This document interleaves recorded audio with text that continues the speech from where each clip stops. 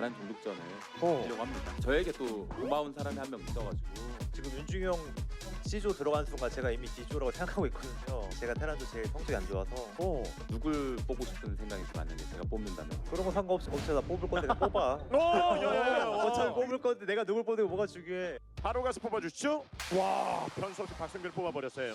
저는 사실 조지명식 딴 거보다 종족 3개 되는 게 싫어가지고 제가 저그전이 자신 있는데 종족이 3개가 될 수가 있잖아요. 그게 좀 고민이네요. 그렇죠. 패전 생각을 꽤 하고 있는 것 같아요. 정영재 선수는 어떠세요 지금? 뽑아주면 좋긴 할 것 같아요. 와, 연습하기가 좀 편하거든요. 그리고 테란 너무 많아서 떨궈야 돼요. 와, 지옥의 테란도가 될 수도 있을 것 같아요. 제가 들어가면 확실히 테란 떨구겠습니다. 와, 본인이 떨어져도 테란이 떨어지는 거니까. 그러니까. CD는 모양 종족 맞추려면 그래서 마음은 정한 것 같아요. 정영재. 우승자 출신 정영재 선수가 그룹 뒤로 가면 이 진정한 비상 사태가 펼쳐질 가능성이 있는데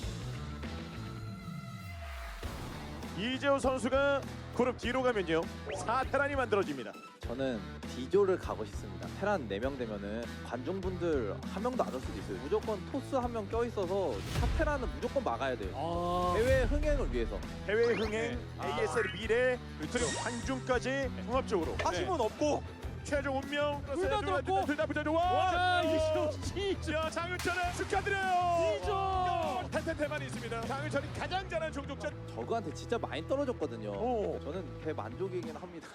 이제 최후의 권한이 김민철 선수에게 있어요. 유독 큰 조가 누군가는 술을 빨 수밖에 없는 조가 된 게 저는 되게 불편합니다 지금. 제가 2시즌, 3시즌을 죽음의 조였어요 계속. 오늘 한 번은 좀 양해해줬으면 좀 좋겠습니다. 저도 많이 대봐가지고 아는데 실력으로 부족해야지. 저번 시즌에 김저우가 그렇게 견제하라고 했는데 견제 안 하고 영재가 떨어졌거든요. 8강에서 김민철 만나서. 근데 이번 시즌 제가 봤을 때 장윤철, 이재호 견제를 해야 되거든요. 어차피 민철이는 8강, 4강 결승까지 보고 할 건데 이재호 위로 윤철이를 올려서 그냥 둘이 붙어서 경쟁을 시켜야 본인의 우승 확률이 높아집니다.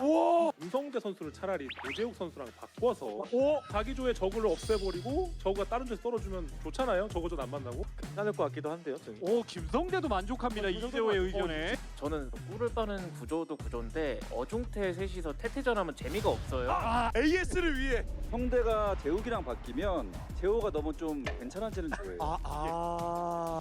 최종 선택. 꿀 빠는 조는 없애버리겠다. 밸런스를 맞추겠다. 관중도 웃을 수 있는 조를 만들겠다라는. 그렇죠. 장윤철 입장에서 저거 없어 좋다라고 얘기했는데 저거가 쏙 들어왔어요. 이 정도면은 그래도 우승자 권한 잘 조율해준 것 같은데요.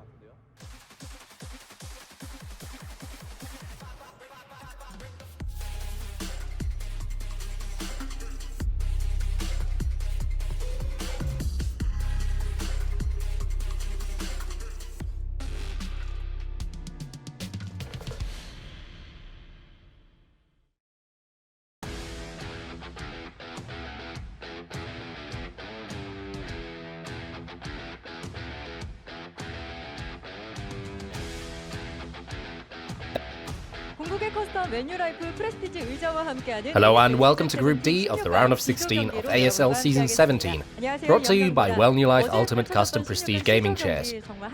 With fierce and unpredictable matches all around in the round of 16, yesterday's broadcast of Group C concluded with Best and Rush joining the round of 8 lineup. With just 2 spots remaining in the quarterfinals, let's have a word with the players of Group D here in the round of 16 to see just what they're thinking. Hi. Let's begin with Sharp, seeded through the wildcard match. In the group nomination, you threatened to fill Group D with all Terran and turn it into a proper group of death, but with the champion's privilege, it ended up being a group with all 3 races in it. I'm first curious as to your satisfaction with the group. 원래는 좀 처음에는 만족했다가 Honestly, I was content with things as they were at first, but then suddenly the champion privilege was invoked and things got unsavory because I have to play all the matchups now. Still, I prepared a lot, so it's fine. 선수와도 좀 인사 나눠보겠습니다. I see. 안녕하세요. Let's say hi to Mind as well. 빨리 뽑힐 것 같다는 예상과는 다르게 조지명식 D조 Contrary to your expectation that you would be getting picked early, that did not happen and you ended up going to Group D instead. You were saying you're fine with TVT as well and are quite chuffed with the state of the group. Now, as you were practicing for this, did that feeling of contentment continue on? Honestly, I thought we would end up with just 2 races and I would have been fine. So practice has been very uncomfortable with all 3 races. And as I was practicing, I felt something was off. I don't think today will be easy. Looks like the Terrans are finding having to prepare for all 3 races rather burdensome. Let's see what Action thinks as well. You were moved from Group A to Group D through the Champions Prerogative. One could tell you were not too pleased about it.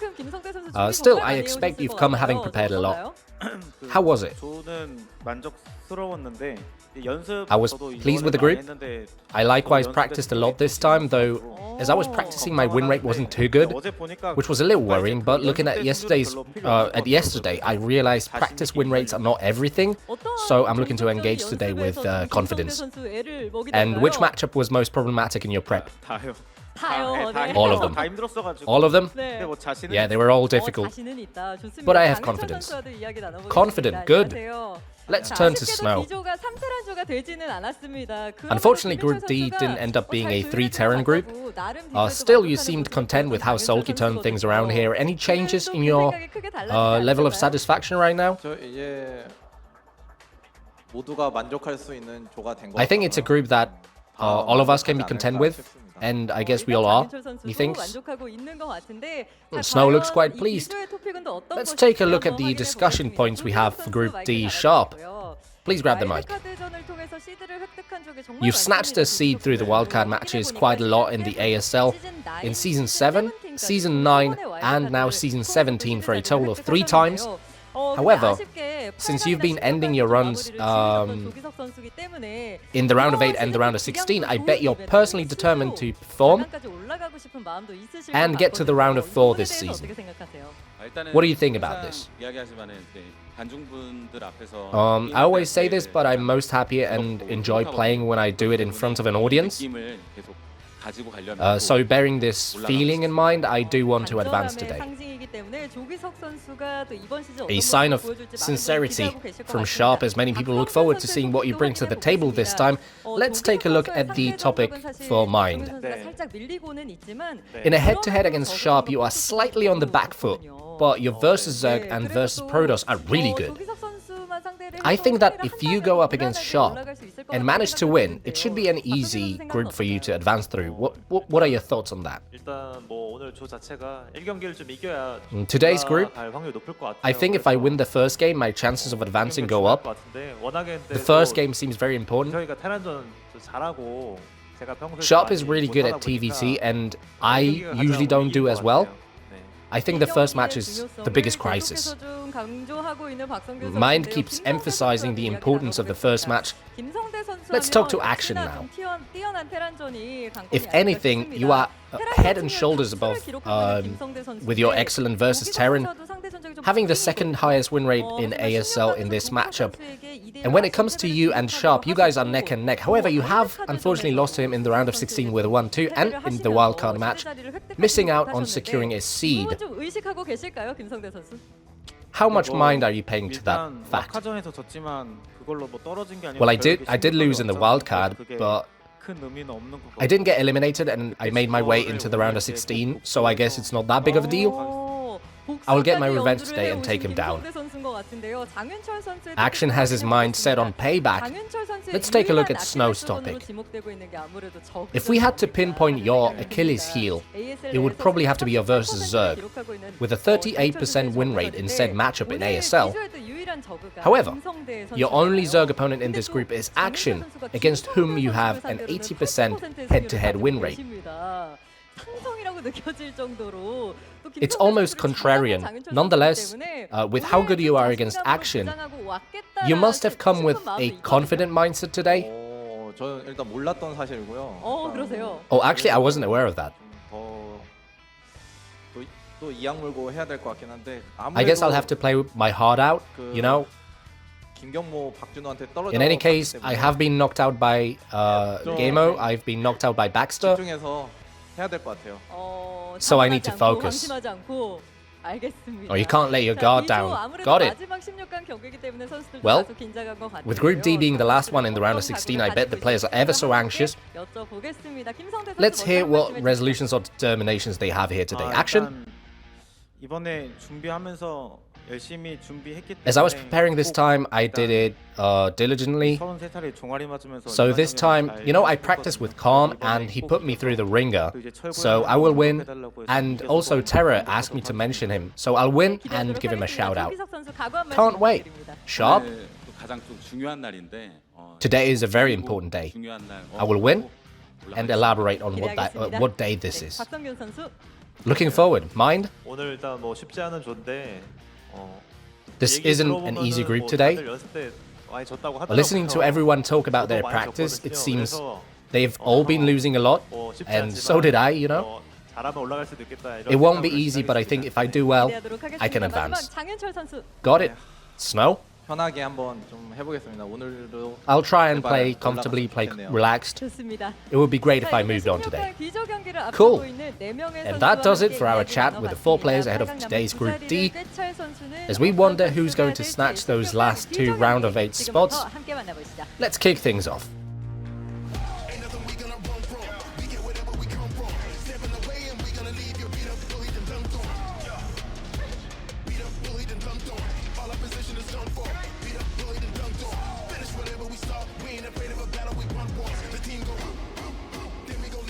What is going on, everybody? Welcome to another day here of the ASL. Am I in focus now, Tastosis? It's like we're literally about to go on camera in 1 second. You turn your fucking camera off. This is so funny to me, having to do the production and deal with you. I feel bad for blurrier everyone. and blurrier. I feel bad for everyone who's ever worked with us. Oh my god. It's unbelievable. We were trying to get my camera more in focus, and our toast was like, put your finger in front of it and then slowly draw it to your face, and then everything was out of focus. And I'm like, well, that's it. I'm going to look like just a blurry ghost. So I tried to save it. Anyways. Anyways, round of 16 is almost done. We're going to be moving into the round of 8. We have Sulky, Hero, Best, and Bisu, Mini, and Rush so far. Unusually, only one Terran has made it into the round of 8. That could change here today. We do have 2 Terrans in this group, although I think both Tastosis and I think they're less likely to get out. Sure, yeah. But, I mean, we'll see. Yeah, anything really could end up happening. I actually really hope that one of them makes it out, because that's going to make us like the perfect round of 8, basically. If we have 2 Terran players in there, 3 Zerg, or, you know, 3 Protoss, whatever it is, like, I would love to see that. But it's a very tough group. It's a very tough group indeed. You know, both Sharp and Mind are ASL runner-ups of the past, but Action and Snow are just killers. Like, these guys are round of 8 minimum players. Yeah, for sure. Sharp, you know, he was really on top of the world like 5 years ago. He was, you know, maybe going to become, you know, obviously always in Flash's shadow, of course, but become a very new, different, world-class Terran. He didn't manage to stay in that upper echelon. We've seen this with a couple of players. Queen as well with Zerg a few years ago was kind of, you know, taking over the whole scene. Right now, I'd say he might be the weakest in this group. Mind has had a real comeuppance. Yeah. Maybe comeuppance is actually the wrong word. Yeah, I think he's been coming up. Excuse me. Sorry. Camera's not working. My words are all your wrong. Inner Gretorp right now. But yeah, Sorry. Now Sharp was for a while in ASL the 3rd best Terran in the world after Flash and Light, after last retired basically. So he's always been up there. Now, one thing I want to say is he had a rough run the last couple of years and even missed some ASLs, which was really sad, because for me personally, he is my absolute #1 favorite Terran. Like, I watch him more than anybody. But he's in very, very good shape right now. He won that wild card match that we casted.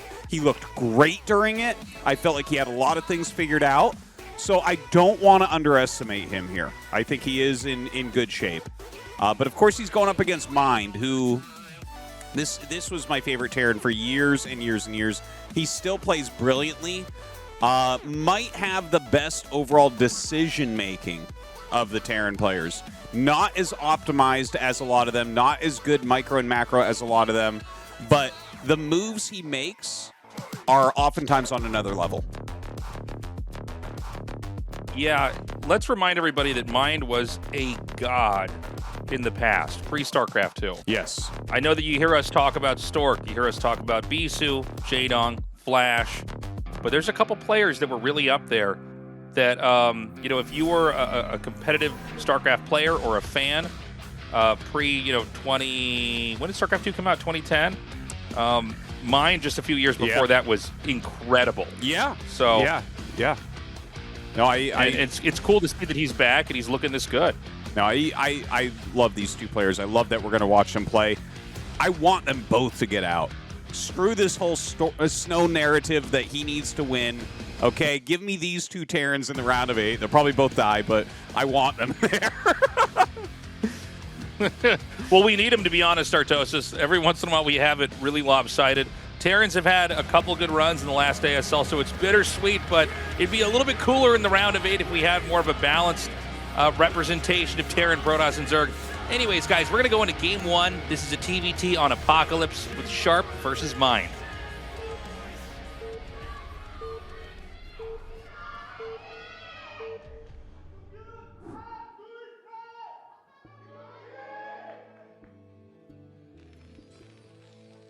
Okay, so Sharp here at 12 o'clock in the very top.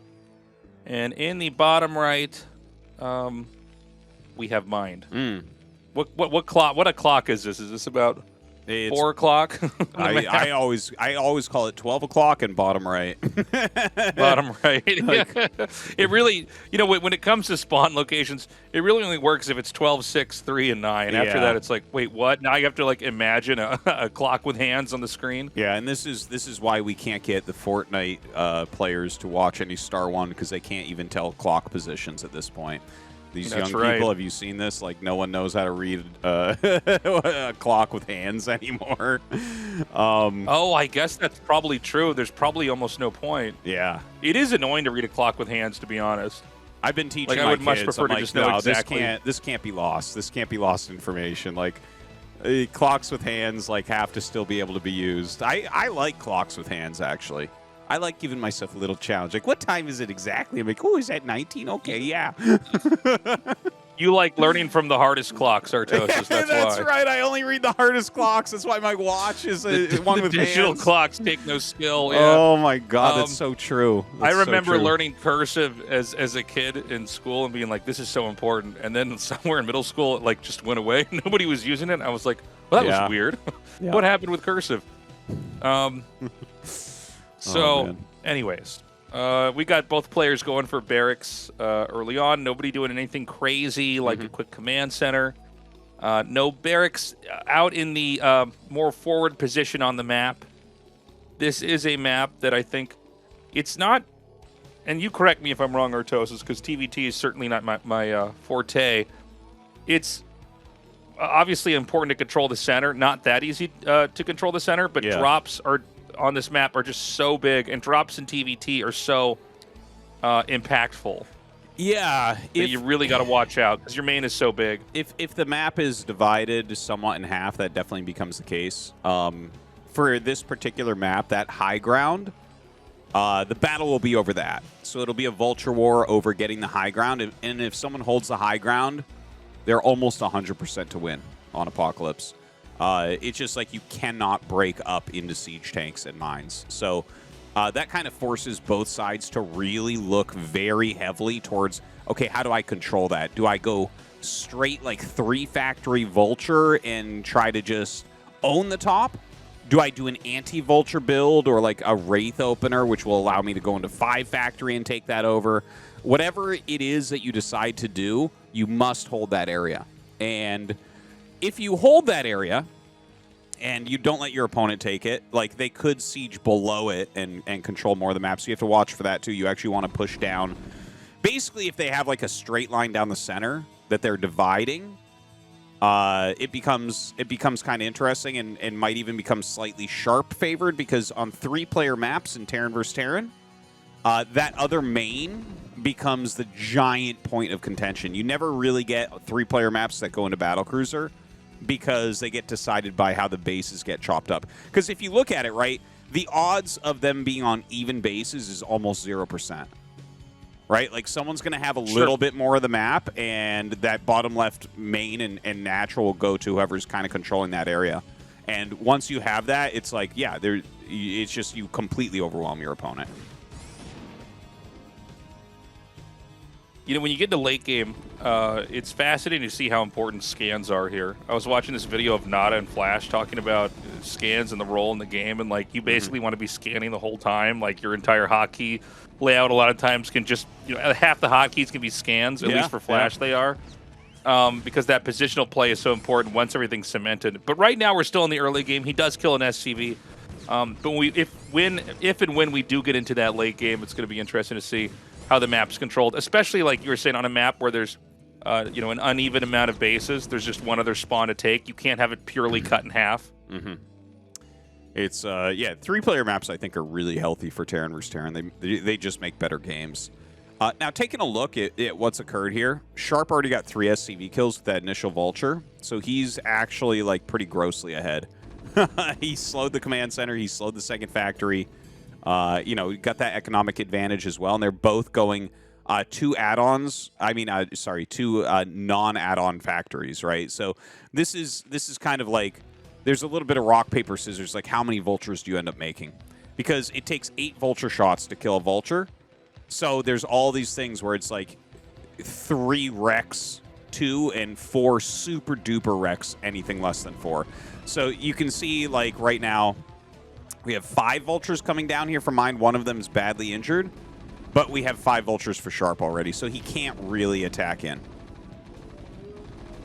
The barracks is being shot at right now. It does scout that there is an armory here. I don't think we did we have an armory here for mine? Maybe it's in the very bottom right and we didn't see it. Okay, so he skipped that entirely. So he's going to have a real ground pound army. Yeah. He's going purely for vulture here, which it is a smart play. Sharp tends to avoid pure vulture openers, and he actually has a really funny Goliath vulture style that he plays sometimes, where he has like a mixture of vultures with a few Goliaths to screw up the math. It's a cool style. It's really, really different. Now, what he's doing here, I think he's getting mines, but I'm not 100% sure on it. It looks like a mines opener, and we'll see that in a second because he should. Yeah, there it is. So this is very standard Sharp. Like, he has some Goliaths out here. He'll be able to kill the barracks, which is big. The Goliaths kind of, like, help with the vultures so much. It's really hard to attack into Goliaths with vultures, so that combination is going to do well for him. And he actually got a very fast third factory, which is not super common. And I'm excited to see what he's going to do with that. Yeah, that's interesting. You can see probes over here at the bottom, seeing if he could maybe do some kind of a run by or get some information. At this point in time, it's most important that each side is controlling their plateau. The easiest way to lose a TVT is to let them get in their plateau. Great body blocking. Oh my God. Just incredible there. Shutting mine down. Now, 4 vultures isn't a lot, but it's really not a little at this phase of the game. So to send 4 vultures across the map to only get, what, maybe 1 or 2 SCVs is pretty big. Yeah, he will end up getting 3 SCVs, so, at the end of the day, he does get some value returned. And he has some siege tanks, he has some vultures out on the map. And look at that, a very fast third base from Sharp. Now, mine going to come over, but there's a lot of mines here, so he does have to be a little bit careful about that. If he randomly hits, like, a big clump, bad things could occur. You get one big mine hit in there. Like, if a mine explodes, all the vultures near the unit that explodes will die. Like, they can't live through that splash damage. So it looks like Mind going to back up. He's laying some of his own mines here. You can see Sharp has gone really heavily into Vulture. Dude, this is a very peculiar build from Sharp. I don't think I've ever seen it played like this. Like, he's got a lot of Vultures now. I'm a little bit stunned he's trying to force his way up here. You know the tanks are going to get there in time. Yeah. There is chance to miss when shooting up on the high ground. So you basically never want to take fights that are, even or even close to even. Like, you have a slight edge. It's generally not worth it. So Sharp really beat back down there from Mind, who's continuing to cut off any other points of entry. the third base is done. It's not being used yet, and that's a little bit alarming. He needs to get some SCVs over there right away. On Mind's side of things, I don't believe he's made another command center. I don't see, command center shaped blip on the mini map. So he's going to have the factories and the starport coming up here. With Sharp losing those vultures early on and expanding at the same time, I think he could be vulnerable. Yeah. It feels like Mind might have an opportunity to get a reasonable contain up, and notice how he's kind of taking the center. What you want to do is siege so that basically if a tank can hit you, it has to reveal itself coming down the ramp, right? So you want to be like the maximum range. You want to be at the bottom of your opponent's ramp here in the center, and I think he's done that pretty well. Another run by here from Mind. Mind has actually done a reasonable job sacking out some of these vultures for some harassment damage, but Sharp is cleaning it all up quickly and has such a fast third command center. And with the third command center, you're going to get that third gas, which is really the most important part. Obviously, the minerals help as well, but being able to crank out more factories and tanks and anything starport related is going to be huge. Sharp has a small amount of mines down here at the bottom. They're kind of blended in with the mines here for Mind, but Mind has an overwhelming number of vultures and can clean this up. So this is going to be another moment where Sharp is going to lose out on a lot of vultures without getting really that much value. Yeah, he's got a few mines around here and there, and like his opener was okay, I guess. And he's starting to siege up some tanks as well. Like he made a lot of vultures in that kind of early mid game, which was interesting. Definitely a very different build, but even though Sharp has that additional base, and this is a thing about Sharp that I need to address here, and I've talked about it some before in our TVT cast of him. Oops, you got to get that building again.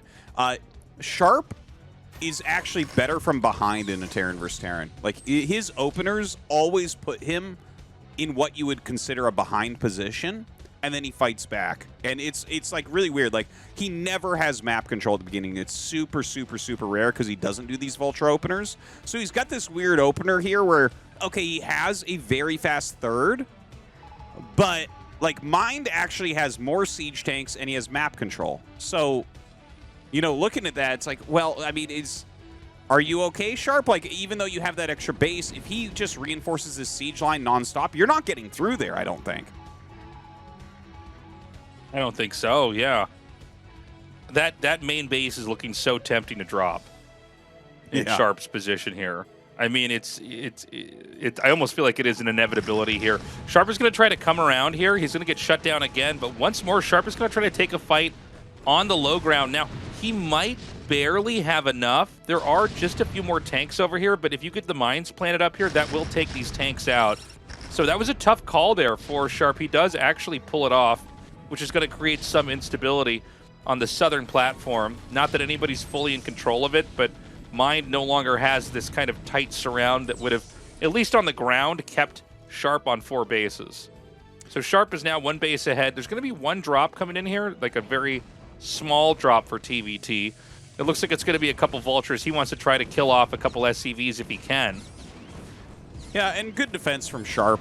He will lose some SCVs here. It's not the end of the world to lose a few SCVs in Terran vs. Terran since you make so many. But he does kill off the dropship. He has a tank in there. And, catching that first dropship is really big. It's great if you make a Wraith and you're able to just catch it and kill it off, because you don't have to really think about dropships for a few more minutes then. As far as how Mind is doing, he does have his 3rd base set up. Sharp is actually taking a 4th base super, super fast.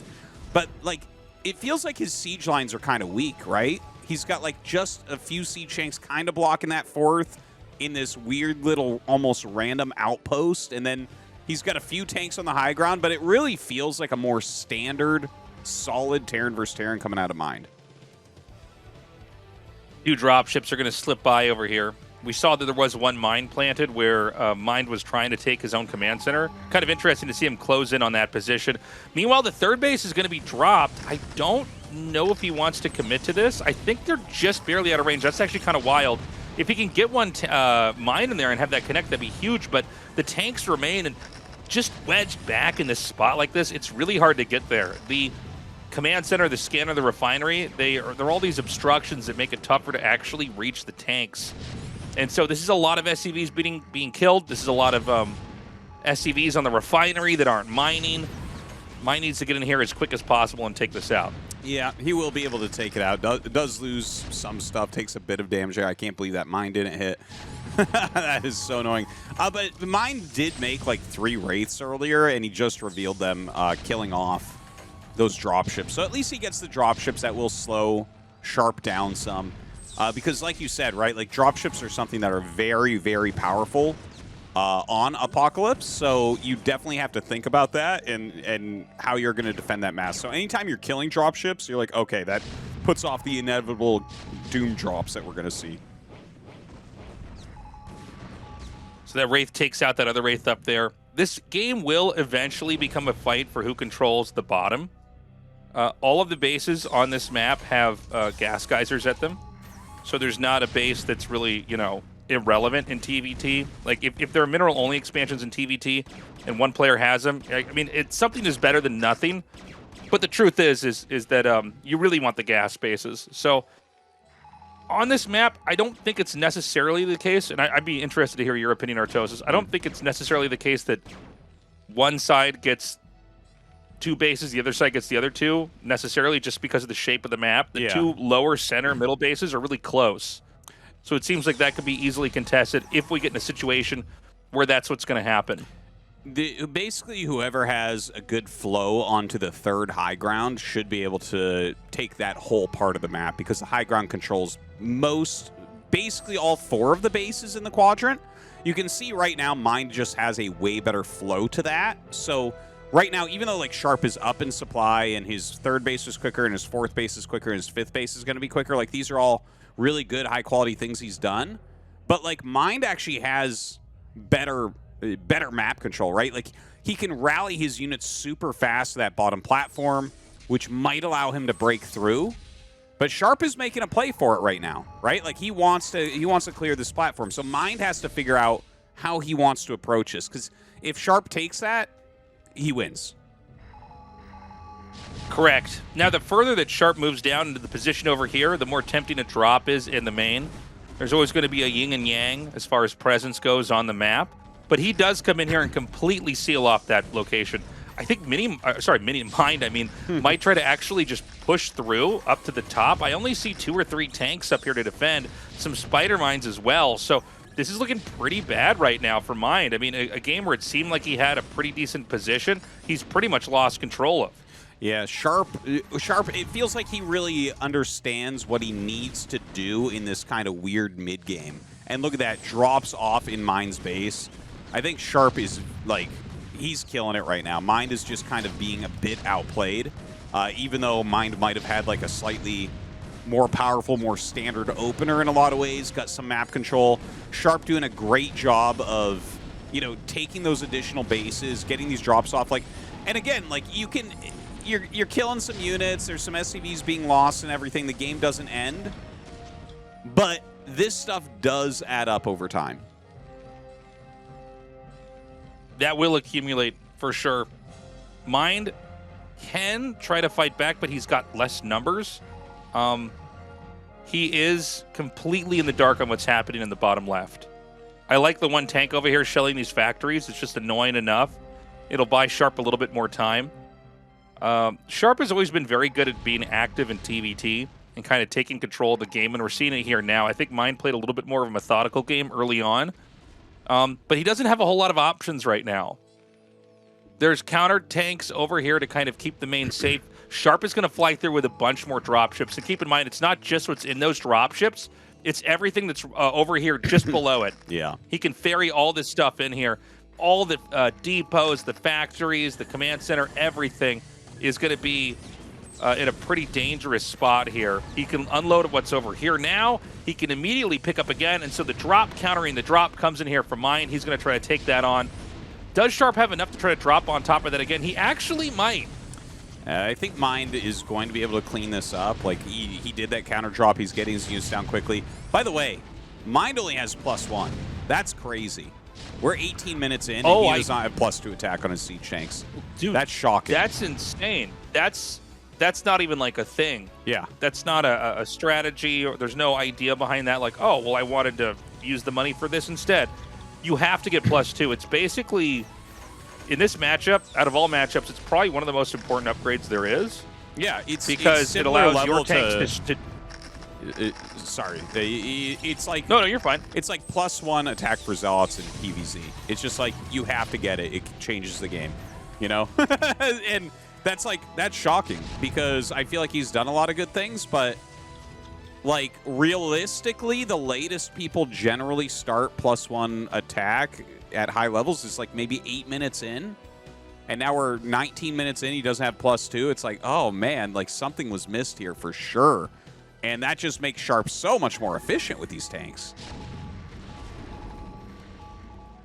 Now, Mind is seeing exactly what kind of game he's in right now. It's going to be, what, 2 Goliaths, maybe a tank? No, 4 Goliaths drops. But the problem is that Sharp already has so much control. He has control of the ground. Granted, it's not a tank line that blocks off the lower, the bottom left expansions, all of them. But he's got drops, and he has... Oh, I guess he does have a tank line, actually. I thought there was a bunch of mines down there. Yeah, it's just getting worse and worse for Mind here. Well, he does have a lot of dropships, and don't ever underestimate a lot of dropships. Like, if you fly in with 8 or 10 dropships, that looks like good defense. But once you get that stuff unloaded, sometimes you'll just kill someone's main and win the game, even though you're really far behind, you know? Like, we still have 3 mining bases here. So if he gets a Doom drop off and kills the depots, forces factories to lift, it becomes very playable once again. So, like, at this stage of the game as Sharp, generally what you'll do if you're ahead is you'll make your siege lines, you'll load up all your dropships, and you just scan constantly. And if you do that, then you can generally just mirror where their dropships go, and you unload on top of their dropships, and you should be able to win. But as is Sharp, it really, like, he really outplayed Mind here. I don't think that there's any other way to look at it. He just played a much, much better TVT than Mind did. It's really impressive. I thought this was going to be much closer, and I honestly thought Mind would probably take it. But Sharp is, he's a different breed of Terran. He really is. He's very active. I think the way that he was able to kind of draw a lot of attention, even small attention, into the main without overcommitting, allowed him to fill up all these locations here in the bottom left. And when it was finally Mind's turn to come back out on the map, then he really started dropping in that main. Yeah, I want to point something out as well. You can see Sharp actually has 100 APM more than Mind. And this APM is not the end-all, be-all, but I think people oversell how it's not the end-all, be-all, because if you're playing something like TVT and your opponent is this much faster, he's been able to set up every base so quickly and efficiently. He's macroed heavily. He's been dropping. As you said, he's been more active than Mind. Well, of course, he's like, what is that, 30% quicker or something? It certainly is. And when you have this much stuff going on where there's drops everywhere, the entire map is being taken, that APM has to go into something here. The thing is, as this drop comes in, oh, yeah, he's going to have to turn around. You know, I just don't know if there's any... First of all, even if Mind were to drop somewhere and win, he has to get SCVs over there and then make command centers and actually fill those locations up. I feel like this game is very much over. I know he's still got all the, he can do this and hit there, but the amount that Sharp is banked up means whenever he loses anything, he just remakes all of it, regroups, and gets ready to attack it again. Totally. And he has turrets everywhere. His dropships everywhere. You hear scans nonstop. Like, we're not catching them all. But actually, as a TVT player, like, you actually will catch, like, almost every scan where it is. It's, like, a really funny thing where, yeah, like, you can actually use scans to, like, trick out your opponent where you're going and things like that. There's, like, a lot of mind games with scans, but you basically, at this point, when you have this many command centers, have almost full vision of everything going on if you're good. And you can see Sharp is on top of this. He knows where everything is. He knows what Mind is doing. He's crushing every move. This game is very over, and I think we're going to see GG. And there it is. There it is. GG. Masterclass in Terran versus Terran. Sharp goes on to the winner's match. I don't think Mind played poorly, but Sharp had some very good decisions he made back there. Yeah, I mean, look, Sharp is still a real threat. He always is. Maybe he wins. Maybe he gets out of this winner's match. We'll find out. Dude, I hope so. And I hope that Mind beats whoever he goes up against as well. I mean, I love these guys. So we'll see about that. But yeah, Sharp looking very, very good there. He played like a beast. And the thing is, I don't think that Mind is bad in Terran versus Terran. He says it's his worst matchup. And I would agree it's not as strong as his other two, but he's not bad at it by any means. But Sharp definitely way outplaying him there. Taking a quick look back here. Oh, interesting. You know, sometimes with our observer, or I guess our highlight reel person for this season, it's funny to see what they pick or don't pick. Although they might be using different people on different days. But in this case, they're going to go all the way to the very beginning, where Sharp came through and ran by with this Vulture. Now, this Vulture killed off the SCV that's making the command center. And remember that these moments that are very early on, getting a lead like this can ripple into the rest of the game. So killing 3 SCVs like this, delaying the command center, which of course allows you to make more SCVs. Yeah. While Sharp is making 2 at a time, you're making 1 at a time. That does compound someone's advantage. That's not the only reason why Sharp won, but it was a pretty cool tactic that was employed there that did work out. It did pay off. And honestly, you know, impressive stuff here from Shine. I agree with you. Mind not a great TVTer compared to his TVP and his TVZ. But we got Zergs and Protoss is coming up here. Guys, stay tuned. We'll be right back. Action Snow is coming up.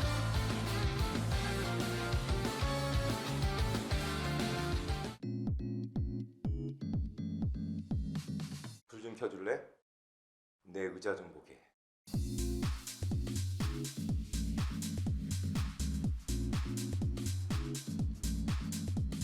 오늘 내 기분? 각도로 말할게.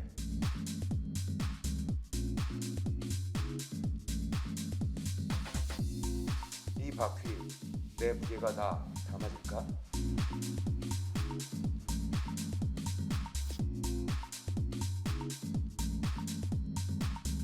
하루만 네 의자에 메시가 되고 싶어.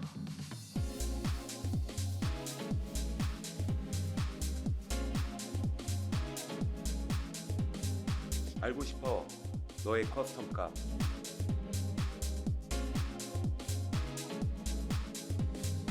만들어봐. 네 의자에 꿀려.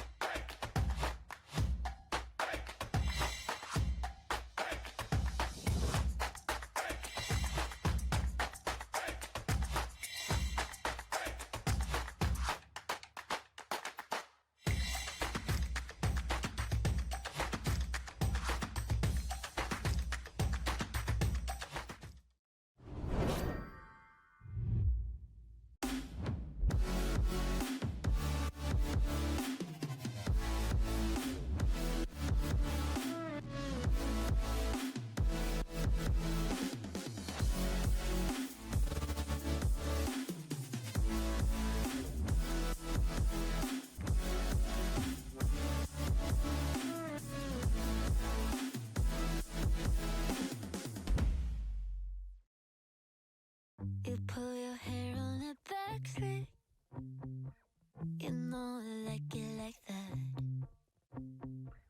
The other girls in the backseat, me in the front 'cause I'm bad. And it feels like the prom. Guess I never saw a little drunk. And they're waiting for us.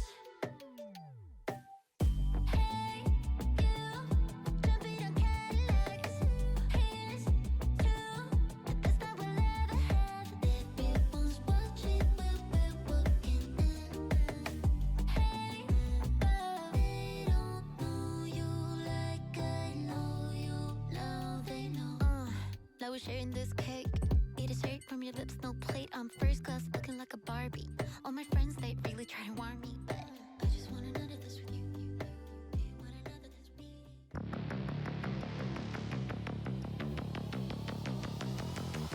Welcome back, everybody. I'm super excited for this match. Action versus Snow. I think a lot of people would say this is Snow favorite, and it probably is, but Action could totally take a game. He's a really solid Zerg that can play any kind of style. He's so scary. At a best of one, anything can happen.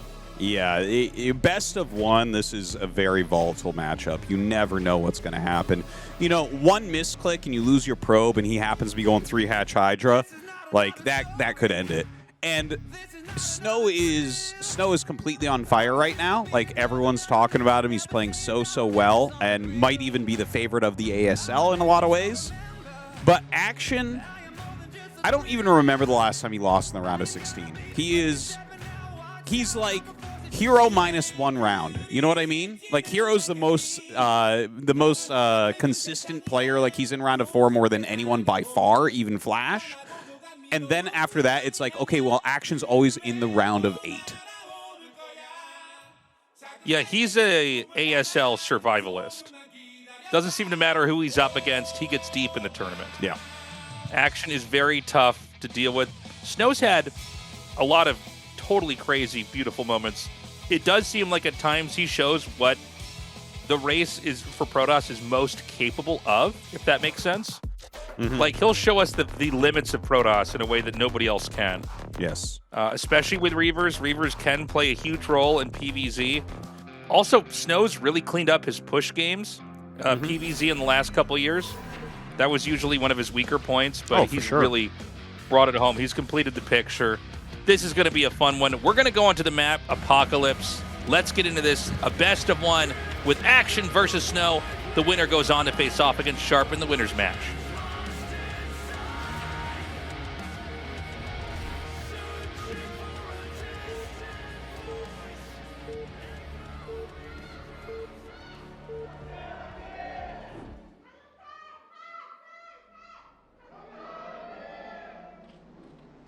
All right, we've got Snow at the top and Action in the bottom right.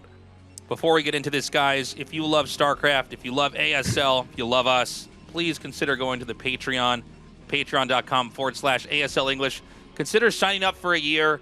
Because of people like you, we are able to keep the history of the oldest, the best, the most important esport alive. So thank you so much. We love you guys. We couldn't do it without you. Really appreciate it, everybody. You can definitely check that out. It's, once again, patreon.com/ASL English. Now, Tastosis, I want to jump back to what you were saying about Snow cleaning up his PvZ. It's more than just cleaning up, because his PvZ is very good now. But I remember there was some crazy statistic. Back during the Kespa days, Snow had never won a professional match against Zerg. Never won a game against Zerg. And then we came into ASL, and it took him several seasons to win his first game against Zerg professionally. Like, he was literally at 0%, as I recall, for, like, 12 years professionally or something like that. Obviously, there's a big gap in there where, like, there weren't really matches. Like, I guess there was other stuff like Sonic StarLeague or whatever. I have no idea how he did in those, but I'm talking, like, top-tier stuff. But nowadays, I feel like he's one of the best Protoss for Zerg players. Like, I don't put him as the best. Like, Mini and Bisu and Rain are all, like, really super top level. And then I think Best is probably similar level to Snow in this matchup. But he's good, man. He's legit. And it's not as strong as his Protoss versus Terran. But I sometimes watch him, and he'll tear the head off a Zerg, and it'll look good. You know, PvT and PvZ requires such a different set of skills. In PvT, you really are trying to play kind of like a traditional Zerg, at least like as far as concepts go and growth and expanding. You're trying to control the map. You're trying to shut out information everywhere and stop the Terran from scouting. PvZ, it's the opposite. You're like the Terran suddenly. You're staying back. You're defending. If you can send something out on the map, you got to get the information quickly and get back home safely. And usually the game is won with a push. If not, you go into a crazy late game, which I think generally the Zerg is maybe a little bit more favored in. I mean, Reavers and Storm and Cannons are good, but usually Protosses win somewhere in the mid-game. They get out there, they push, they shut down a hatchery, or they control the game, or they wear the Zerg down with Storm Drop, stuff like that. And Snow did seem, in years past, and we've been casting this guy for a long time, he did seem to have maybe not the best pushes in PvZ. It seemed like some of the other Protoss players were a little bit better. He's definitely stepped it up. Yeah. Yeah, he controls very, very well at this point. I feel like he makes a lot of smart decisions as well, which I think is a very underrated thing in in Protoss for Zerg. I feel like that's one of the biggest things for Protoss players is how well can you look at a situation and decide whether you're supposed to attack or not. And like I guess that's a similar thing to what you were talking about, how it's kind of like the reverse of Protoss vs Terran, right? They play more like the Terran in this matchup or whatever. Like I guess that's just the nature of whoever controls the map has like this potential to kill you suddenly, right? And you have to really decide how to engage correctly because it gets very hard against the player who has map control to figure out what those timings are. Yeah, exactly. So in this moment, I mean, this is a pretty scary move here. I think Action basically effectively faked out the number of lings that he had, and Snow bought into it. He's pushed in, and he's getting completely surrounded. Wow. So this is a huge play by Action. This is what makes Action so scary. He seems to know exactly where the Protoss is at any point in time and what they can see. And, you know, in a perfect world, you would have forced out as many Zerglings as possible and gone back home. Or you would have gone in there and they would have made too many drones and you would start to kill stuff. So Snow had a bad read. Now, you can lose Zealots and still be fine.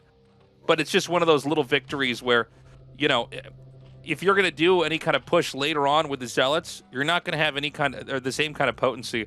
Now, I don't know if this is the case, but I do wonder when you see a couple Zealots killed off early on, if that should just prompt the Protoss to do, like, Corsair DT instead of, you know, speed lots. I'm not sure. Just putting that out there, but we are going to get that Stargate regardless. Do you think? Sorry, go ahead. Do you think that might be a good reason to do that is because you were just so inefficient with those Zealots, you're just going to have like one or two less than you should?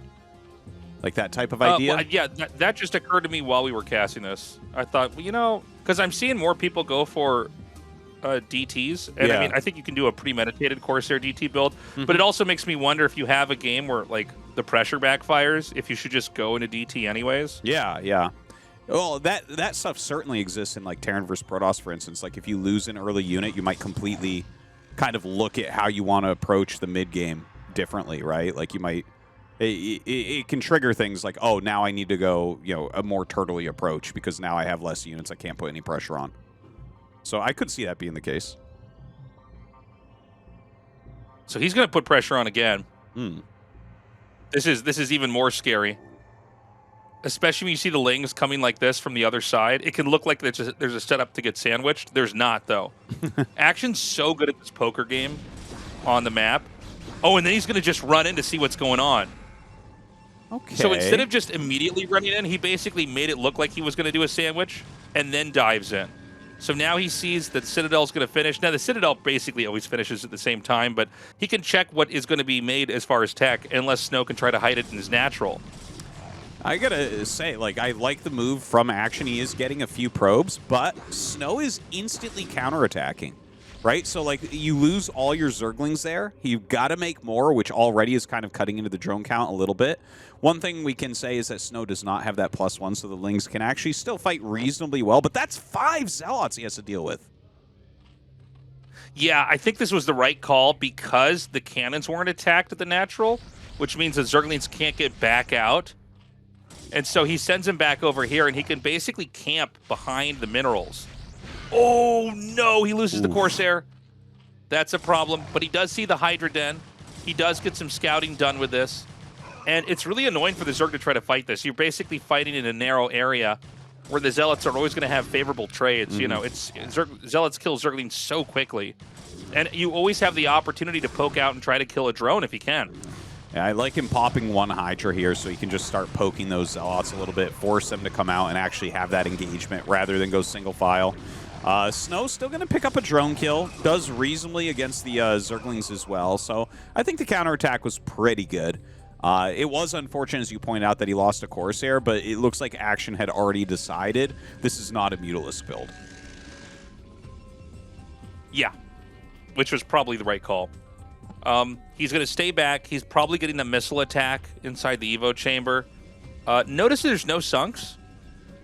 So that shows you the confidence that Action has. This all kind of goes back to killing those Zealots early on and realizing, like, you can't pressure me. You're not going to come in here and bust me down right now, so I'm going to have even more drones to mine. We've got, now I believe that's air weapons, or no, could it be Dragoon range? It feels like it's a little bit too soon for Dragoon range, right? But the cybernetics core is spinning. No, I think, well, he could be getting +1 for the Corsairs, I guess, but I feel like it would be Dragoon range. Doesn't that seem odd? Yeah, well, the thing is, if they're not going for, okay, I think it was canceled.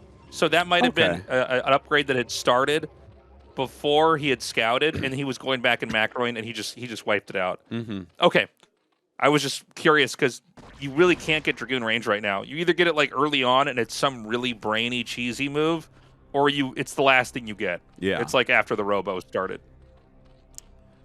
Well, right now he is popping out these High Templar, and do you think we're going to see like Heavy Zealot, or will he go into those Dragoons more quickly here? Because I'm a big fan of the quicker Dragoons, right? Get your 4 High Templars out, get your Storm done, you know, obviously however many Corsairs you need, but then I really like the plays where they're going heavier Dragoon.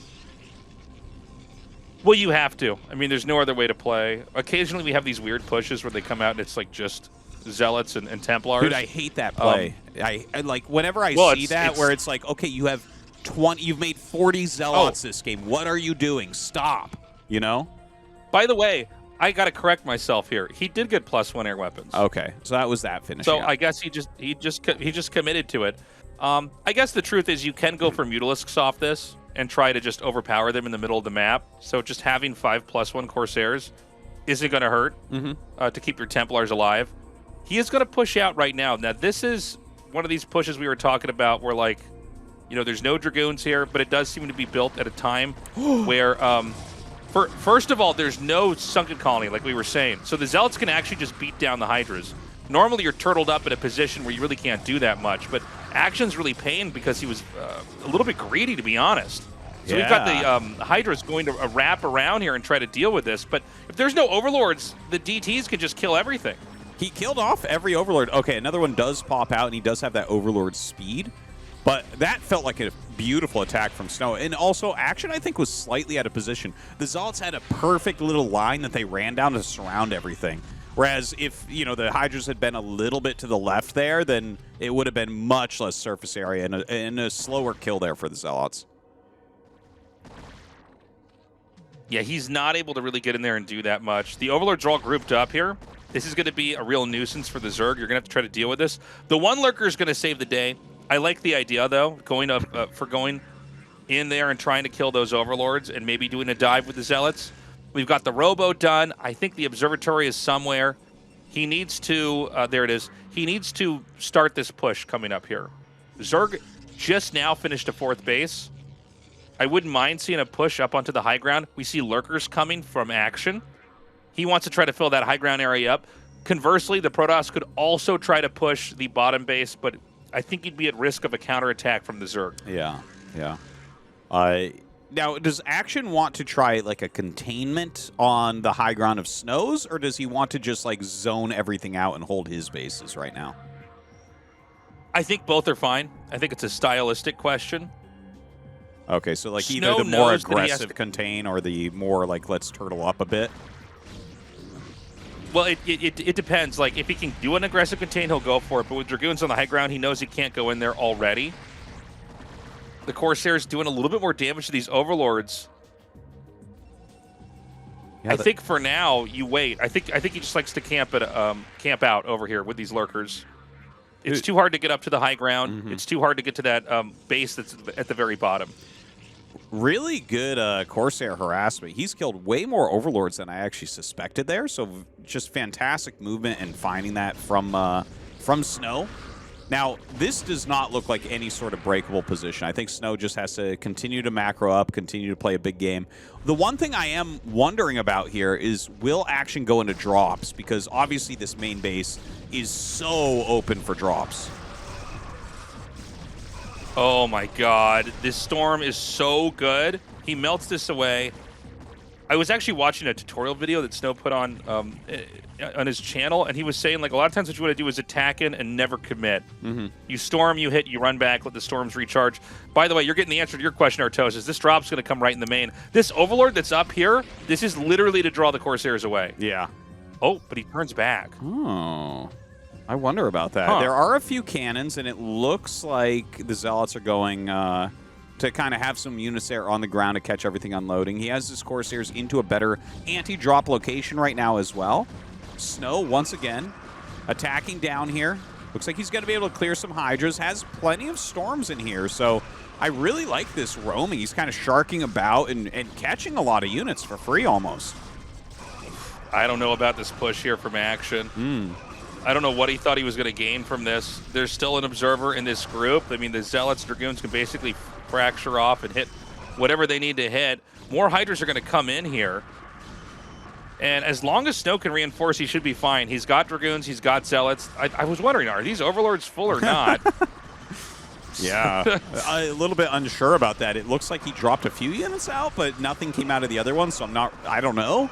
Action continuing to attack up. I think he was feeling good with his 4 base, but this does not look like it's doing what it needs to against Snow. I feel like Snow has a pretty good advantage right now. Yeah, well, let's wait on that a second. I mean, he's starting to advance here. If you look on the mini-map, the 4th base for Zerg, I think it has like 1 or 2 drones. Yeah. So he basically isn't using that.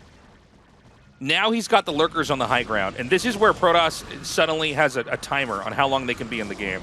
You have to break this before your 3rd base mines out. Now, it's a lot harder for Zerg to pull this off with Protoss on 3 bases, but this is also a high ground area, and high ground is hugely impactful in StarCraft 1. It's so much better to be fighting from the high ground to the low ground. So this is tough. Sending the Zealots out is the right idea, trying to find somewhere else to take fights. But the lurkers then dive in. And I mean, there's no storm. Maybe this Templar, these 2 Templars coming in here from the top, looks like they just barely get storm in time. An observer needs to come in here. Oh my god, Action's attack here, definitely very scary. The fact that Snow is out of these High Templar, like, not looking super good for him right now. I felt like he was really dominating in this game, and suddenly Action just kind of finding this window where there's not enough storms to clear him. There's not even an observer. Okay, finally an observer does come down, but no storm to punish that mass lurker burrowed so closely together. Some of these Zealots were able to intercept the reinforcements. You see them just at the bottom right below the frame with the High Templar on it. They were able to catch some of these Hydras, and now I think this is basically an overextension here from Action. And even though it looks like it's still, you know, 3 base versus 4 base, I'm sorry, 4 base versus 4 base, this expansion over here is not mining. 2 drones is basically no drones. And so Action wanted to try to get in and close this out with a contain, and when the contain backfires, usually it's a very easy mid-game into late game from here for Snow. Well, that 4th base gets started up. He continues to send some Zealots around for a bit of pressure, a bit of harassment. And Action supply has fallen dramatically. That attack felt like the only chance Action had. And now that it's failed and he has to kind of rebuild everything, he has like no lurkers here. I think Snow's just about to roll through him. Yeah, that's going to be it. GG. Snow takes game 1 between these two. The only game that's this phase of the group is a best of 1. And this means we're going to have an awesome winners match with Snow versus Sharp.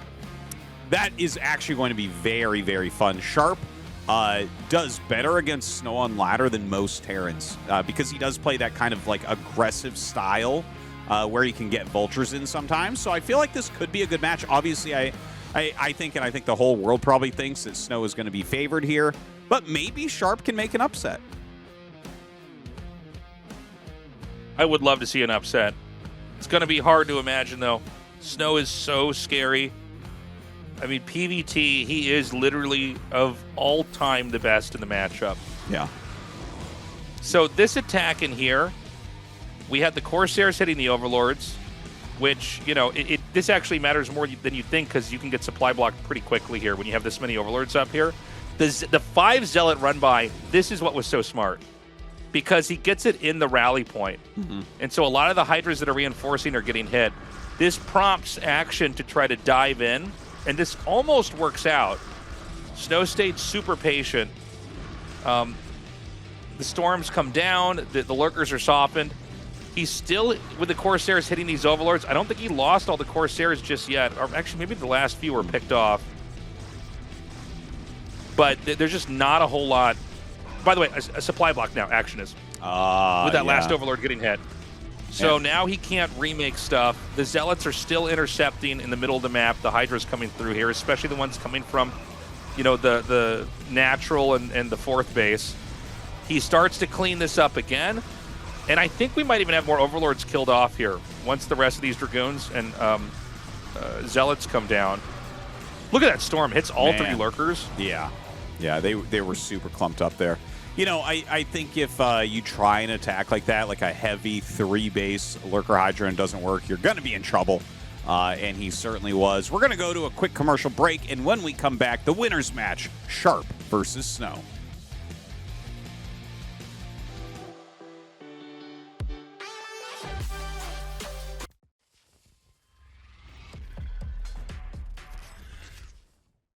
끝장포론 이번에는 조일장 선수와 조기석 선수를 모시고 시작해 보겠습니다. 이번 토론 주제는 히드라 없는 저그 대 탱크 없는 테란, 어떤 종족이 더 유리한가? 입니다. 조일장 선수는 그래도 테란이 유리하다, 조기석 선수는 저그가 더 유리하다 쪽을 선택을 하셨습니다. 서로 절레절레 하고 있는데 조기석 선수. 스타크래프트가 전 프로 게이머들한테만 돼 있는 게 아니라 또 초보자들도 게임을 할 수가 있어요. 근데 히드라가 없어도 충분히 이길 수 있는 유닛들이 굉장히 많습니다. 방어 타워부터 시작되죠. 성큰도 있지. 네, 성큰도 있지. 히드라만 단지 공격력만 없을 뿐 럴커를 바로 뽑을 수 있기 때문에 저 티어 테란인데 왜 바이오닉을 못하는지 아세요? 저가 너무 세기 때문에 성큰만 하면 성큰 럴커만 있으면 바이오닉 하면 다 죽어요. 이게 이길 수가 없어요. 그래서 저 티어 테란들 우리 역행 분들이 다 메카닉만 하는 거예요. 히드라는 나와봤자 굳이 테란한테 큰 메리트가 없기 때문에 테란 탱크가 없다? 그냥 자살행위예요. 그렇기 때문에 어쩔 수가 없이 저는 당연하게. 근데 약간 그 저티어 유저로서 굉장히 많은 공감을 했기 때문에 이웃서였습니다. 아니요. 아니 몇 팀일지 궁금해가지고. 저 사회자예요. 예. 조심하세요. 일단 테라는 탱크 말고 뭐 더 없어도 돼요. 마린, 메딕, 베슬, 뭐 골리앗, 이 정도만 있으면 돼요. 근데 히드라가 거기서 없다. 히드라가 공격을 못해. 못한다. 하루 탱크 안 뽑아요 원래. 원래 탱크 안 뽑아요. SK 테란. 그게 왜 나왔겠습니까? 그리고 킹팩 골리앗이라는 그런 또 빌드가 있어요. 그냥 탱크가 없이 그냥 골리앗만 뽑아요. 근데도 그냥 다 상대가 돼요. 저는 이거 질문 들을 때 좀 의아했어요. 이게. 이게 밸런스가 맞나? 네, 이게 탱크 잘 안 뽑던데 사람들이 이게 왜 밸런스지? 근데 그런 거 같기도 합니다. 아니에요. 절대 아닙니다. 저그가 럴커 업그레이드 갖고 성큰 있잖아요. 그럼 테란 때려다 죽어도 거기 못 들어가요. 그런 게임이 말이 됩니까? 탱크 없으면 못 들어요. 뚫어버리고 싶은데 못 들어요. 근데 사실 안 뚫어도 돼요. 그냥 마린, 메딕, 베슬로 그냥 왔다 갔다 하면서 조금 뭐 어쩌라고 그냥 베슬만 쓰면 돼요. 베슬만 이제 그냥 나오면 베슬 쓰고 히드라 데미지가 없어. 그럼 또 공중 유닛이 또 뭘로 잡아? 스컬지 있죠. 뮤탈 있죠. 아주 굉장한 유닛들이 있고. 맞아. 맞아.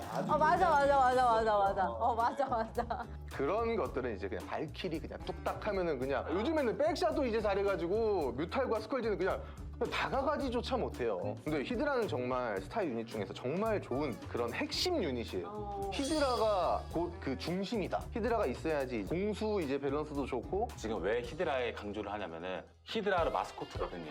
히드라가 없으면 안 되는 사람이기 때문에 히드라 원소리라? 감명 깊어서 이야기하시는 거고. 히드라 없어요. 충분히 한다. 발키리 백샷 그 컨트롤 못하는 사람 할 수가 없어요. 그냥 바로 때려서 그냥 발키리 땅 쏘다가 멈춰요. 그 다음에 스컬지 빡 잡혀요. 스컬지도 잘하는 사람이 박아야 잘 박아요. 스컬지 그냥 한 마리에 다 박아요. 저 뛰어서거든.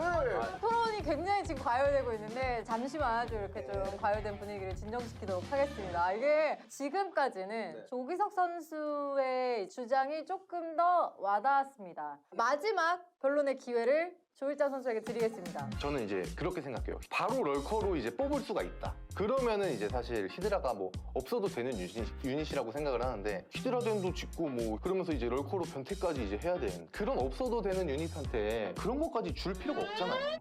히드라가 없어도 저거가 유리하다는 아니 거예요? 테란이 유리하다는 거죠. 지금 본인이 이야기를 했어요. 럴커를 바로 뽑을 수 있으면 히드라는 사실 필요가 없다. 근데 그게 아니다. 그게 아니다. 자, 이것으로 승자는 조기석 선수가 되겠습니다. 굉장히 토론에서도 조기석 선수의 눈빛에서 간절함이 느껴졌기 때문에 한번 내가 찾아갈게. 찾아갈게. 한번 해보자. 오케이.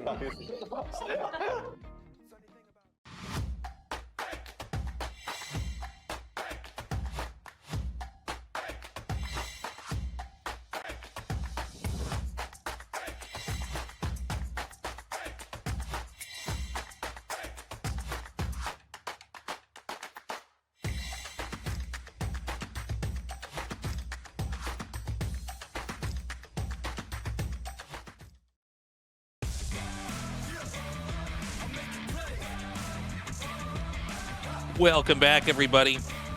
It's time to get into this next matchup. A PvT with Sharp versus Snow. I think Snow is supposed to dominate here. He should be able to get out, no problem. But let's see. Sharp looked really good. He made quick work of Mind, and he's a very capable player. I look forward to this one. Yeah. I think Sharp is very good at the Terran versus Protoss. The meta is absolutely shifting right now, so we'll see how on top of that he is.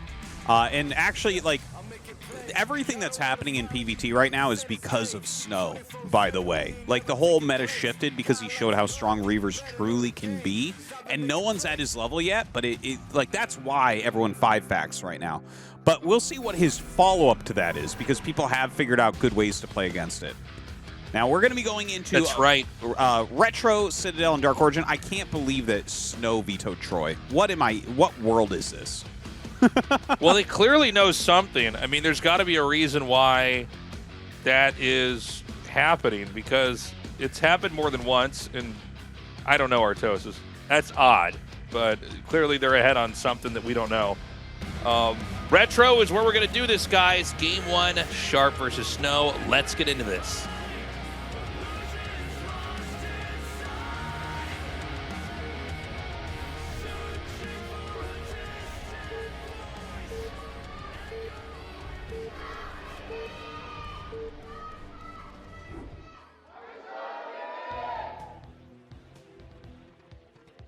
Okay, Snow here in the top left, Sharp in the top right. We got to do a deep dive in PvT for Group C. It was a lot of fun to explore how the matchup is looking on so many different maps with so many different players. But my big takeaway from yesterday's PvT was that the players really did not play like Mini. Yeah. There was a lot more of Gateway Man style. Basically coming in there trying to do damage. If the Terran's going to stay back and power up, you're just going to get a lot of gates, get a shuttle, get Dragoons, maybe not get a Reaver at all. Whereas Mini had this super advanced style of basically getting in there, destroying your scanners, holding off the Terran's push with DTs, maybe running into the main. Where is Snow going to fall? I feel like he should be closer to Mini than he would be to Best or Shuttle, but sometimes we see these dramatic changes where all the players have shifted.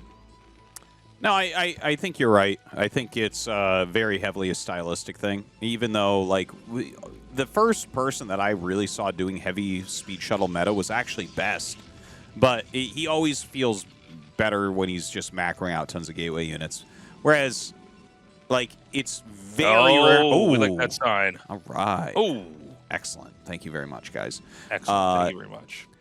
Yeah, so Snow is like, the Reaver really is his superpower. And I watch like all of Snow's PvTs that he plays, whether it's Race Survival or, it's Ultimate Battle or whatever. And like most of his game losses are from when he doesn't open Reaver. It'll be something like, well, I should mix in DT. And he's right, like you need to mix in other things. But really, like, just going Reaver for him, it's so good. It's so hard to play against. Like, remember back to that game against Speed in the previous round. Speed had a beautiful opener, was looking good, and then someone actually went through and calculated, and he killed, with that one Reaver, over 1,700 minerals worth of stuff. It's so crazy. It doesn't even make sense. So insane. He and there was also gas stuff and lost mining time and all that, right? and like repairing going on, but just at 1,700 minerals, that's more than 4 command centers. Okay, like that's how good he is with this. Well, it's almost like the way that Snow is so good with the shuttle and Reaver. It's like watching Faker play in League of Legends or something, where like he's just so good with the champion. It's like you get to control a whole Protoss army, but you also have this unit that casts all these spells and does all these things, and the more you can do with it, the better it is. Dude, and it's kind of crazy. I mean, the early days of having a shuttle and Reaver, a lot of times it was like used for drops, and sometimes you see a really good player use it in an attack. But he just is able to do things with it that nobody else can. It's truly crazy. I tell you, if you patched in Speed Shuttle with 2 Reavers in it to League of Legends, Snow would be the GOAT. Like, he would just destroy everybody with that. Now, taking a look at this game, Snow has actually gone for a rangeless expansion here. Sharp, just making a few Marines and going factory expand himself. And it looks like he went 3 Marines add-on before Vulture. So what we're going to see here... Oh, no, he did make the Vulture. Never mind. Because I was... If you skip that add-on, like, that can be risky if you don't scout them first. Like, if a Zealot comes, you might just lose the game. But, yeah, that would have changed dramatically what type of build he was trying to go for. A lot of range here, though. We'll see if he just goes directly into, like, a siege tank, if he's going to get mines very quickly, which is, you know, the most common thing that we see. And, yeah. Yeah, let's find out what he... Yeah, just going to get that Robo here. I don't know if he's going to go right into the quickest Reaver ever, or if he wants to get the 3rd base up or not. That game we were talking about earlier with speed, one of the things that's the craziest about it is it wasn't like a proxy Robo Reaver, where you have to do damage, and you got in at a moment where you should have an opportunity to do damage because their defenses are going to be late. It was like a casual skill check Reaver. It's like, well, I've got the shuttle and the Reaver out now. I don't have to do damage, but if I can, let's just see if I can. And then he gets in there and kills all that stuff. So I'm going to be watching to see if we have something like that coming into this game here now. Sharp is now throwing down his 2nd factory. It does seem like this is a map where you could do a really quick 2-factory push, Artosis. Well, he is going for that, it looks like. He definitely does want to put on some 2-factory pressure. He actually got his 2nd factory very, very, very quickly before his 2nd tank. Throwing down that engineering bay. That's actually a very quick engineering bay as well. So he's definitely playing kind of safe there. I'm surprised at the timing of that, to be honest. It feels like he doesn't really have the minerals to support every single thing he's doing right at the second. Normally, you'd start the eBay closer to now. But anyways, he is pushing across. He's got the siege tank and 4 Marines, a very common push, kind of coming out, but decides to turn around, and he's got a good spread of mines everywhere. You know, this is, like, there's actually a lot to laying the mines and then going home. Because, like, if you lay the mines out, there's a certain time where if you don't see goons clearing them, you know that it's Reaver. Because the Observer should have been out, and what else would they do with the Observer? Yeah, that you are so on point there. Whenever you're making one thing out of a Robo, you're not making something else. So to go for a quick shuttle and a Reaver, it puts this pressure on the Protoss to try to come get rid of the mines another way. It's funny. You could use 2 Dragoons to try to like bait the mine up, back up, and shoot it. But if you put a mine on the ramp, which is exactly what Sharp does, he has 1 mine at each expansion location, and then a mine on the ramp where, you know, with chance to miss, you could just lose your Dragoons. Yeah. So that delays the 3rd base quite a bit. Yeah, very, very good placement there. And I wonder if he's going to take that. He might even take a different 3rd base because that's so close to Terran, so maybe you want to avoid taking that because it's easily pushable. Take a look here. He flies in with that Reaver. Now we have to see what this defense looks like for Sharp because, like, Snow sometimes looks at this. He's like, wait, you only have 3 missile turrets, 3 tanks with siege mode, mines, vultures? Oh, well, I'll just come in here and kill everything. Can he actually get anything off back here? He's going to drop the Dragoon, fires his shot. He knows that will go through, apparently. That's wild. I didn't know that the Scarab could fit through the depot and the mineral patch there. Well, a Goliath but is this comes stuck out here and, now? Yeah, it looks like it is. And he doesn't have a unit to drop? Dude, okay. people talk about Snow, you know, maybe choking a little bit in ASL. I wonder, because I'm watching this, and this is like, if I was playing a B rank player on the ladder, that's what their Reaver play would look like. They'd fly in, overcommit, lose the goon immediately, and then the Reaver doesn't do anything, and I'm just like, all right, sick. So that was just not the level we're used to seeing from Snow as far as the first Reaver. A little bit surprising. It's almost like he followed like an animal falling into a trap or something. Like it's like the cheese was all the way in the back of the Terran's base, and then he was trapped there. The little cage door came down. He couldn't get out. Yeah, look, the third base is late for Protoss. Terran is totally fine. You know, it is good to err on the side of caution with shuttles and Reavers. I know we're saying this, you know, on the back of Shuttle having the greatest infiltration of, you know, with speed, just, you know, a previous part of the tournament ago. But yeah, I mean, losing the Shuttle and the Reaver and having a late third is really bad. I think even more so on Retro. All Sharp has to do is power up now, and there's a chance he could do a really good push. These Dragoons eating that mine on the ramp. By the way, I think there's like 1 or 2 observers out in this game. Yeah. But, you know, clearly he doesn't have an observer up there at 12 o'clock to try to see anything that could be taken there. He has also walled off his third base on the bottom, Snow has, which means if Terran has a really good push, you can kind of get in between the third and the natural, and there's no way for Protoss to run around. Yeah, you do have to be careful because they have that 12 o'clock base that they could run their army through for a counterattack, and that's going to be a faster path than you attacking in between the third and the natural. So that's a good point, actually. Yeah, there's that one tricky point, but like the decision here, I think, is not that easy from Terran as to which way you want to attack, right? Because you get yourself more options in a more wide open area if you go through the longer path, but the shorter path is very defensible if you leapfrog siege tanks. But just the fact that you're leapfrogging siege tanks does kind of slow things down as well and gives Snow time to build out those zealots that he's going to need to hold. The creeping Terran is coming out here, laying some mines, getting some siege tanks out here. And is he going to get this Reaver? Okay. Cannot lose another Reaver here.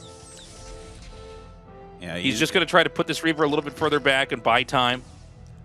He's definitely taking his time there. 3 bases only. He does have like 6+ gateways right now.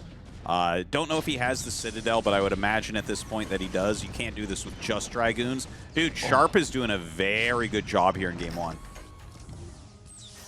I feel like Sharp is very close to winning this. The fact that that one tank didn't get killed, he already bled off several of the Dragoons, and it's still there. Now Terran has this really nice pathway up onto this 12 o'clock spot where you can both push from and expand. This is looking so bad for Snow. Yeah, this is a position any Terran would want to be in right now. Like, the supply is not that different. You know, Sharp right now, he's actually even supply blocked Snow. Pushing from this high ground position against Dragoon Reaver, gonna be pretty easy. But as, you know, speed finishes up for Zealots, he may be able to have, like, some efficient trades where he runs the Zealots in, you know, drags that splash damage on top of the siege tanks, that type of thing. He's so good at these moves here. He takes out one of the tanks, he backs up. He might be able to get a good shot on some of these vultures. Woo! Oh my god, he gets it. Yeah, very good one there. And look at this, a little counterattack. Has another speed shuttle here as well. Gonna drop a Zealot off next to that tank. Dude, this, it feels like I'm watching Snow play with a very heavy watch on. You know? Like, he's playing with weighted gloves right now or something. This does not quite look like Snow Micro. Yeah, it is a little bit of a clunky game. The idea of getting in between the reinforcements is right. Even if it's just 4 Dragoons, that's enough to pick off a tank in 2 shots. Now he's going to try to go for the dive, and it's just not going to work. It seems like there's just barely enough tanks, just barely enough Goliaths and Vultures here. There are so many gates right now. We saw probes in the bottom left corner of the map. He never expanded with it, which is probably the right move. He realizes he has to actually stop this push now or possibly lose this game. Oh my god, how close does this Reaver have to be to shoot Artosis? Yeah. having a little bit of a hard time here, and it really looks like Sharp's going to be able to take game number 1, Tasteless. Like, this is a terrible situation for Snow. Even though he has 9 gates, he's trying to macro up quickly on 3 bases. He kind of fumbled his first Reaver. It's been a very clean push from Sharp. And look at this, like, Snow's trying to hold on, but if you get this entrenched position outside the natural, that's almost always a game win. Yeah, it looks like Snow tries to push in here. He does kill off some of those tanks, which means the Dragoons can outrange the bunker and keep doing damage. But look at this push. I mean, Terran's eventually going to clean up, what, the 5 Dragoons and Zealot outside of his base. I don't know that Protoss can deal with this. A big Mine Connect takes out the 2 tanks. Everything's going to siege up. The Dragoons try to force a fight. I don't know what's in the shuttle, but it doesn't matter. It is shot down immediately. Man, this is game 1 for Sharp. Like, he has some units that are stopping reinforcements, but killing the natural is like, if you go down to 2 base versus 2 base, it's not like there's some magical tech here. He doesn't have carriers or something that might be able to take him back. Sharp in a huge advantage. The Reaver trying to crawl down the ramp. He's just targeting that down, stands to see it. Beautifully done. Snow going to lose every single unit, and kind of a big upset. You know, Retro is generally pretty hard for Terrans, but Snow fumbled his first Reaver. His execution of the first Reaver and the second shuttle did not look up to his level. He didn't look as crisp. He didn't look as confident.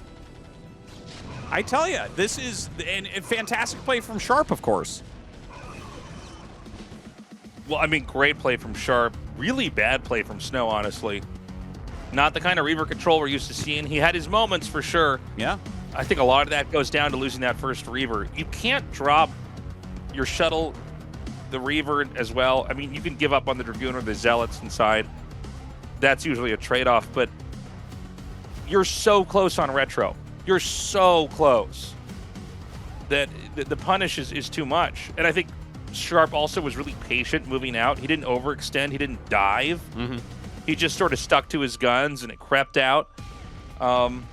There just wasn't much Snow could do. Snow never took a 4th base, and that's the right move, by the way. I mean, a 4th base means he would have just lost even faster. He had a ton of gateways, but still, it all goes back to that first shuttle getting dropped, getting killed off. Yeah, that's a big part of it. So the win goes to Sharp there on Retro. We're going to go to Citadel, which, you know, obviously Snow has to win, and if he does win, Dark Origin is a good map overall for Protoss. So maybe he just picks this up and gets back on track and wins the group.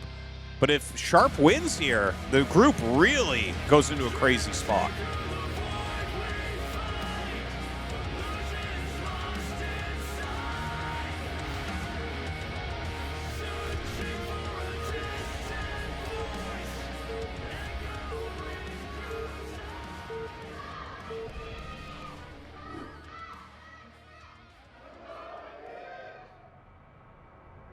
Cross spawns. Snow in the top left, Sharp in the bottom right.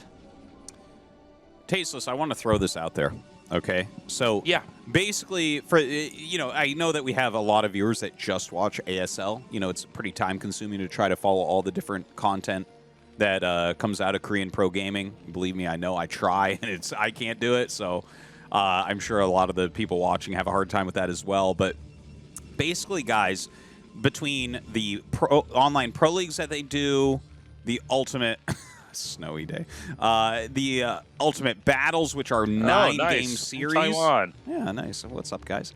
Shut up, Artosis. There's another sign about us. Like, keep reading the down, signs man. when I'm trying to analyze your Tasteless. It's sick. It's Australia. It's thanks. so cool Welcome. that you know how to read. Like, I really love when you humble brag by reading all the signs in the audience. Okay, so.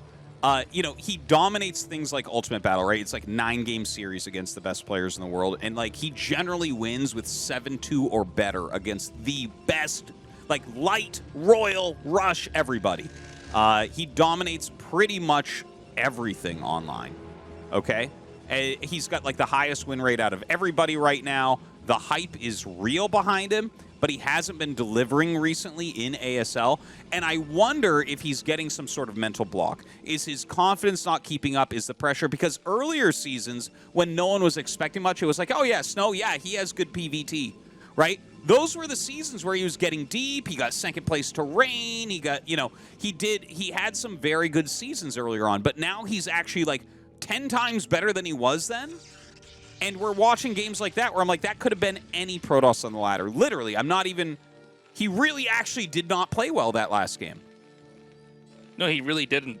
I think psychologically it's a really different thing when everybody's talking about how good you are and how hype your games have been. Yeah. But you're not in the seat of Flash. You're not, Queen a couple of years ago or anything like that. And so when you lose, it's too bad. You just have, your supporters tell you to try harder next time, and, they're wishing you well. It's a little bit different when everybody's saying, actually, everybody thinks you're the best. Yeah. You actually are the guy now. And then it is a weird spot. We've known some players that have gone through this where they're getting an extraordinary amount of attention. They could actually be the best, but then what kicks in is the pressure. Mm-hmm. Can you, meeting their expectations, meeting yours. And sometimes players, they fall apart. They're like rising to the top, and then they aren't able to pull through. And, this phase of the tournament's pretty unforgiving. It's not as brutal as round of 24, but, it's really hard to get through some of these best of ones. We've got Snow here.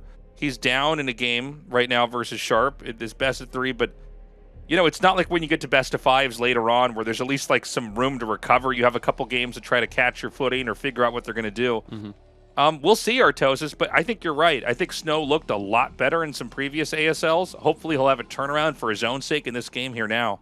Yeah, I hope so. Well, he definitely got the right build off. He has a cross-spawn Nexus first, the strongest thing in the game. And the one thing we can say for Sharp, at least, is he has opened up with an 11 gas factory. So his factory is very quick. His Vulture will get there before the Dragoons are out. So there is some potential for damage. Probably because Snow hasn't built any additional structures at the front here. Either you build the structures and let it kill the Zealot while you make your goons, or you run your probes in and maybe hold that little ramp with the Zealot, something like that. Because, dude, if he just lets the Vulture in, okay, perfect. Look at that. That was really good. That actually allowed him to get extra hits there, too. But, yeah, this is like a really important moment in the game because a lot of people are doing this 11 gas factory right now to punish those probes. And you can see Snow blocks it perfect. Yeah. So, deflecting Sharp's technical opening to try to get in there and exploit the one weakness in the build. Snow has the answer. He has the block. He shuts it down. Second factory coming down here as an upgrade's being done on the machine shop there for Sharp. The probe is going to come down and try to come in and scout this command center. I think this Vulture is just going to find it. Actually, maybe not. It might just miss it. All right, he does turn around and get it, but at least the probe doesn't see what's in the main. I think you expect, because the SCVs would already be there, right? They get there before the goons are out if you were rushing. So he sees the command center, but he does not see that it's actually a second factory. And there's several things you can do here. You can go one factory, third command center with mines. That's not going to be popular on this map because of the layout. You could go for mines into a very fast drop ship, and try to get some damage that way. You could go quick armory to try to hit a timing attack. But there has been a little bit of this type of play where you add the factories a little bit more quickly and try to catch the Protoss being very, very greedy here. Well, there's been some pretty greedy plays off of Quick Nexus. Yeah. You can just take a third. In fact, for a lot of people, I'd recommend you just do take a third. That's the best thing about it. But, we've had absolutely. Yeah. But there's been another approach, which is to, go two-base carrier. We've seen some weird games where people just, make a lot of gates. Even go Arbiter and stuff like that. They could be kind of wacky, but and then you end up attacking the Terrans sometimes when they're slowly taking their own third. So, let's see if he can create an opportunity here. Classic Snow does go for the Reaver opening. He has the shuttle coming out here. It looks like he just wants to scout with this. This is something I probably should be doing in my own play more. Just actually using... Because, for a lot of people in the past, they're trying to hide the shuttle. Like, I hope he doesn't know I'm going Reaver. Snow's going Reaver. Yeah. So he just uses it to check parts of the map. It's like, who cares? True. I'm always going Reaver. It doesn't matter. Mm-hmm. Now, Sharp is doing this 3 factory push. This is normally something we see after Gasless expansion, but he's doing it here. And, you know, obviously it was a factory expansion against the Nexus first. This is, like, he has a lot of vultures. There's a lot of play with the units that he has. 3 Siege Tanks, 4 Marines, and an SCV. That's good for pushing goons around. And if those goons get out of position for a second, the vultures are going to just destroy. It will come down to the Reaver as well. The Reaver is the one thing that can hit these units that are bunched up and really change the math. He's coming in from the side here. There's a pylon to spot and is now tanking damage, buying a small amount of time. What is in the middle of the map? Is it just one observer? Is that a Dragoon? Okay, he's got a Dragoon there that can spot more. He might even want to send that back home. Now the Reaver drops out. So, he actually targets a tank and then targets it down with his goons. So some good micro there without doubt. Another mine goes off and hits. Still has these 2 tanks in the back, but the Reaver is doing a magnificent job. Imagine if he didn't have that Reaver. This attack, I think, would have killed him if he hadn't gone Reaver. Yeah, this is kind of crazy. The Reaver, again, always the thing that's going to save you at a moment like this. He did trade some damage off on those tanks. He's going to siege up out of range. I don't think Sharp can hold this. It just feels like it's not quite enough. Yeah. Well, almost gets that Reaver. That was actually pretty close. A lot more Vultures coming in as well. Don't forget he has those 3 facts producing. He's trying to lay some offensive mines here. Oh, gets the Reaver. Really surprising to see Snow losing Reavers here. And I think it is time to pull back this siege tank. The turret was kind of a cutesy idea. Oh my god, if it gets the Observer. Oh, it doesn't quite. Good pullback there from So. If it had gotten the Observer, man, the mines get like +10, right? +10 power there, and maybe he gets even more damage. But will target down some of these probes. What a wild opening. Tastosis, I haven't seen this particular build that Sharp was doing here against Nexus first. It's pretty cool. I mean, it almost worked, honestly. Yeah. There was this moment where it seemed like the Vultures were going to spill through and get onto the other side. Oh, we don't die to mines anymore. Mines don't actually kill things anymore. No, they don't. They make the Protoss pick units up again. Okay, you lose time before your Reaver can fire or your Dragoon can shoot because you have to pick up so the mine goes off so you don't take any damage. Yeah. Tastosis, honestly, I've known that mines don't deal damage anymore for a really long time. They only deal damage to Terran units, okay? With the first time a DT on attack move killed the mine when it popped up, I knew that this game was broken. Okay, counter Reaver drop comes in. He's going to go for the SCVs. It actually does. It doesn't connect. The second one does get some damage off, but only killing 1 SCV. Yeah, let's see what type of damage he can actually end up doing here. Look at this. The drop at the natural could be big. Those SCVs. Okay, well, he gets a few there and gets out. Not bad. Again, Snow keeping the Reaver alive. It seems like he's playing a much more Snow-like game here. Now he's going to push down and try to clear out this area. Getting a 4th base is going to be ideal. Terran's still sitting on 2 bases for a little bit here. I do feel like this is one game where Snow definitely should be able to take this into a win as long as he keeps this up. Yeah, he looks very, very good right now. Like, the 3 factory push was very exciting to see, and I want to see more of that, but Snow ended up holding it because of his quick Reaver.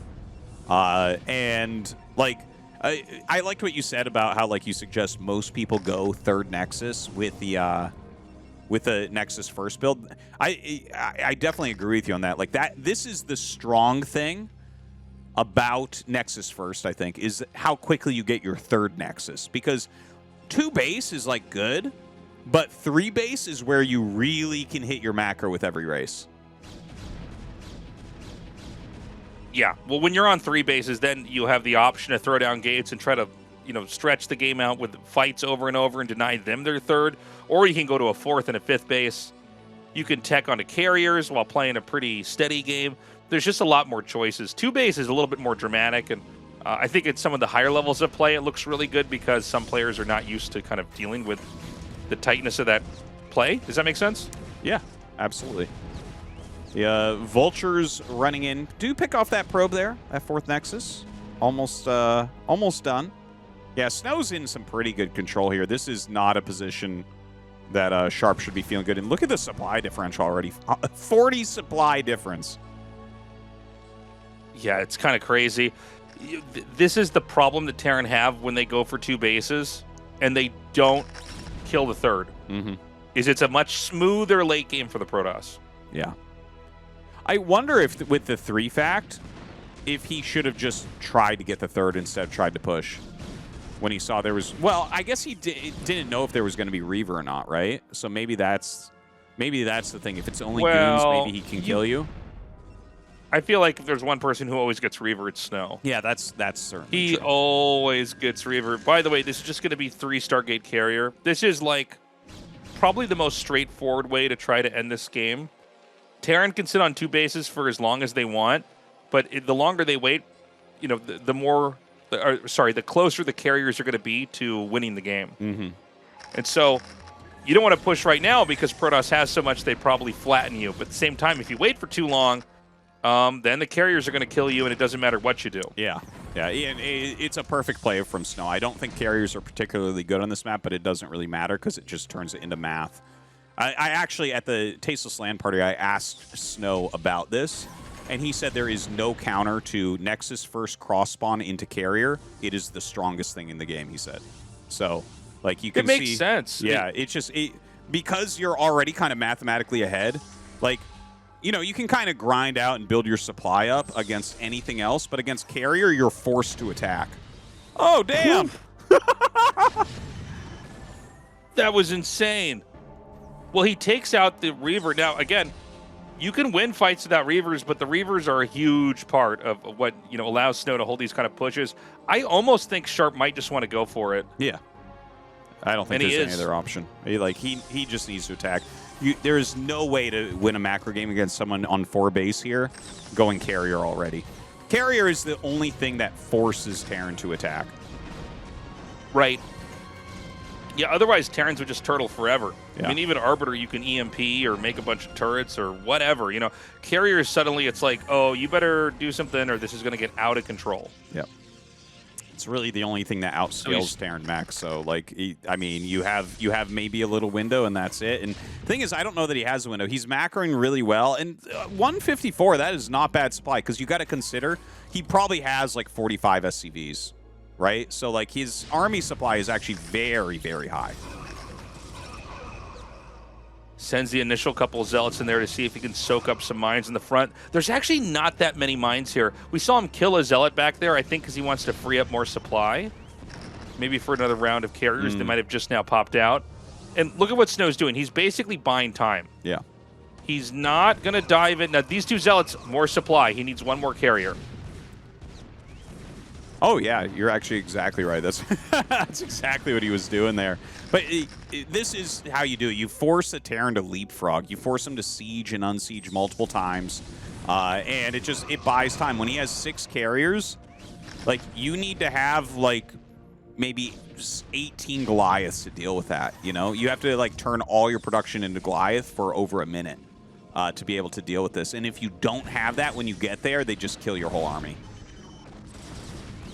I love that he's hitting the Goliaths with these Scarab shots. It's just going to make the carriers that much scarier when the fight actually happens. Another shot comes down here, thinning out that tank number.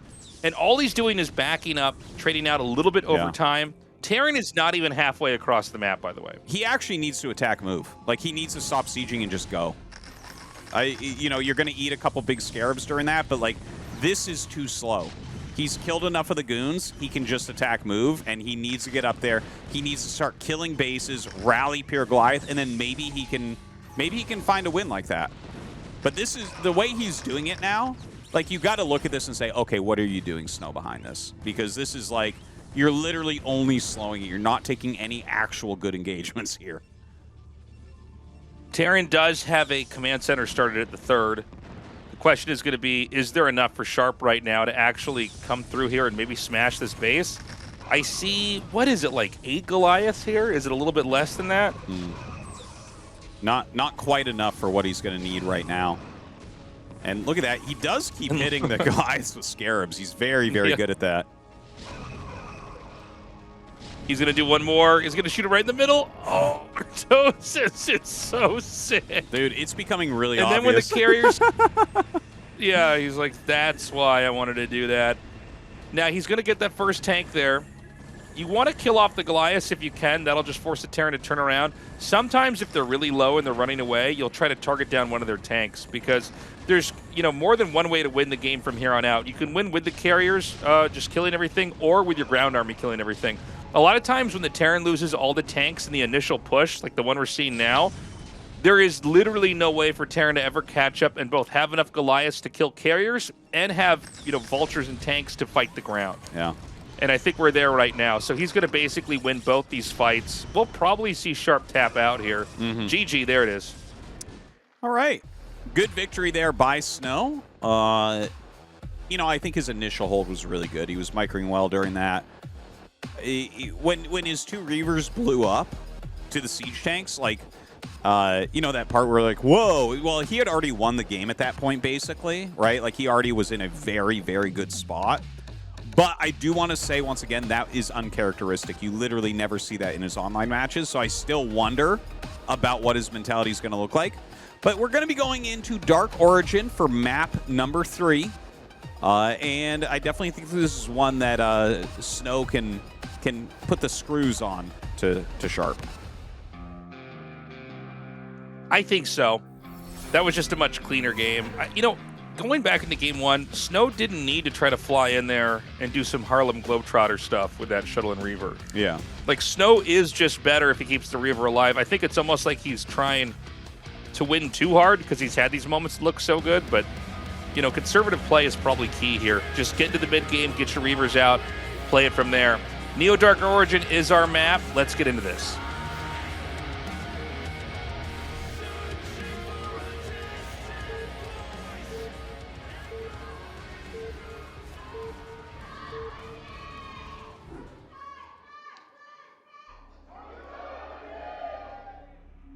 Okay, Snow at the top, Sharp at the bottom. Are we going to have a proxied pylon?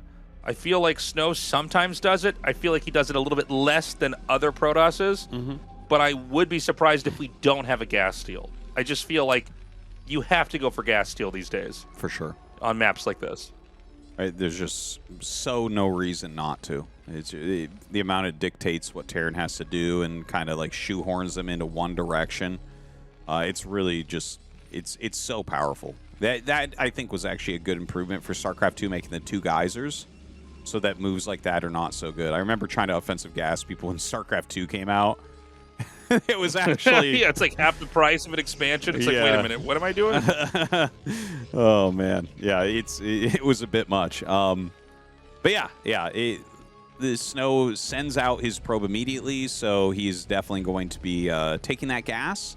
But doesn't make the forward pylon, just makes a pylon at his ramp.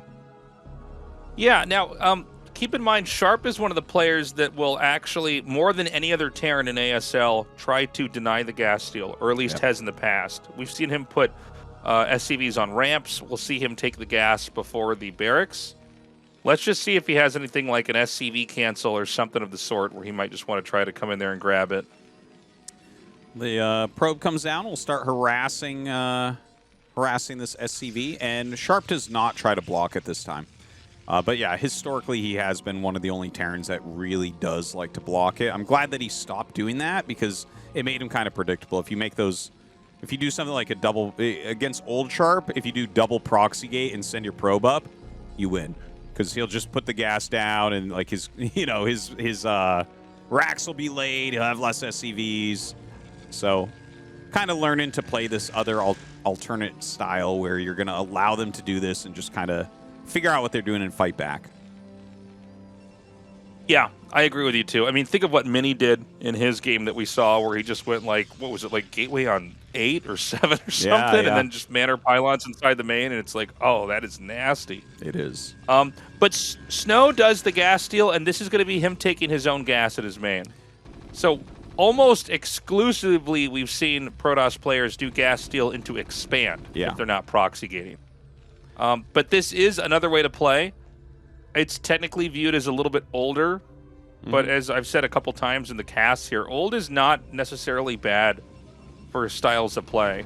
These things do tend to reemerge over and over again. Yeah. Yeah, and I don't think that there's anything inherently wrong with teching up immediately and skipping Zealots. Everyone's become very good at blocking the Zealots, and, you know, that gets the game into expansions very quickly. But here, like, if you see them taking their gas, you have to pull, and Sharp already did it. We saw him do it, where you have to pull a ton of SCVs and kill your gas immediately. Because, like, you have to be very aware of a possible range rush. If you're up on top of your ramp, and you have to go siege mode to push down, there's maybe nothing more painful than that in this matchup. Like trying to siege push down a ramp against ranged Dragoons at the bottom. You know Protoss is expanding and doing whatever they want across the map. So Sharp, he gets that gas killed off very quickly. The factory is going to be the #1 thing for him to get going. He actually starts the command center before the factory, which, like, I think the factory should start first, but it's not that big a difference in time.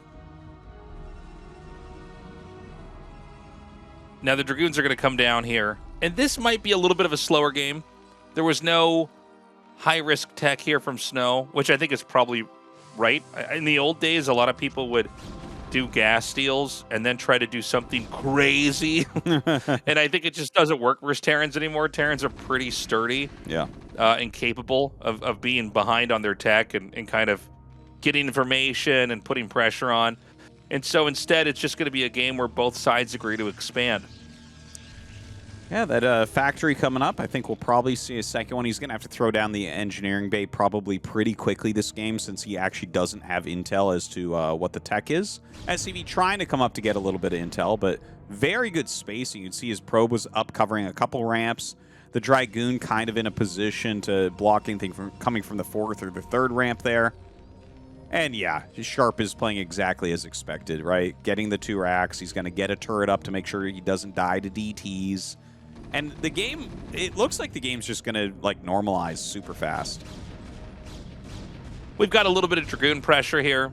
This is, of course, never really a threat to Terran unless they repair all the way and then forget that to make them repair again. SCVs will stop repairing if the bunker fills up in health all the way. So sometimes you see funny games where the Terran just stops and the bunker dies, and you're like, oh, I win the game now. And you run in and kill everything. Yeah. But otherwise, you know, it just forces the Terran to send SCVs back and repair its minerals that you would have wanted to spend on other stuff besides just making sure you don't die to these Dragoons. You need 1 SCV for every Dragoon that's damaging it to make sure that the damage doesn't compile to the point where the bunker's ever killed off. It also forces the Terran to go for siege mode.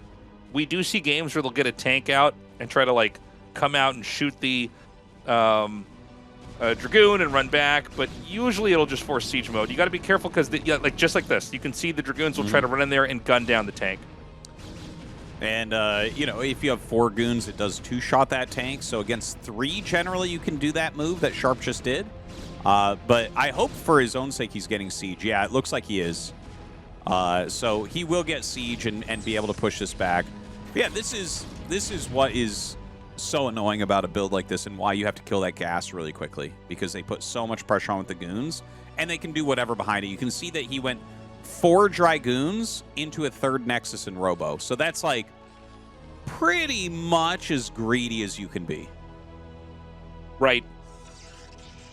And, you know, when you see siege mode, you know you can't be attacked. It's very expensive to get. What's so funny, Artosis? No, I'm just happy. I'm smiling. I'm laughing. I'm thinking about. Well, the thing is, you're like, yeah, you see siege mode, you can't be attacked, and I'm thinking to myself, tasteless. He also forced turrets because Terran couldn't expand. So, like, you want to talk about not attacking? This is the king of not attacking, is having to go siege mode and turrets. You don't even know my pain, tasteless. That's why I was laughing, you're tasteless. safe. You're safe on this 3rd base. I mean, it's crazy. Like, you get this. It's really strong. Basically, there's no way for Terran to come out on the map. You have to sit back. Now, the turret placement is positioned in a way where the observer can't see what's back there.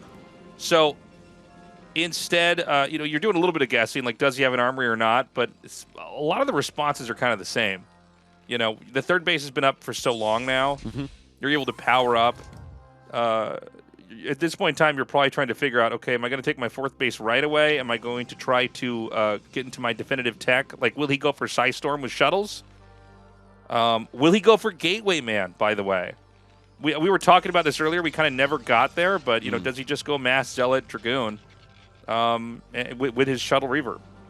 He kind of tried that on Retro, but the whole game on Retro was pretty off for Snow, so I don't want to... It was kind of a weird game. Yeah. But it kind of felt like he was going in that direction. Maybe he took a look at those best in shuttle games, was like, oh yeah, that is actually pretty good here. But Sharp, he got his Academy nice and quickly, so he's getting those comm stats. He's going up to the 5 factory, and this is definitely what you need to do. But will he decide that he should attack, or will he try to take that 3rd base? Looking at what Snow is doing this game, I think that you have to take the 3rd base. Do you think he has an attack timing opportunity coming up? It's hard to say, right? This map, it's hard to get across. I mean, the shuttle coming in here like this, if he has a Zealot in there, he can basically bait out the tank shot and start to do damage anyways. Just the fact that he can generate threats like this is a problem. It's definitely an uphill game here. It does seem like we're going to go into Gateway Man Artosis. Yeah. The old PvT style is so back right now. This is so interesting. Ooh, oh look at my this. God. Well, Sharp pulls back, luckily. It looked like he wanted to siege in the front, and Snow was ready to punish that. But Sharp pulls back. So from here, the more I'm looking at this, I'm like, yeah, Sharp, you need to make a 3rd command center, my friend. You're not... A 5 factory is not going to march across this map and end it, I don't think. I guess because it's Neo-Dark Origin, maybe you could go up the left side and make something happen. But either way, Snow diving in here, picks off 2 tanks, loses very little, and will back up. You're going to lose that barracks? I don't think he necessarily needs more factories, but that's going to be annoying if that goes down. He's going to save it with 30 HP. Is he? That can happen. If you're moving they can't repair. So you actually have to stop it. They'll lag behind it. It's pretty funny. I lost a command center like that last night, Tastosis. I was not happy about it. All right, so once again, engagement here from Snow. Getting a Scarab off, just kind of microing back, whittling this down, slowing down Sharp. It looks like Sharp wants to continue the attack, right?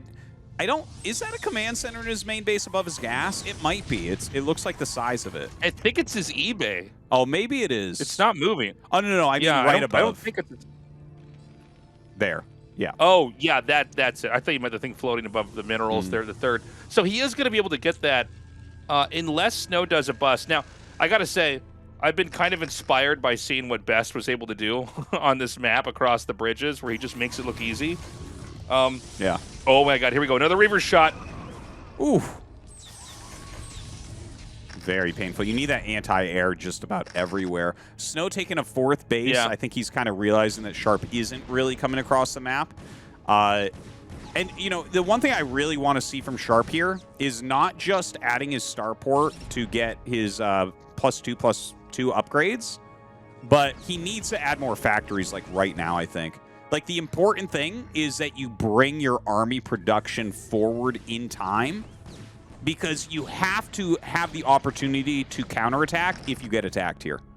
Like, if you're just defending... I feel like that's something we've seen some Terrans kind of blunder a little bit, where they might stay on 5 factory because their macro's kind of working for the moment. But it's like, okay, dude, as soon as you make that 3rd command center, add your factories and just kind of be ready. Because if Snow does do something like you were talking about from Best, where he attacks in, if you have those 7 factories, you can counterattack. If you have 5, not as much. It makes a huge difference.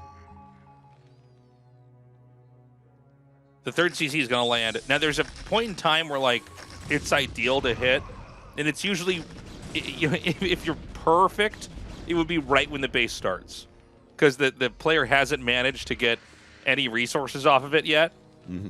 And basically, they've built up everything they had off their bases on 2 base for so long, while you've had your additional bases for so long. Snow seems like he's almost about to be maxed out. By the way, this wasn't really like a Gateway Man bust. I think we kind of read into it a little bit differently. It seems like it was more of just a passive game where he's going to go for Storm and kind of the more modern approach. But he might still try to come in here and crack this open. More? Oh, wow. Oh, yeah. So he's going to hide, I think, carriers there.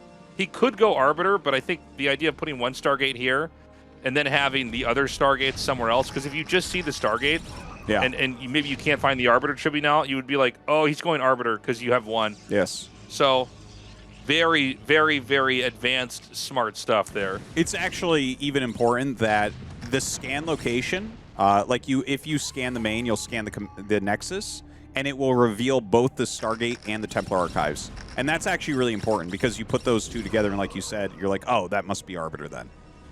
Right? Right. So, you usually make them at the same time. Yep. That's right. So, yeah, I love how Snow has set this up and hidden the other two Stargates. If you think it's Arbiter and it's Carrier, man, you are super dead when those carriers come. Yeah, they require very, very different responses. Like when you see Arbiter coming, you go, okay, turret up, get ready with the EMPs. Let's try to take a fourth base. But with carriers, you go unsiege, move out, attack. Yeah. So this is a really smart game here from Snow. He's looking really good. No, I love his setup. I think he's played very close to a flawless game here. Sharp, though, Sharp is not in terrible shape right now. He's making a big army. I assume he's getting more upgrades. We haven't really been looking at his base. I hope that he has plenty of factories.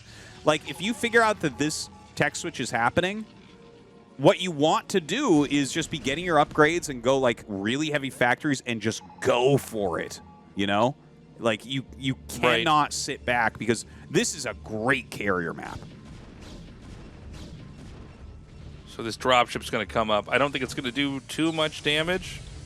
Even dropping a tank over here, he can kill a decent amount of probes with this. We see some creeping up towards... oh, no, never mind. He's actually not going to take that fourth base. I thought Sharp was going to move out here. Huh. Yeah, he definitely doesn't have the right read on this. Gosh, it's so funny how the placement of a couple of buildings at the highest level of play can completely throw a player off. At all levels, I think, Tasteless. The same thing I've lost to many times. Where you really might think it's Arbiter. We'll see if he starts pumping vessels. That's when you really know he's been tricked. But yeah, right now, trying to push across the bridges, which can be very dirty. You can see how Snow's trying to abuse that. He's like, okay, not too many Sea Shanks are going to connect. We can run up, pick some of them off, slow Sharp's push down, and just whittle down his supply a bit. And all you got to do is pick off a couple tanks, don't overextend. And it really goes to show you what a Reaver can do. Sometimes you look at a Reaver and I'm like, this is even better than an Arbiter. You just see how much damage it gets off over time. It's like, this should have been the end game unit here. So Sharp he hasn't made enough ground to really get a foothold off onto the Protoss' side of the bridge here. You know, we're seeing tanks get dropped over and over and over. And you know what this is doing, guys? This is opening up supply for carriers. That's the funniest part. Yeah. You do want to lose some of this. By the way, there's enough Goliaths. He definitely scanned that this is carrier by now. Because that's way more Goliaths than you would ever get in this situation, even against Arbiter. So yeah, I think he's fully aware of what Snow's tech switch is. He is trying this push right now. He's still got very good supply. I have to, again, assume that 2-2 is on the way, which is really important against carriers. And like he's got to pick up the pace. He can't go slow like he did on Citadel, right? Like, I know that Snow is being efficient, but sometimes you just have to eat it and say, yeah, I'm going to lose, 3 tanks moving forward here, but I'm going to get in a position and kill a base for it. So he's going to move up now. What is that, 6 carriers? He does have the interceptor upgrade because there was at least 5 in one of them. Not that you'd ever not have it, but I mean, sometimes players forget. It's actually funny how often that happens. When games are pretty intense, sometimes the interceptor upgrade is missed. But, Terran has to get out and get something done. Even if this base here is picked off, Protoss is on 4 bases, which is a lot. Certainly enough for carriers. Oh, yeah, for sure. Like, Stork showed us. All you need is a mined-out main base to go carrier. But yeah, right now, Sharp pushing up into this 5th. He should be able to kill it. Dude, like, he's giving too much respect to the Reavers. Wouldn't you say? Like, he's being so slow and so methodical about trying to not be cost inefficient that in and of itself is almost making him cost efficient. It's giving Snow more time to micro. I feel like he should just shove everything up there, take a couple bad hits, and break it instantly and move on. When you're going this slow, that's all Snow wants. Look at this carrier count. I mean, it's gotten to the point where I think you almost can't stop it. But look, there's a lot of Goliaths going to the top right. The carriers can't really protect that easily. He needs to pick off these tanks that are going to be hitting this Nexus. He might actually be able to save the Nexus. Yeah. I think, yeah, he does. Oh, that's just so literally painful for Terran. one tank hit from death. Yeah. One tank hit. That's so. Now, it's so painful. This is a lot of Goliaths, man. I don't know that he has enough to take out the carriers and the interceptors. He does get the Nexus anyways. Now, can you with this many do like a hold position and just try to kill the interceptors? I don't know when you have that many carriers versus that many Goliaths, how do you even look at it? Well, I think I have games where I play it and I'm like, I just like attack it and I go, well, that's not the right number of carriers. I just lost. But yeah. Like the interceptors will get picked off, especially as +2 finishes. You kill them way quicker with +2 attack than you do with +1. But you know, right now, I think it's just about whittling it down as Snow. You just slow, sharp. Like, look, he already remade the Nexus at that 5th. He's just making more carriers. And as long as he just makes it slow, like, you know, he's got cannons going up. He's making High Templars. He'll start to mix in some Dark Templars maybe as well. And as long as he just keeps building that and just whittling down, you know, Sharp's economy won't keep up forever with this. now remember, guys, the interceptors aren't free. So, you know, the 3rd base is going to mine out here for Snow in a little bit. Terran just got the 4th, so that's a pretty fresh base. I think with the Goliath count as high as it is, I don't think there's enough interceptors here. I think you can basically hold your ground. Now, that may mean that Terran can push into the 4th. It's a little bit hard to say, especially with the 2 Reavers. The Reavers really make the math a lot fuzzier. Yeah, the Reavers are actually getting some pretty damn good hits still. Like, Snow's late game Reaver usage is so impressive, as we can see. And look at this. Oh, man. Like, the Goliath count is... The fact that he's killing this many Goliaths with carriers and then just 2 Reavers on ground, it's pretty absurd. Look at the kills. Those are mostly Goliaths, I think. Yeah, he needs to get rid of those 2 Reavers. Okay, he gets some hits off, takes out 1 Reaver. I think he should try to push up into this base. I think there's enough Goliaths and there's still enough interceptors being remade. Oh, maybe me and Sharp are both wrong. The carriers come down now and pick off a lot of those tanks. And what's important to note is that even if a lot of interceptors are being remade, the carriers are basically not getting killed. Maybe this one over here in the red gets killed. Yeah, that one gets picked off. Well, and I think, once again, he's actually going to have enough kills on the interceptors. Hold on a second. I actually, Artosis? Yeah? Artosis, I think he might be able to win this, Sharpwood. Sharp? Well, he has his just 4th base up, so he's got, like, insane macro going. He's killing the 5th. He's killed the interceptors. You might be right. There is a possibility. Now, the carrier count is so high that as he rebuilds the interceptors, it's dangerous every time. But Sharp is doing a pretty darn good job. You know, Sharp could also take the bottom left. We only have 1 more base left on the entire map, actually, funnily enough. And I don't think that Protoss can necessarily take it that easily. He is going to get 1 more shot onto that last carrier, so that's going to drop it down. I don't know the full count. This looks like it's about, yeah, it's 8. Yeah, so still needs it's crazy, lot, you know, like 2 groups of Goliaths to deal with this. And look at just how many units, though, Snow is picking off. This is kind of the beauty of carriers on a map like this. Just kind of flies away, whittling down these very important units, and Sharp just kind of having a messy time attacking anywhere. Yeah, and the fact that even this base that we just saw the fight over, it's still got a lot of minerals. It looks like the 4th base for Snow also still has a lot of minerals as well. Like, you just have a lot of time, and you're not trading units out. Sure, interceptors are being remade. There's a lot of minerals on the map. Interceptors aren't that expensive either. But as time passes, you're just never going to have enough Goliaths to take this on. So it's a very tough map to try to pull this off. Sharp has mustered another 145-ish supply. That's mostly going to be Goliaths. He might try to come out and do something with this now, but look at this dive in. Now, every tank that's killed off is going to mean that later on, when it's not just carriers, but also a Protoss ground army, it's going to be that much more of a threat to the Terran. Yeah, yeah. When you're going carrier, this is like a tricky thing. You can't go only Goliath.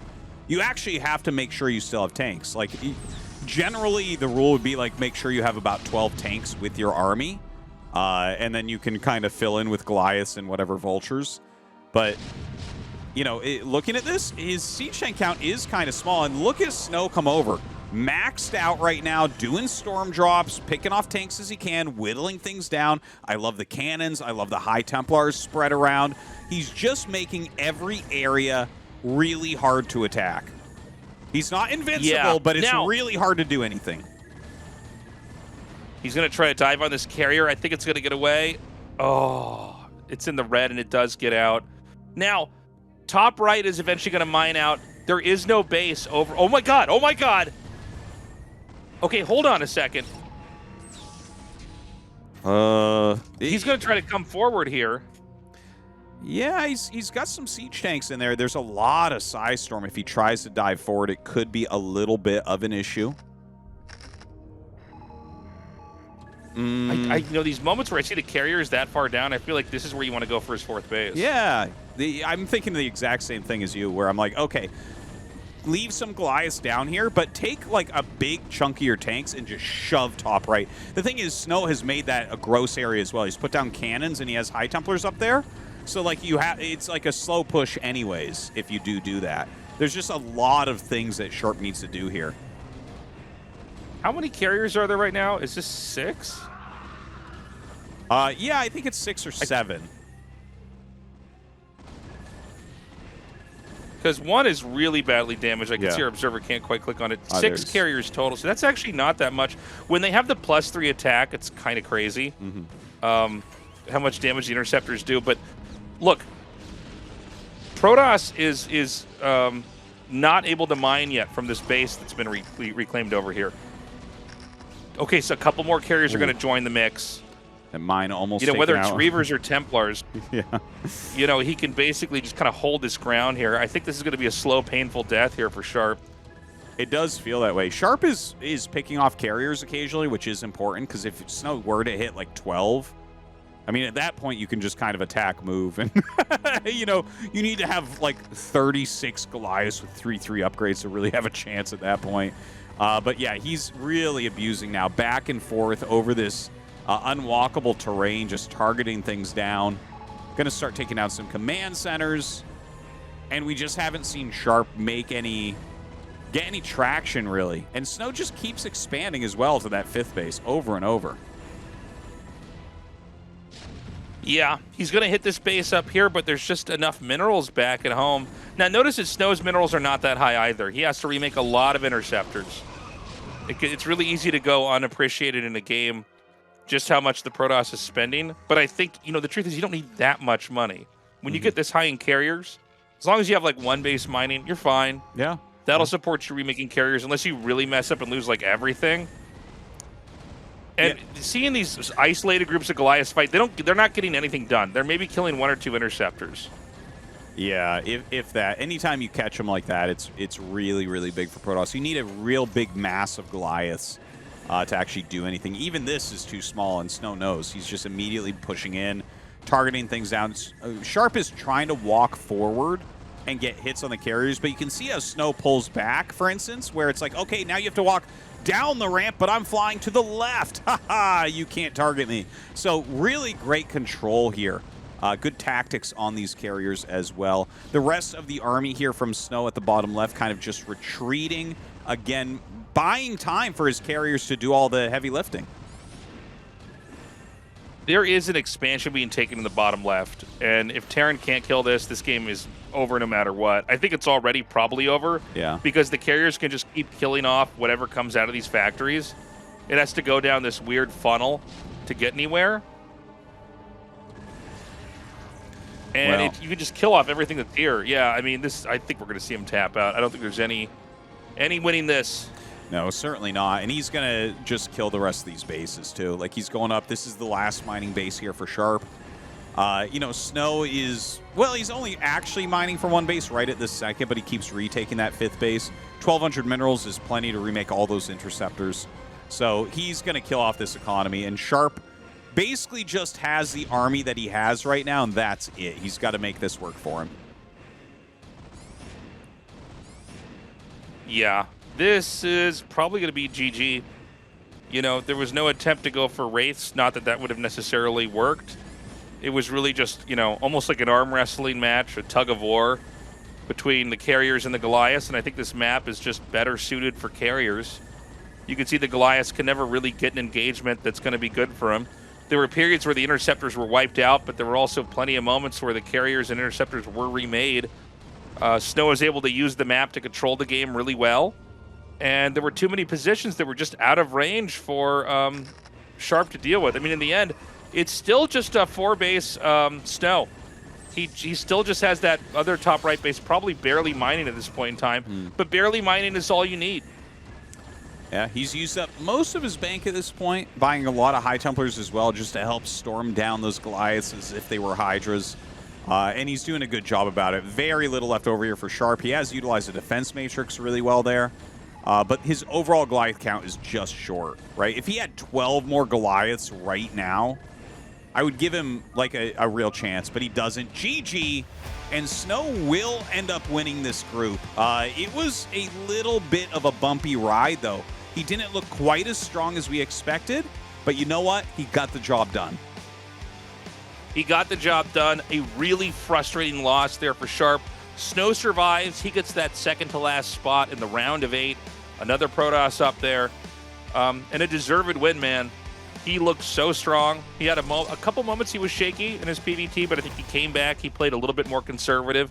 Never overextended once he made that mistake on Retro. And here we are.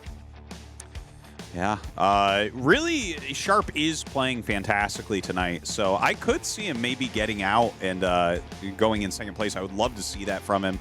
But Snow, of course, into the round of 8, as he deserves to be.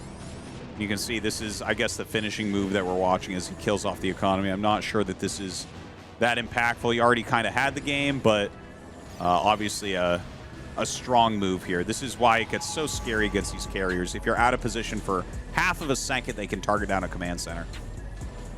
Well, once he saw that all the units were attacking the bottom left, that he had killed off all the Goliaths coming out, he is able to make this really important move and execute the command center. There were a lot of minerals there. There was a lot of resources still to mine from. I think if he hadn't killed that off, maybe the game would have gone on for at least longer. You know, you were talking to Tastosis about maybe in that final fight, Terran has, 12 to 20 more Goliaths. It's a different story. Yeah.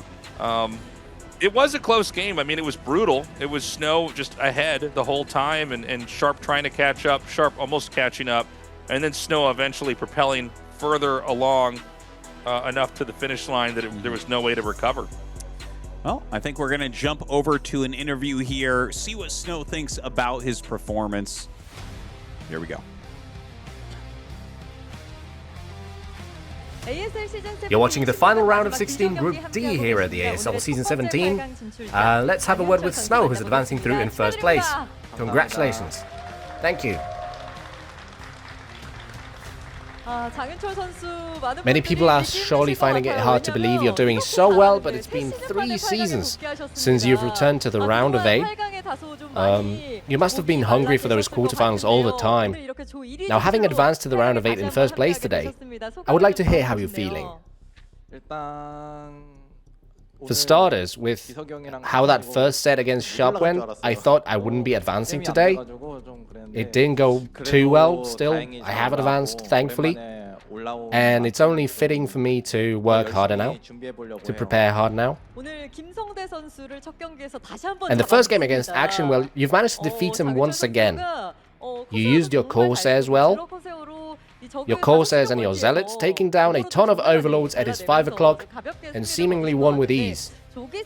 However, you did get shaken down in that first set against Sharp in the winners game, losing that match. After that, you pulled out a double Nexus play. Was that something you had prepared, or did you just go with the flow?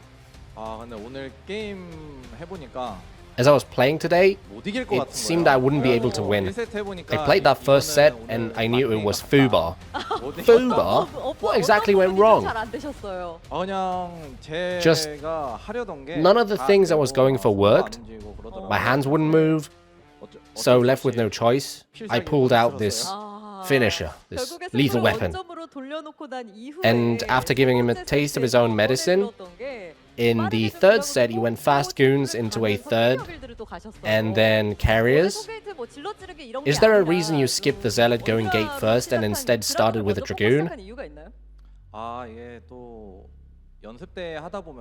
Whenever I practice, I end up doing the same thing over and over again. I go zealot, I expand. But if I do that again, and play the same thing again, it just gets countered. So I went for a bit of a twist this once. It seems to have worked well. Well, you had some mental crises there yourself, but in the end were resolved enough to shake your opponent's mentality as well.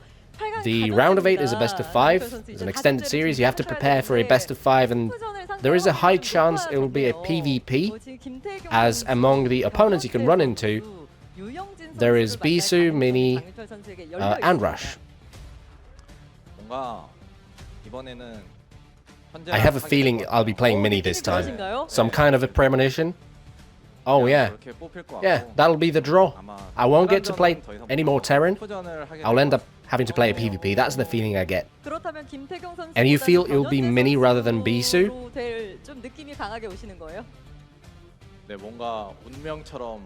This is the hand of fate. Fate? Destiny? Yes, destiny. There is no other way than for us to meet. Please pick well. But are you saying you want to meet him, or that there is no escaping it? There is no escaping it, I feel. Okay, well, we'll have to wait and see if the hand of fate deals as Snow is expecting it to. Anything you'd like to say to your fans and the colleagues who helped you practice? I would like to first thank the boss of KD University and those who showed up here, as well as my fans, and I got a lot of help from Saxtree, Shine, Hero, JYJ. Oh snap, suddenly I can't remember. I played a lot of Terran. Who was it? A lapse in memory? It seems like it. My head is empty. Oh, Barracks. Right, Barracks. He helped me a lot. Oh, Light. Yes, we practiced together as well. Thanks, guys.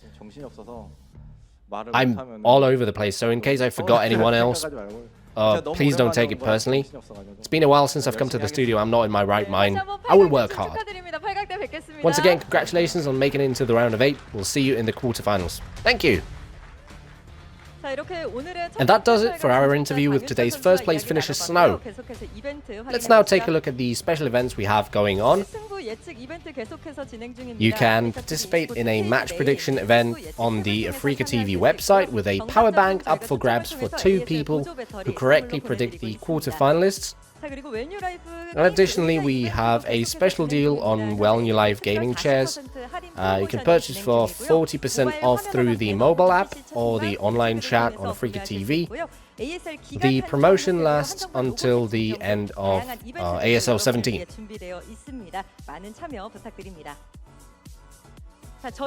And we'll be back in just a few with today's losers match between Mind and Action.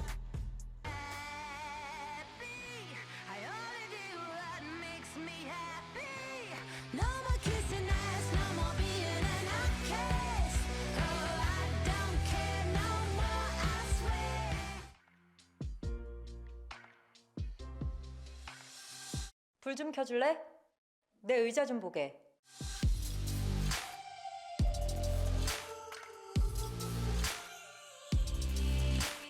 오늘 내 기분 컬러로 말할게.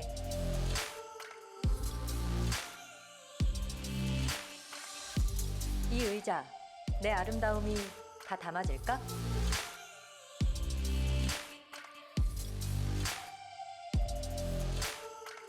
하루만 네 의자에 메쉬가 되고 싶어.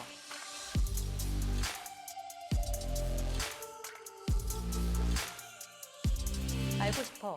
너의 특별 할인가.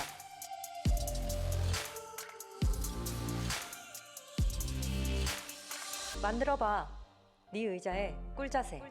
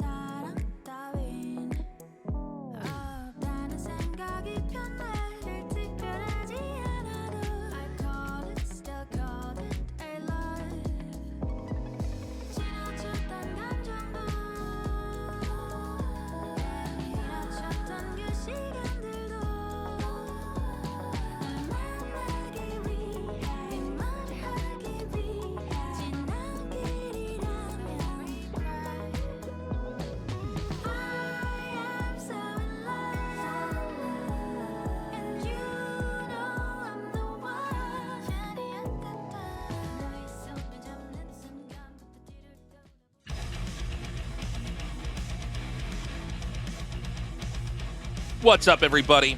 That was a hell of a PVT. Now we're going to go to a hell of a TVZ. All right. This is Mind versus Action.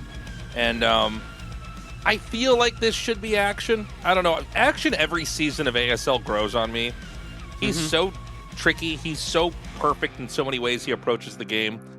But Mind, you know, as Tastosis was pointing out, has been really, really smart about how he opens and the decisions he makes so that he can be in a better position later on. So this should be a fun one. Yeah.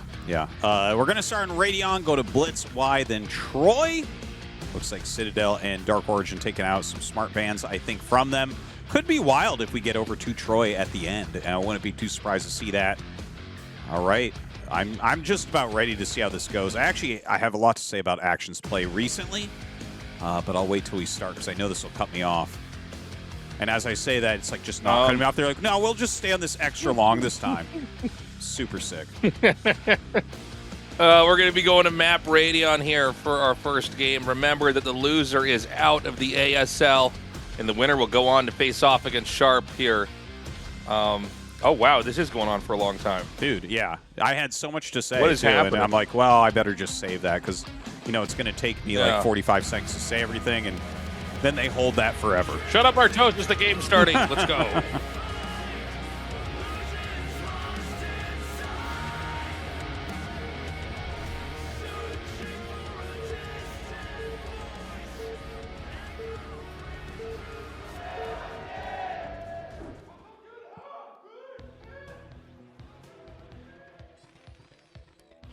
Okay. Action in the top left, Mind in the bottom left. Okay. What do you have to say, Tastosis? Yeah, so bare your soul to us. I've seen a lot of Action Zerg versus Terran lately. I feel like a lot of Zergs are down on themselves right now.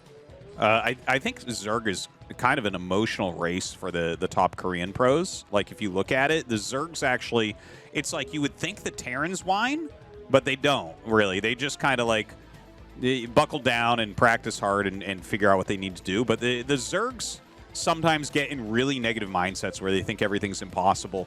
And one thing I've seen in Action's recent matches, he's been doing a lot of, like, Mutalisk all-ins, which just plays against his actual skill set, okay? So he'll do things like 2-hatch Muta and make nothing but Mutas the whole game and then die when Valkyries come out.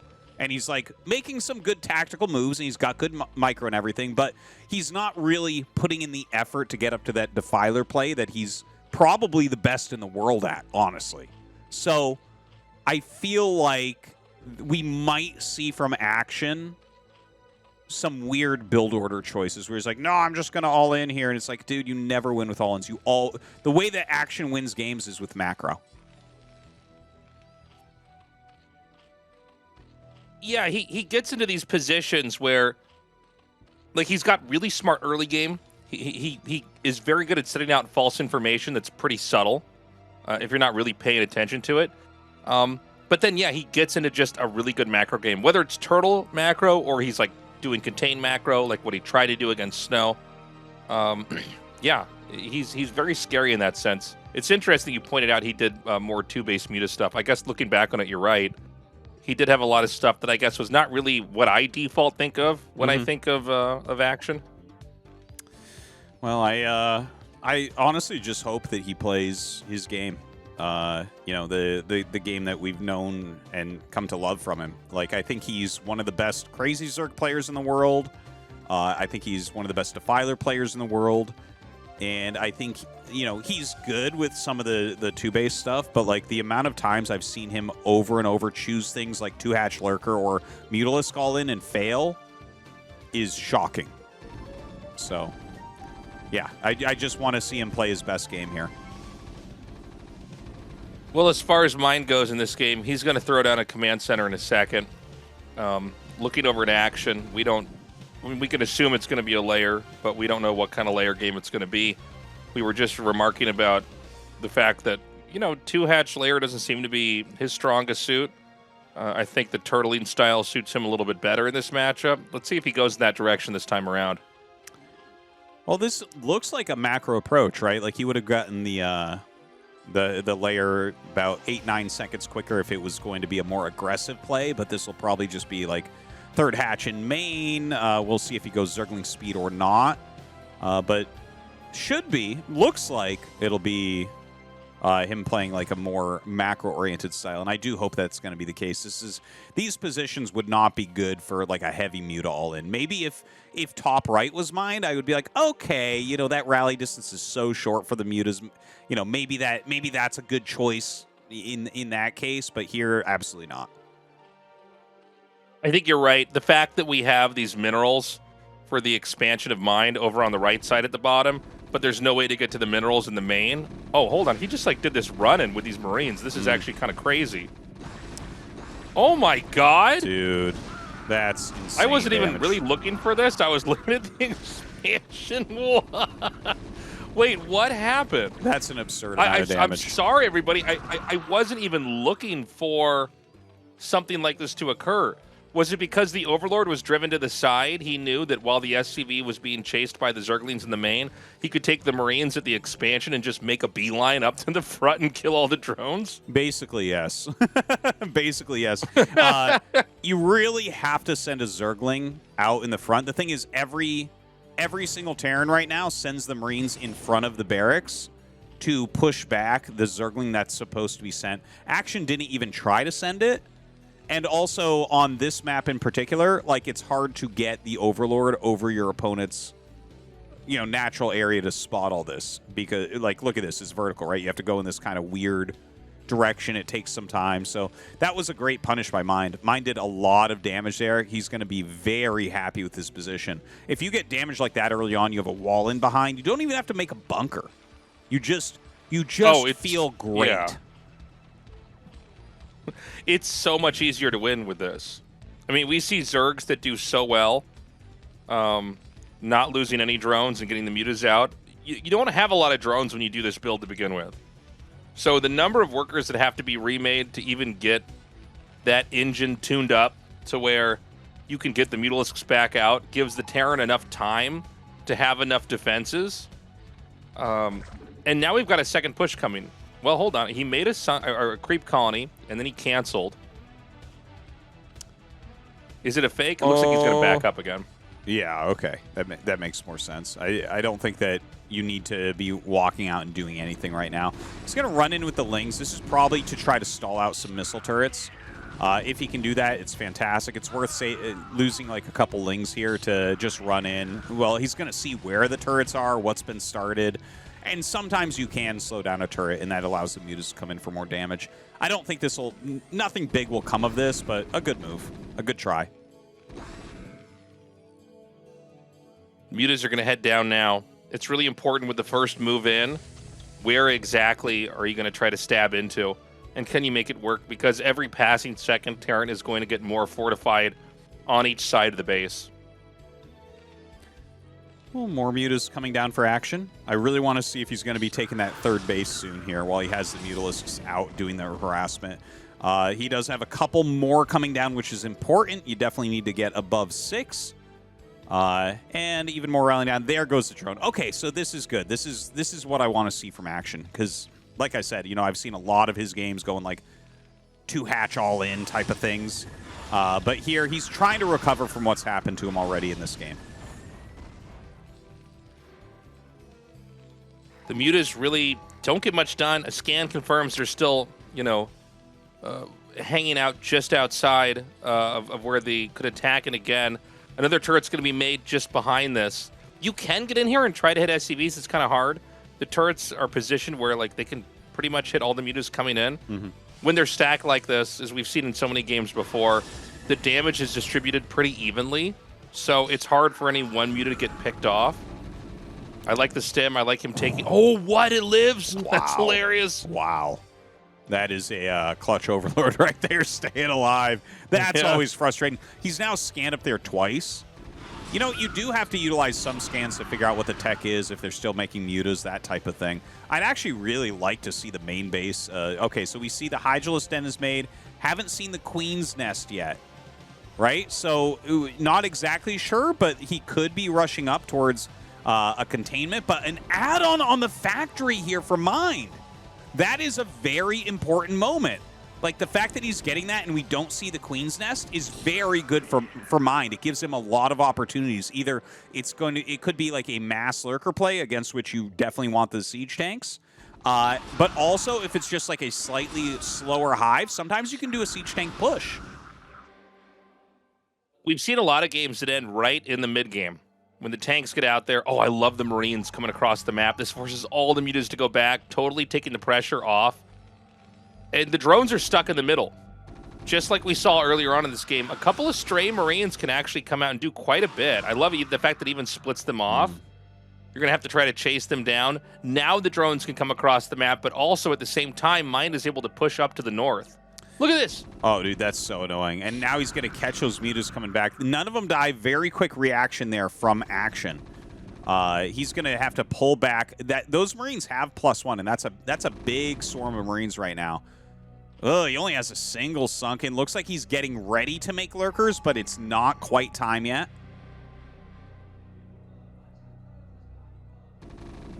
And now he's outside the natural. Now there are going to be lurkers here. Is that tank inbound? Because, you know, there's so many Marines out here. I don't think the mutas can really fight it head on. The observer's trying to show us some of the medics are drained of HP, or MP, excuse me, or whatever the medics, whatever medics use to heal Marines, they don't have a lot of it. I think MP is like, what, magic? They don't have any more magic. We all know that medics heal you with their magical abilities, like, just like doctors. So he's got 2 tanks. Usually when these pushes happen, it's with 3. So you kind of just stay back and wait. If the mutas were to come across the map and hit the Terran, what am I looking at? I can't believe that. I can't believe I just saw that. That's crazy. That, dude. He like tried to kill it, then morph a lurker instantly, and instead he morphed the lurker instantly, then had to cancel, and then lost the Overlord.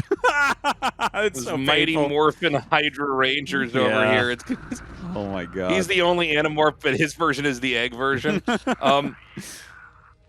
So the mutas come back down. I actually thought there would be a real threat of a counterattack, but I guess if lurkers are in the game, you don't have to worry about that as much. The mutas come in here to see if they can't get any damage done. They're not going to get a whole lot.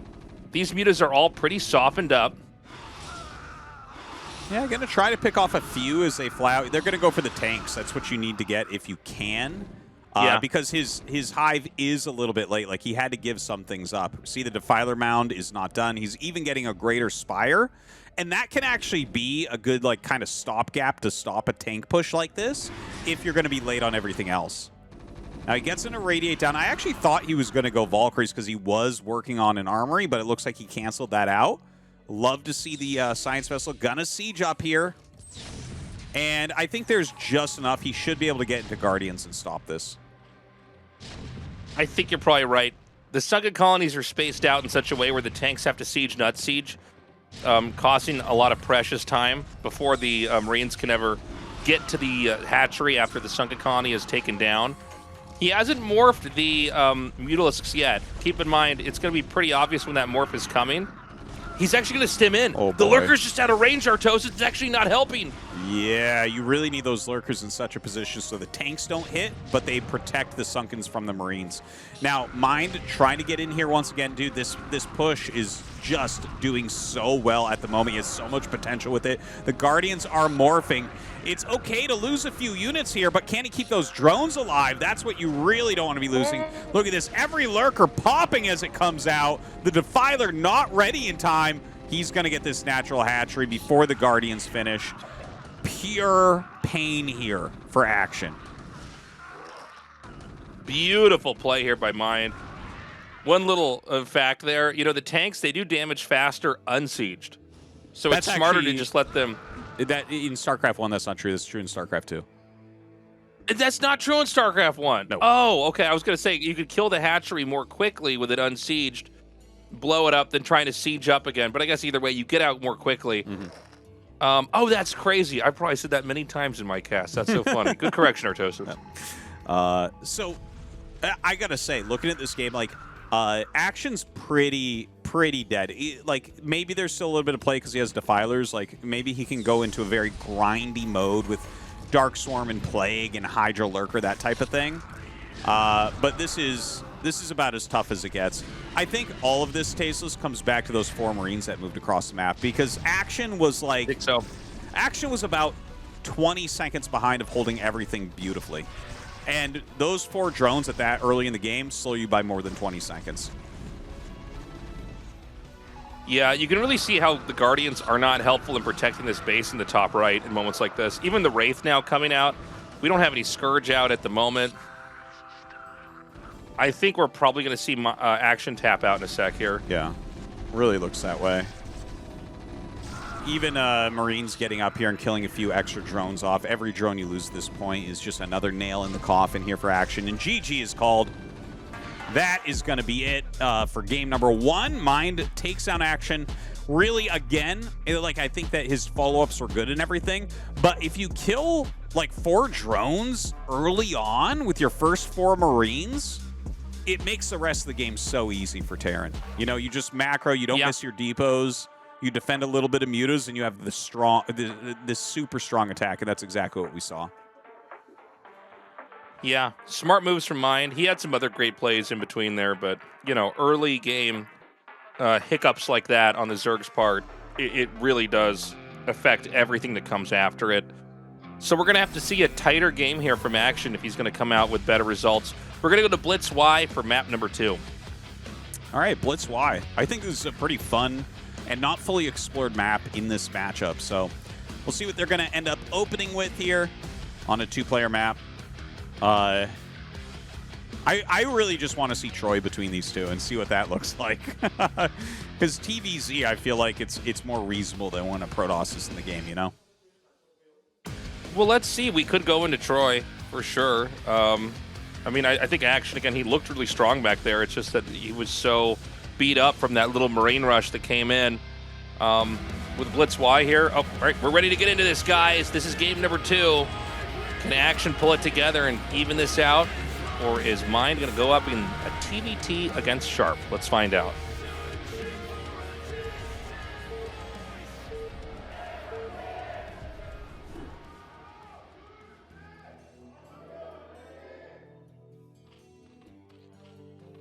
Action at the top, Mind at the bottom.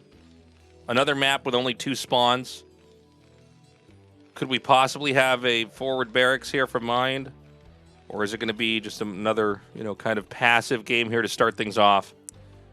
My guess is he'll just like wall and expand and play like a normal game. I don't see a reason why you would not wall here. You don't want to be having to make a bunker, and the Marines will pop out on the inside, so it makes sense. Like, you could do something like an 8 barracks, and that can be good, but it can be a little bit annoying too if they drone scout.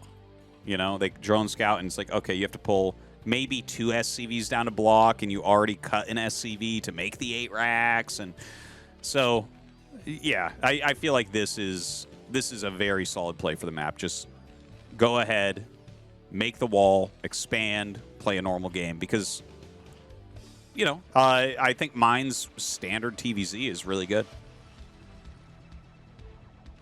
We've got the depot down here. This is going to be set up for a barracks depot wall. Usually a fast expand. We have had games where you could go for a quick gas, but I don't think you can do that in this spot because they can Overlord scout your gas. Your main is pretty big anyways, so this is probably just going to be a command center. Mm-hmm. Yeah, it definitely does look that way. It looks like Action going to come down and go for that hatchery first. Of course, you see the Overlord going through the center. Going to try to get over above the natural. Normally doesn't have too much trouble with that, but we'll see. Sometimes you can, if you rally your Marines right out, you can kind of poke it back and keep it in a further back position. You know, the later the Overlord or whatever sees you move out, the more potential you have for damage. Generally, this is how, like, the most important statistic for a map is how quickly you move from one natural to another. And that's like the balance, like the closest you can get while it's still balanced is it has to be something like how many seconds is it? 27 seconds or something, so that when Zerg sees you leave your natural, they can get a sunken up in time to block it. So this SCV is making a bunker. but there's no marine threat here. But, you know, when you have a map where you're both sharing the side like this, you could be sold on the idea that maybe there's a barracks, you know, hiding somewhere over there. And what this does is this forces Zerg to send some drones down to kill it. Now, Action didn't overreact. That's really important. If we had had like 4 drones out there or something like that, this could have been much worse. So I think so far Action's handling this very well. Yeah. What is it? It takes like 8 seconds for a mining trip. So, you know, if you look at the 2 drones not mining for that amount of time, he basically was at least even with that bunker plus cancel because he only loses 25 minerals. So, you know, there's all these different ways you can look at it. If you can make them pull more than that, you start to gain a lot of value. So, cool move from mine, but yeah, nothing big happening right now. The Overlord is a little bit further back. He'll be able to, as these lings come across, maybe move it across to watch what's happening in the natural a bit closer. In the meantime, Action getting his lair and Mind. Okay, he's going for a quick +1, which is very, very popular right now. Now, we've got the Academy coming down here, the 3rd hatchery. Action, again, in a healthier spot here. It's going to be a slow game. Mind is just going to continue to develop on his end. We're not at the point where he can really make any crazy decisions that could get him further along. Both sides are kind of in this almost like a single-player game race against each other, trying to develop, trying to get workers out as quick as possible. It's going to be the eBay with the +1 attack. Obviously, we're going to see stim and range come out here from the Academy. The scanner's a little bit delayed because you want to get a few more SCVs out mining before you try to get that intel. It's weird. It's like you want to scan as late as possible to confirm that it's mutos, if that makes sense. Yeah. Scanning too soon doesn't help. You could have had more SCVs. You could have mined more minerals. It's so true. Like, you really want to add your comsats as late as you can. I think at lower levels, you feel more comfortable getting the scans in because you're not sure of your timings. But as you become more sure, like there's actually pro Terran build orders where you only build 1 comsat and then like a minute later you build the 2nd comsat because you only need like 1 scan in certain situations and stuff. And it's just like a comsat takes the same amount of time to build as 2 SCVs. So if you get it early, you're actually hindering your economy pretty heavily. Now, the 3rd base for the Zerg, where do you want to take it exactly? This is a map where I feel like it's not that obvious, like where you'd want to go, what's safe, what's I guess it's probably more obvious what's not safe, but can you take that one that's just in the Zerg's case just south of where his natural is? I don't like it. I don't like taking that one quickly. Maybe if you were going like lurker really quick, maybe that could make sense. I like top left. It's so far away.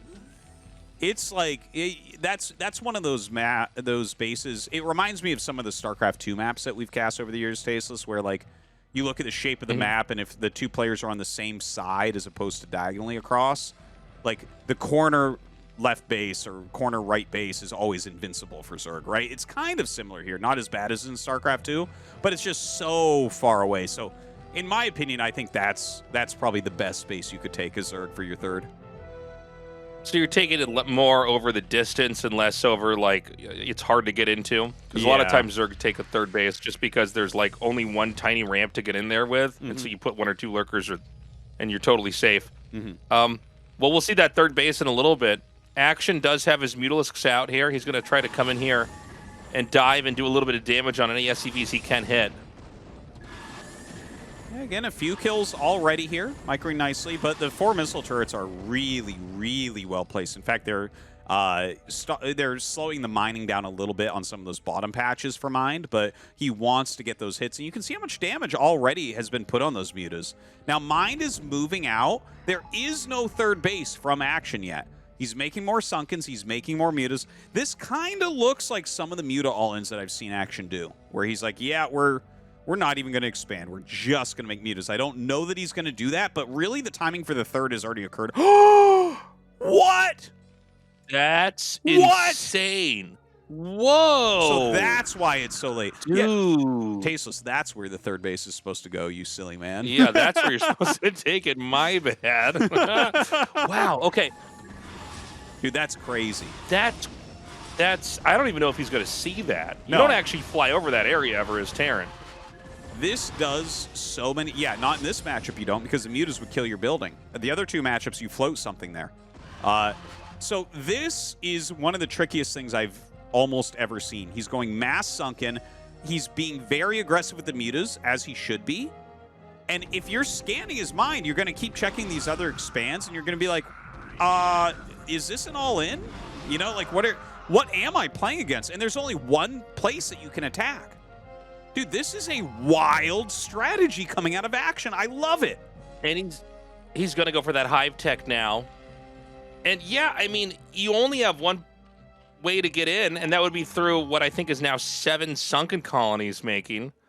So that's going to be a tough point to enter into. The mutas are high enough in number, you can't just, you know, drop out of nowhere and hit that. There's a high chance that Terran just keeps scanning other spots on the map, trying to figure out when and where Action is going to expand, whereas Action already has a base up. By the way, I never really realized how little creep you can get in this spot.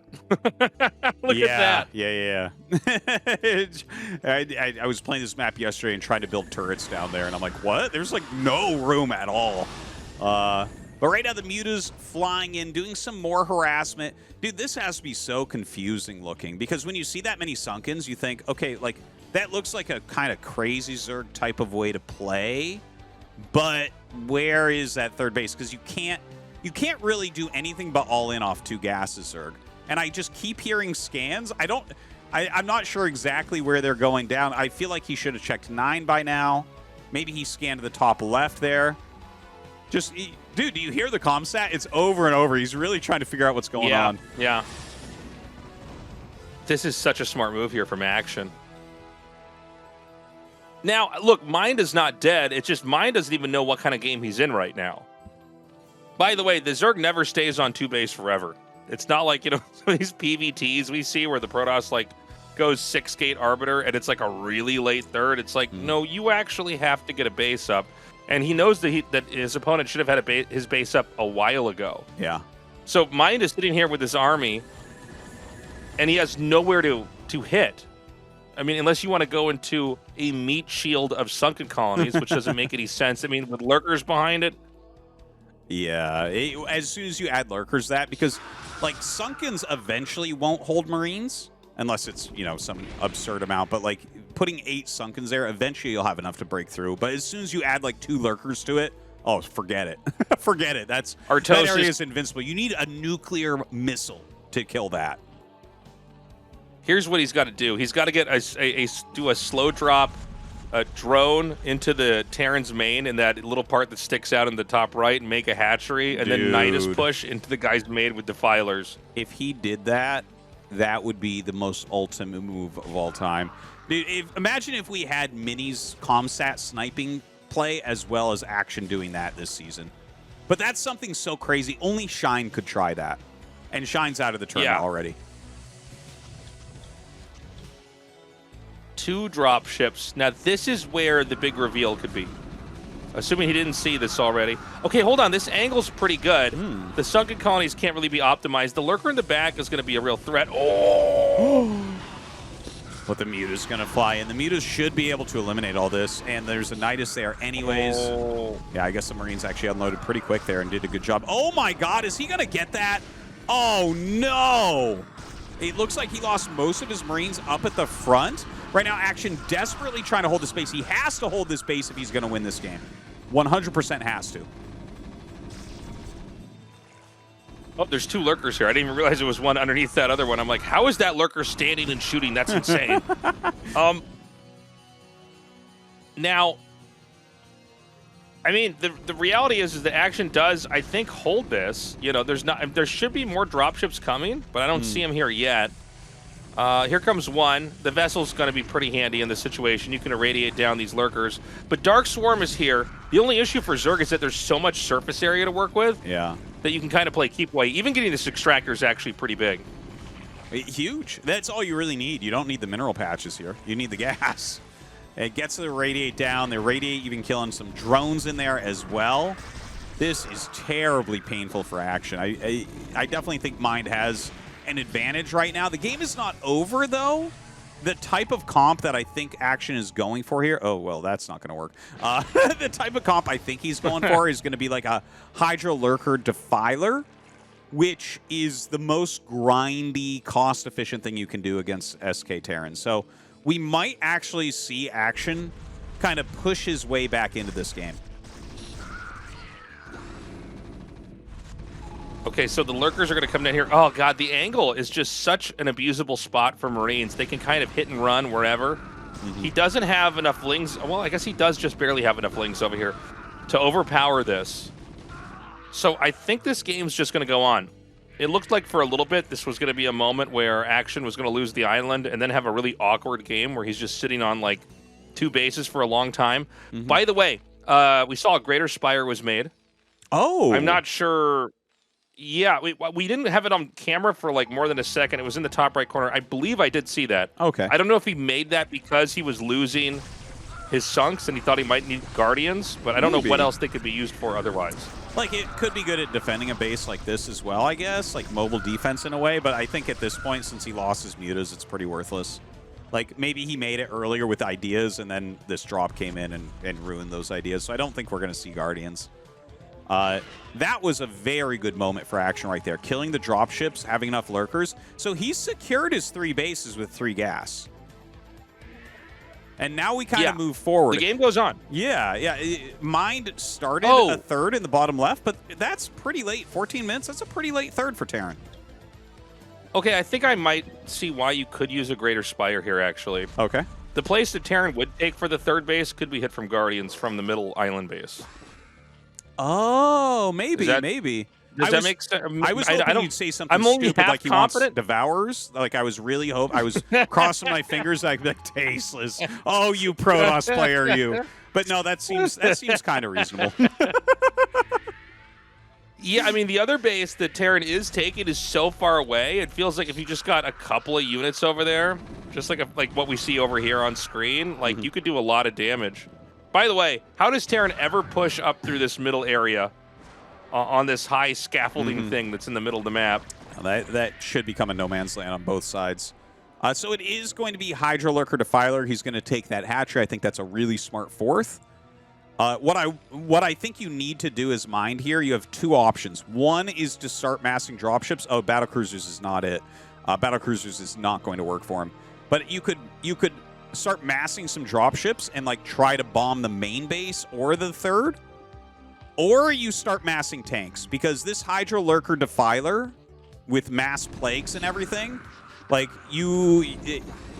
I think the good thing about this map for Terran against that specific composition is it's very thin. So like siege tanks are going to have a lot of value here. Okay, here we go. We need to see a Dark Storm come down. Oh, a Plague instead. That's totally fine. He gets an Irradiate off on the Defiler. I don't think Terran can... Oh, man, that was sick. Hydralist no-scopes this Titan's Vessel. So, Terran has to respect the fact that those Lurkers are there. Meanwhile, Zerg can now move across this big empty place on the map. I haven't really seen the bottom left in a little bit. I don't know if there's, like, bunkers or what, but, you know, all you need to do is get 1 Dark Swarm over there, and suddenly Terran is, like, in a really, really bad position. Yeah, I could see him shutting that down. Now, the 2 battlecruisers are going to come in. The problem is Hydras and Defilers both counter battlecruisers. Battlecruisers are so good against everything else Zerg does, but not this strat. So we'll see. Maybe it works out just because it's a little bit of a surprise. He doesn't have a Defiler here to stop it. Bunch of Firebats coming out. So he was expecting Defilers in here. But nothing comes out. Finally, a Dark Storm goes down, and the Firebats, well, most of them have been picked off. And it looks like this is going to end up working, man. The 2 battlecruisers actually doing a pretty good job helping out. Over at this base, the Lurkers are going to burrow. The Dark Swarm comes down. This expansion has to be abandoned. Both sides are on 2 bases, although as I say that, I see a 3rd base is finished for Action, just south of his natural expansion. I don't know what the minerals are like right now for Terran. We know that the main, was mined out a while ago. How is the natural? Because it's got to be this low, could be right? one of those moments you only have, like, 2,000 minerals to spend before you have to start mining again. And, Zerg can really make a lot happen in that period of time. You know, he's floating that command center, trying to take this mineral-only base. You know, you don't need that much gas in this matchup as Terran. 2 geysers will kind of do you. Although, obviously, more gas gets you more tech units, so always not a bad thing. But he does just need to get another mining location, as you mentioned. The thing is, he kills that base, but Action already took a new base, and he's taking another one in the top left. And that, you know, I think the top left one is so far out there, that's going to be hard to attack. He's trying to defend over here. There's a lot of hard things going on right now on both sides. Kind of a scrappy, wild game. This is such a crazy game. It's also a very different TVZ just because of the island play here. Yeah. It seems like both players could get right. Yeah, it seems like both players could be right back on their feet in a little bit here. I'm also totally amused by the drop that I can only describe as like what my other middle school friends would say is their unit army comp from mine, which is like, I go fire bat battle cruiser. It's like, oh, you don't play this game at all. You've never been in multiplayer your whole life. And then, you know, 25 years later, here we see mine doing it. Well, I got to say, that was actually really cool because I just immediately discounted when I saw the battlecruiser tech. Like, because you don't want, this is the only thing Zerg does that you totally don't want BCs against, because Plague, Darkstorm, Hydra just wrecks. But considering the island, they actually did so well. You know, they flew in, they tanked, they cleaned stuff up, the Firebat drops came in. It was really well done. Now, it looks like we have a drop coming over trying to deal some damage here. He will pick up in the dropships. Don't think he's going to get too much done with this. But, you know, Mind is actually sending a big army to the top left while Action's trying to deal with this. Okay. We have, oh, here we go. Science vessels get blown up. The drop comes in. I think there's a Firebat behind the minerals. You know what, man? I'm starting to see Action's bases all kind of fall apart. There's a D-Matrix Marine here. It still might not be enough. These angles are so awkward to fight, and great plague on the vessels. The main is cleaned up. I don't think there's any workers mining it. Oh, I guess they're going to start mining at that base. This is such a wild game. It is. And Action is on the brink of death here. Like, he is very close to death. Yeah.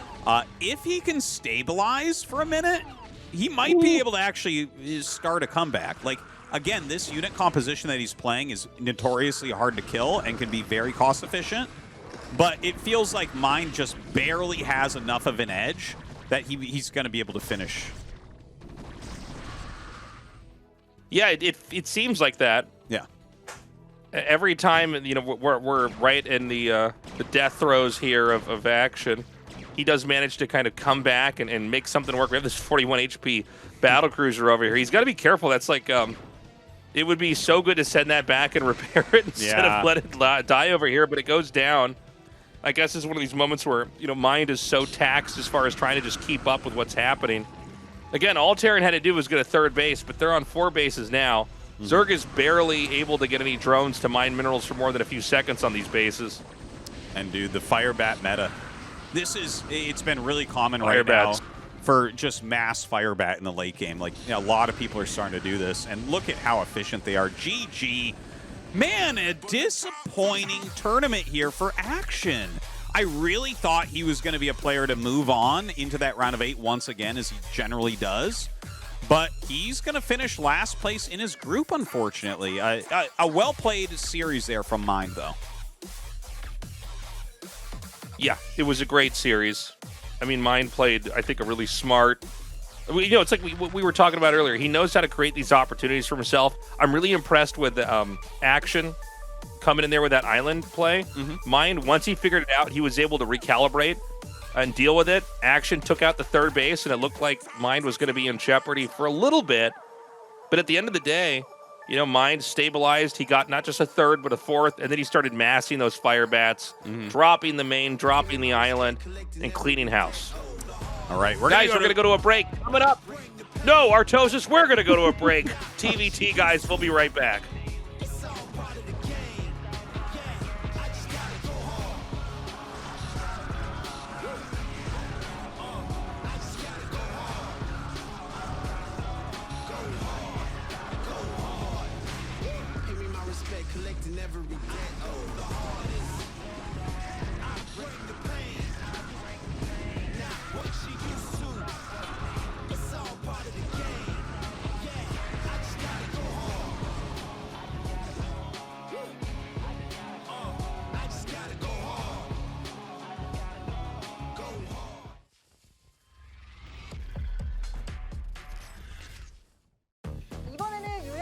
선수와 정영재 선수를 모시고 끝장 토론 시작하겠습니다. 주제는 다전제 맵 순서를 내 마음대로 짤 수 있는 권한대 16강 우리조를 내 마음대로 구성할 수 있는 권한입니다. 일단 유영진 선수는 맵 순서를 내 마음대로 짤 수 있는 권한을, 정영재 선수는 16강 조를 내 마음대로 짤 수 있는 권한을 선택하셨습니다. 재밌는 토론이 될 것 같은데 일단 한 분씩 제가 의견을 좀 들어보고 제 마음을 더 움직인 근거를 댄 선수에게 캔디를 드리도록 하겠습니다.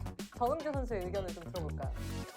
이거는 맵이 좋다고 이기질 않죠. 무조건 사람 골라야죠, 사람. 사람은 질 게임도 이기게 해주거든요. 내가 지고 싶어도 상대가 져준단 말이에요. 그러니까 상대를 골라야죠. 이거. 어떤 선수를 상대하느냐가 맵보다는 훨씬 더 중요하다. 오, 굉장히 좀 근거가 있습니다. 벌써 흔들리시는 것 같은데.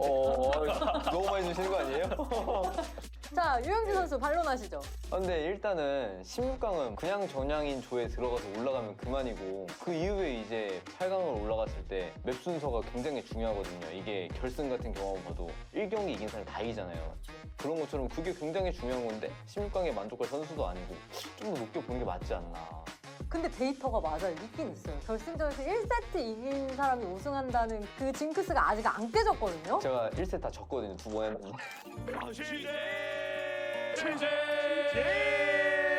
아, 이렇게 또 슬픈 사연을 또 이렇게 슬픈 사연을 이렇게.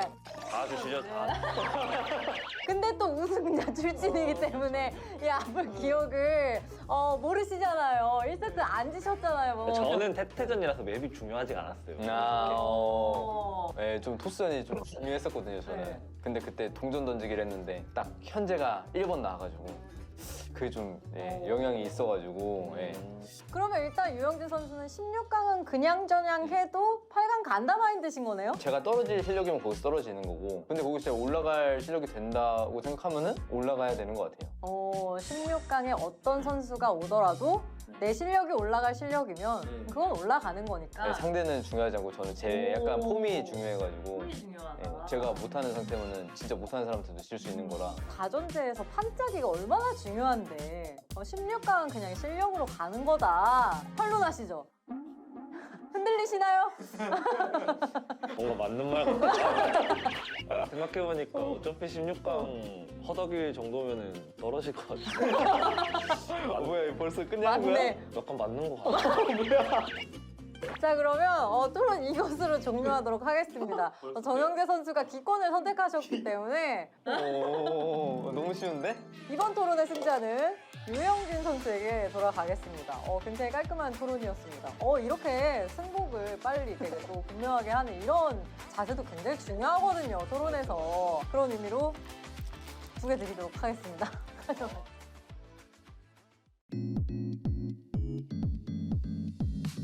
불 좀 켜줄래? 내 의자 좀 보게.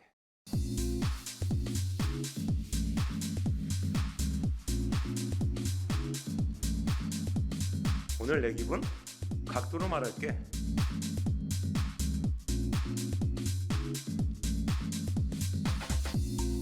이 바퀴 내 무게가 다 담아줄까?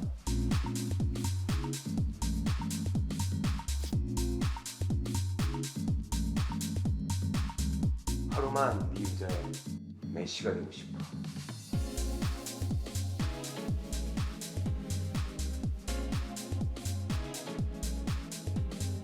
알고 싶어 너의 커스텀 값.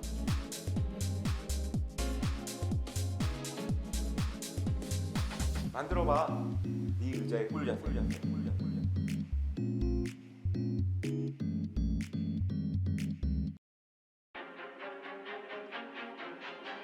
Don't leave. No! We've got a great TVT coming up here. Now we see the real ones, Tasteless. The real ones waiting for this TVT best of 3. Let's go. All right. Well, surely they're all just getting their bathroom breaks in, as TVT is a long matchup, and you can maybe miss the first minute or two, but after that, you better get in your chair and watch. How dare you say that? The first minute or two just as important as minute 58 and 59. Remember, guys, there's only one more spot in the round of 8. The loser's out. And as we always say, the round of 8 in ASL is where it really heats up. Yeah. I'd be happy with either of these guys going Artosis.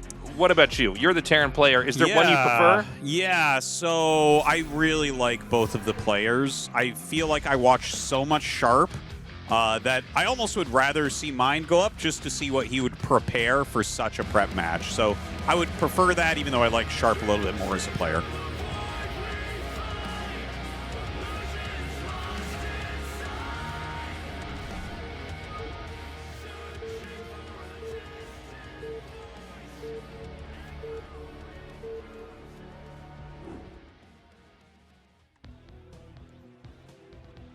Okay, cross spawns TVT. It is. I actually didn't see it. Sorry, it's Sharp in the top left and Mind over here in the bottom right.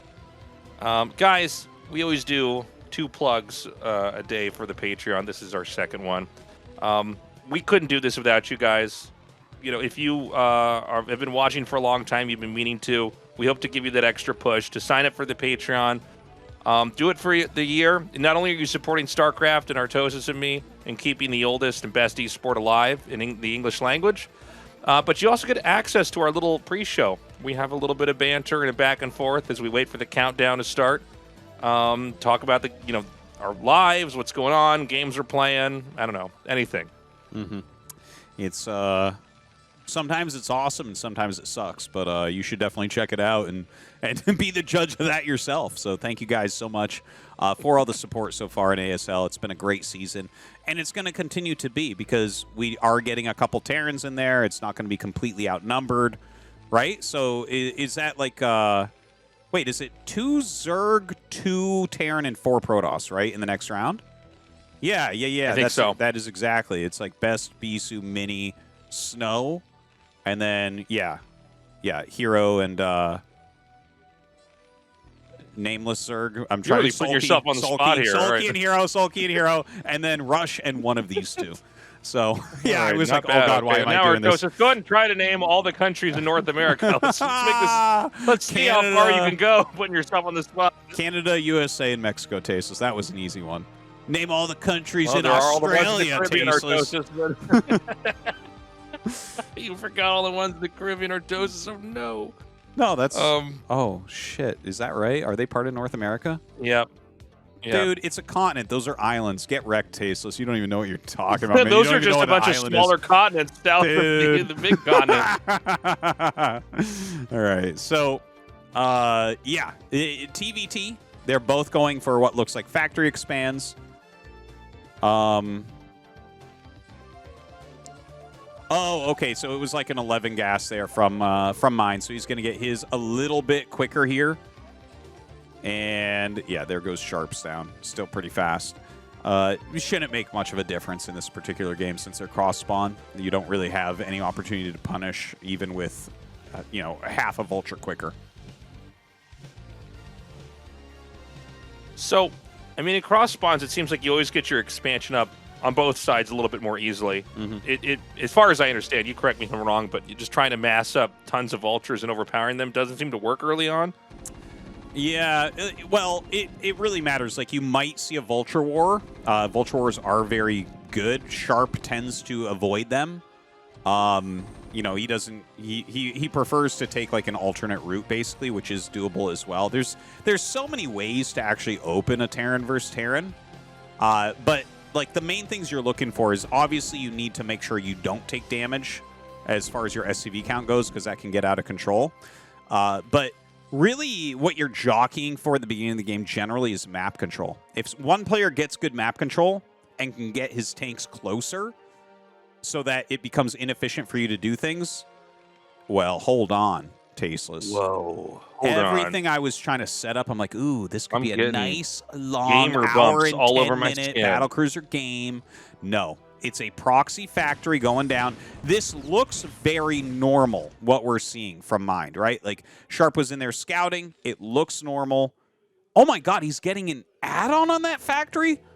What? What is Mind Well, we were doing? talking about how it's hard to... I think Mind might just die here. Well... Or no, sorry. No, okay. Wait. Sharp's getting the add-on. in his home. Mine has an add-on at his home. Oh, dude, he made. And he then made mine a has the bunker. proxy factory. Yeah, so this is actually good for Sharp right now. Sharp is running around. I don't know what he like. Maybe it's just Siege Tank. He's gonna go like Siege Tank. Yeah, he's gonna go 2 factory Siege Tank. Holy crap! But as this Vulture comes in, all Sharp has to do from here is get his siege mode.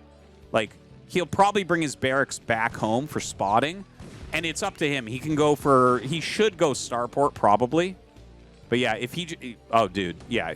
This scout is unbelievable, and he already has that bunker, so everything looking good for Sharp. Is it good to keep getting the armory? Yes. So is that, does it matter either way? You want to get the armory here because it might be a proxy starport. Like a lot of times when you see something like this, it'll be Siege Tank Wraith. He got a good scout of the main, but he can't. He knows there's something missing. There's a building somewhere, and he doesn't know what it is. Here, he's decided to go for 2 factory, and this is, in my opinion, the absolute best thing you can do against 1 base cheese. You get your bunker, you bring back the barracks for spotting, you get siege mode, and you actually have to get the armory before the 2nd factory, because otherwise the Wraiths can fly in, deny the armory, you're going to lose the game. So all he has to do is just make sure that these siege tanks live, and he'll be way ahead. Okay, the tanks are going to edge in. I think Sharp's just a little bit further ahead in the siege, but the Vultures and the Marines can just gun down the tank that's in siege mode. The SCVs, they can't dive on the tank. There's too much cover with the Vultures and the Marines there for Mind. If the SCVs come further forward, he can just target those SCVs instead like he's doing right now. Dude, this is a little bit worrisome. I think that Mind kind of outdid him. Sharp went too far forward. He should have given up the bunker and just blocked the siege tanks from dying. Because if you just stops that from occurring. Oh my God, he will end up losing that though. Great dive there by Mind, but now Sharp wins. Yeah, GG. Wow. Yeah. These 1 base all-ins, like, they can be tricky and you can catch them sometimes. But if you play like Sharp there, like, if he had pulled back a little bit, we would have had a longer game, but it would have been a little bit safer for him. But that ends up totally fine for him at the end of the day anyways. Yeah, if you don't have an expansion, man, the Terran player with the expansion will end up crushing you just based off of the gas that they're mining. Kind of an interesting game. Cool to see the attempted shutdown of the safe expand there. I thought for a second he could either unsiege the tank and pull away because he knows that other tank's going to come out and maybe save that for when he has 2, or like try to dive in and get the extra damage with the Vulture and the Marine and try to fire back and trade it out, but didn't work out. Well, we're going to go into Retro for map number 2. Definitely plays a bit differently, as it's a bit hard to get those expansions up, and containments are extra strong on this map. Let's get into it.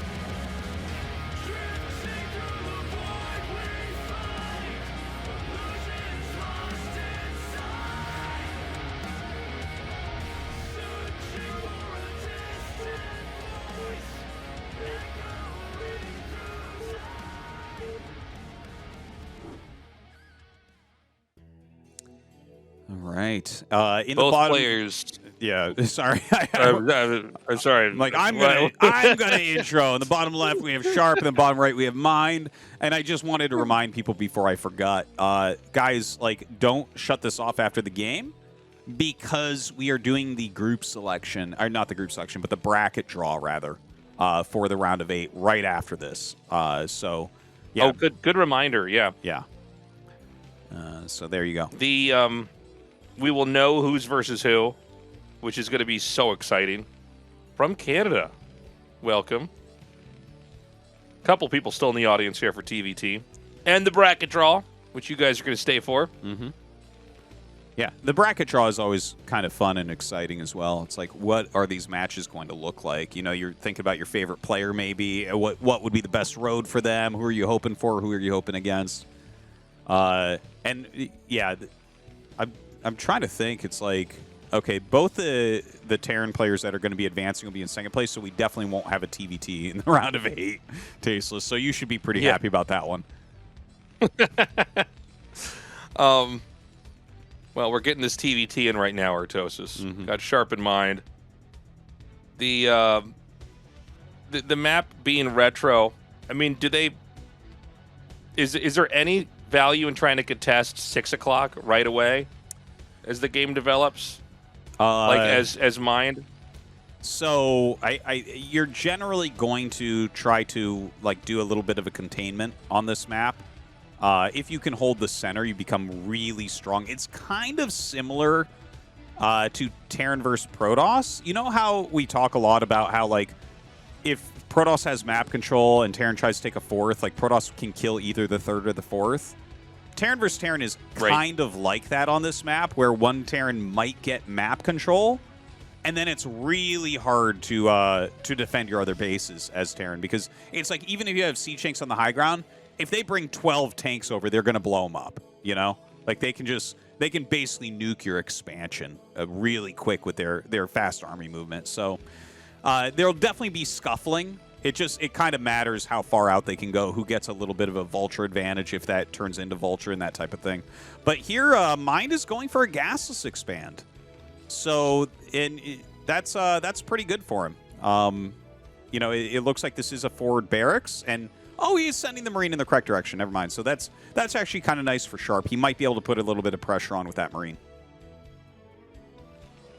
Yeah, well, Mine's already down one game. Is there a possibility that Sharp could try something aggressive to punish this late gas and early expand here from Mind? Yes. There are a couple builds you can do if you scout this before you get your factory really going. Like, he just started his fact, so he can put guys back on gas. We'll see. If you put men back on gas, guys. Oh, my God, it's so funny. I'm not calling them SCVs. But... like, I'm so funny, Tastosis, LOL. I'm like, how do you know all the SCVs are boy SCVs, Artosis? How dare you? Well, because this game was made in 1999, Tasteless, and there's no variety. So he does not put his guys back on gas, and that means that, you know, this is just going to be a normal expansion. You can, like, proxy your second factory and goes... 2 siege tanks with siege mode into speed vultures with mines, and you have potential to break the expansion. It's a pretty strong build if you scout them quickly, but it's also a little bit risky, right? Like, you can play factory expansion against gas expansion nowadays and not feel super far behind. Like a couple of years ago, that wasn't the case. A couple of years ago, it was like, oh, the gasless guy is going to be way ahead if you don't rush. But nowadays, people have figured it out, and it's like, okay, yeah. He'll probably have map control, but it's playable. Interesting. I guess with Sharp dialing it back, this is a totally appropriate way to play. Just trying to catch up in his own way here with that factory, with that add-on here. It's going to be a little bit of a slower game here. It's the starport coming down now for Mind. You got to think in these spots, it's tempting to drop, right, with the big... gaping area in the main that a lot of times doesn't have anything to spot for it. But you could also be using this for a Wraith, right? Yeah. Now, look at this. This is super cute because he's trying to get a scout with his racks. The thing is, you're never going to find a Terran that builds their 2 things right next to each other in this situation. And he's almost sacrificing the barracks. Not quite, but it's going to get really low. And I think based off of what he's going to know he needs to get armory right away. You generally would regardless in this case. But I'm kind of surprised he dived in like that, because actually what you can do is just check the gas at the natural. And if they take the gas early, it's not Vulture. So then you have it narrowed down to either a weird tank Goliath or Wraith tank. Wraith tank is just better. So interesting. At the pro level, it's almost never tank Goliath. Sharp's got a decent little spread of spider mines here. You can use this to basically, you know, kill anything that might move out here, but also deny expansions from being planted. You know, mines when they're laid out well enough can spot, you know, wraiths or drops or anything else that's happening here. You don't have the same kind of muscle for fights later on, but it does give you the freedom to know you're not going to be pushed for a little bit here. The second gas for Sharp is being taken. This is a little bit behind the gas here for Mind. The Wraith is going to come in now. Excuse me. It's going to go ahead and attack this SCV and then probably get the kill on this barracks. And, you know, it's easy to, think of the barracks as not a big deal to lose, but this is the building that allows you to make the factories. So if you lose this, it's actually pretty bad, especially as your factories are about to get started. He might actually just dive in. He is going to do it. He takes it out.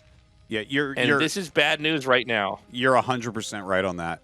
That was actually a very critical move because Mind had already decided that he was doing the one Wraith variant of this. One Wraith goes into 5 factories really quickly, and then you come out and you really jockey for map control.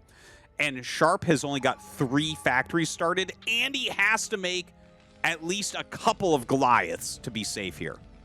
So looking at these positions, I would much prefer to be in Mind's spot after killing that barracks.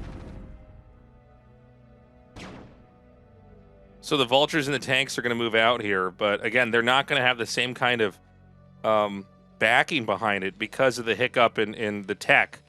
So Mind, he got his other factories later, but or I guess he would have had his stuff later, but because of that, he can only just now start it. You see, it's 3 factories right now. The barracks is just now being made. Sharp with a lot of minerals and gas that he'd like to spend. We could have a moment where they're going to engage each other here in the middle of the map. Mind with, 4 tanks and 2 Marines. It seems almost like they're switching positions right now. Sharp is going to rotate now down into 6 o'clock. A little bit of sharking around the map here. And it looks like Mind is just going to chill on 4 facts, which is fine as well. But he's got a bigger siege tank count. He can switch into Vultures if he wants. And right now it's just about kind of maneuvering around. And it looks like he's checking if there's like maybe a 3rd base. Or maybe he even wants to be sneaky and come down from a funny angle. That could be. Well, if he gets up at the 9 o'clock spot, I mean, that would be... It's kind of an odd angle to be in this early in the game, but I guess it is a spot that Sharp probably wanted to expand into. That could force him into 6, or well, hold on, he's going to go down this. I thought he might hold it up here. This is actually, I think Mind has to turn around. This is so bad. It's kind of cute. Like, that's something Terran players will try sometimes, where it's like, okay, if we walk around everything and come in from a funny angle, like let's say Sharp was in the middle sieged, and you come down with this, you can just win the game with that move. Like, you'll deal so much damage, you kill basically all the SCVs at the natural, because they have to use them to fight you, or because they can't let that just sit, right? So Mind was trying for like a very quick win there, but instead Sharp gains a little advantage from it. Okay, another takedown on that tank over there. Mind, now that he's come back here, he's already getting the beginnings of a surround here with a contain in the center. It's 3 tanks bunched up versus 3 very spread out for the time being. A scan comes down. Mind is going to get the kill on that final tank. He needs to reinforce this, though. We've got more units coming across the map here from Sharp. Remember, his factories were delayed, so his production does come out a little bit later on. Yeah, Sharp is still, he's trading pretty well overall because of some of Mind's moves. Mind is taking that 3rd base. Of course, he still has his barracks up, so he can add those factories quickly behind as well. And it looks like he's going to take a more defensive siege line now. In fact, he's going just behind those minerals in the middle. Oh, God. Now, Sharp is doing the same move to Mind that Mind did to Sharp, except his is a little bit less out of position. Moves forward here, gets a siege. All right, going to scan to clear any mines. Oh, God. This is going to be dirty for Mind to deal with. Yeah, I mean, they're coming in fast, and now the tanks are kind of stuck on the outside. Keep in mind there are mines down here. You got to make sure you clear that. He is doing that. He's scanning. An overextension here for the siege tank, and another one's going to get dropped. Meanwhile, mine comes down here from above. It's only, what, 2 tanks? Soon to be less than that. A dive in with this Vulture, but he doesn't get a mine planted. Now, and again, remember, Retro, like, you're so close when you're next to each other. Yeah. I think he has 2 Wraiths, so he should be able to clean this. Yeah, no, 3 Wraiths even. So that's...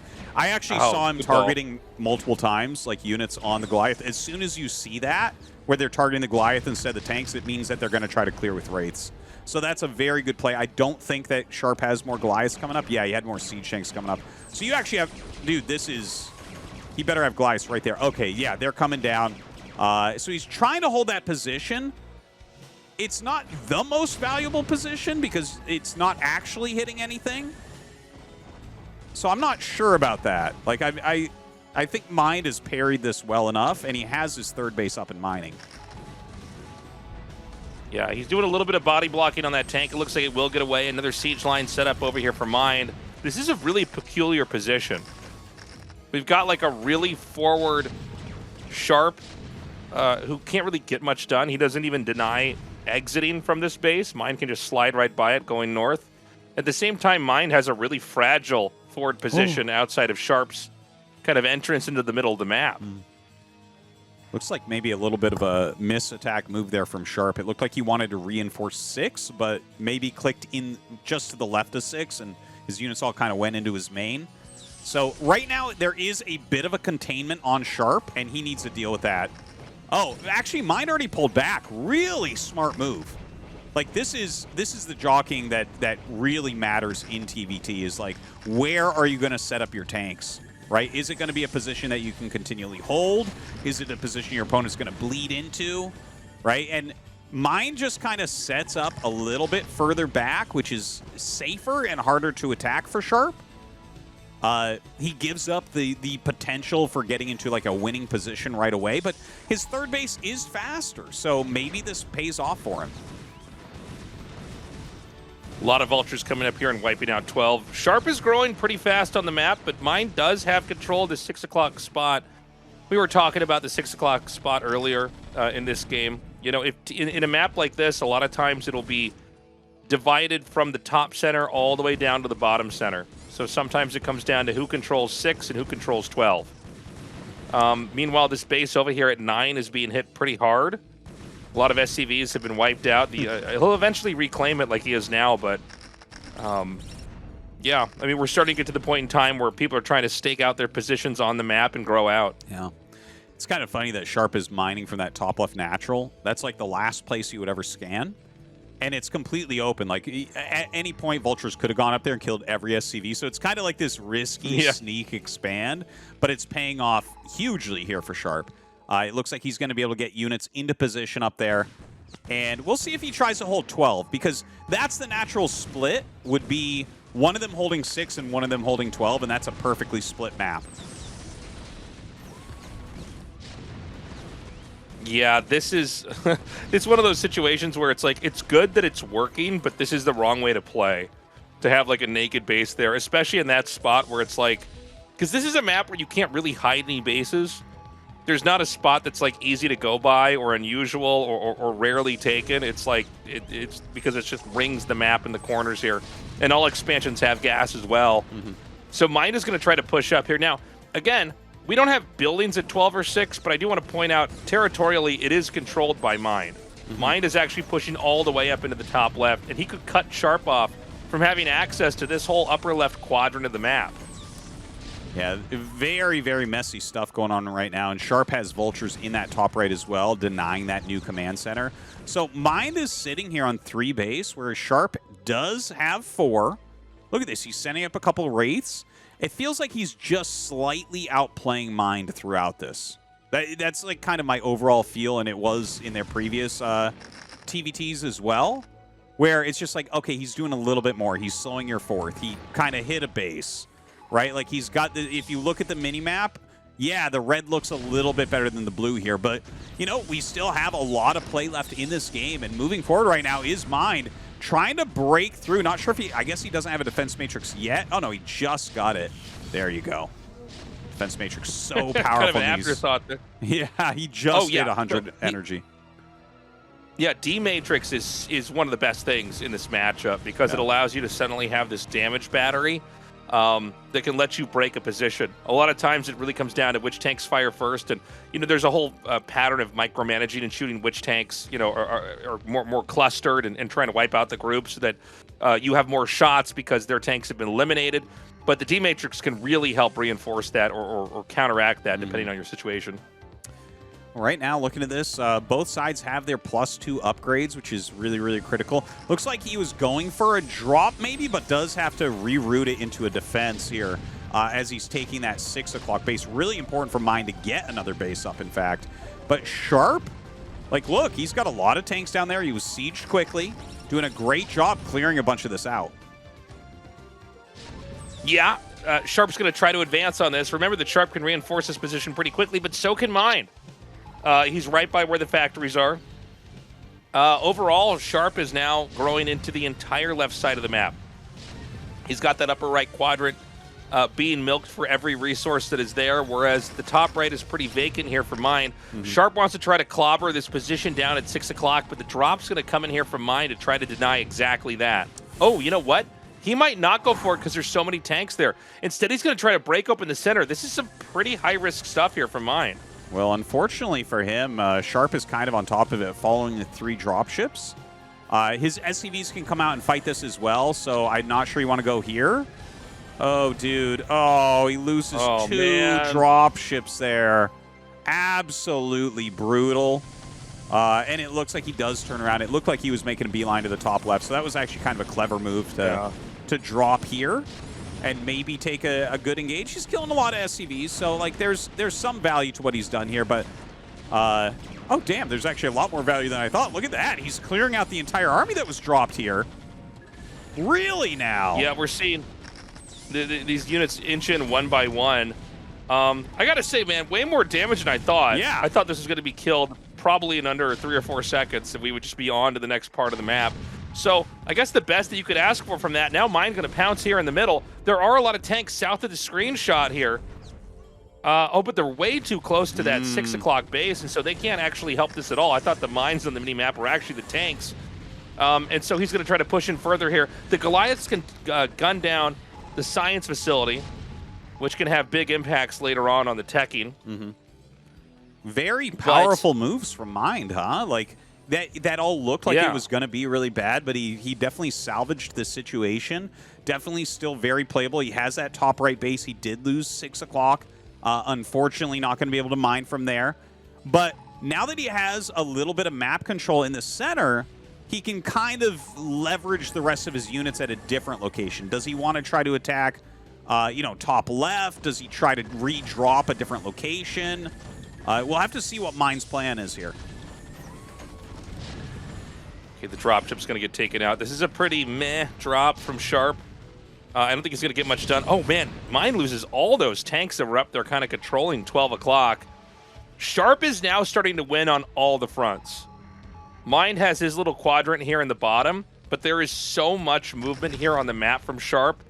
If he can get dropships and just drop the high ground here in between the natural expansion of the top right and the main of the top right, it's going to be so bad here. Yeah, like right now, Mind he's definitely on the back foot, but he's making a lot of good moves. The problem is that Sharp has those top 2 left bases for so long now, right? Like maybe some of his trades aren't as efficient, so you see very similar supplies and everything. But if Mind cannot secure his top right 2 bases, he will end up losing to Sharp regardless of how cost efficient he is.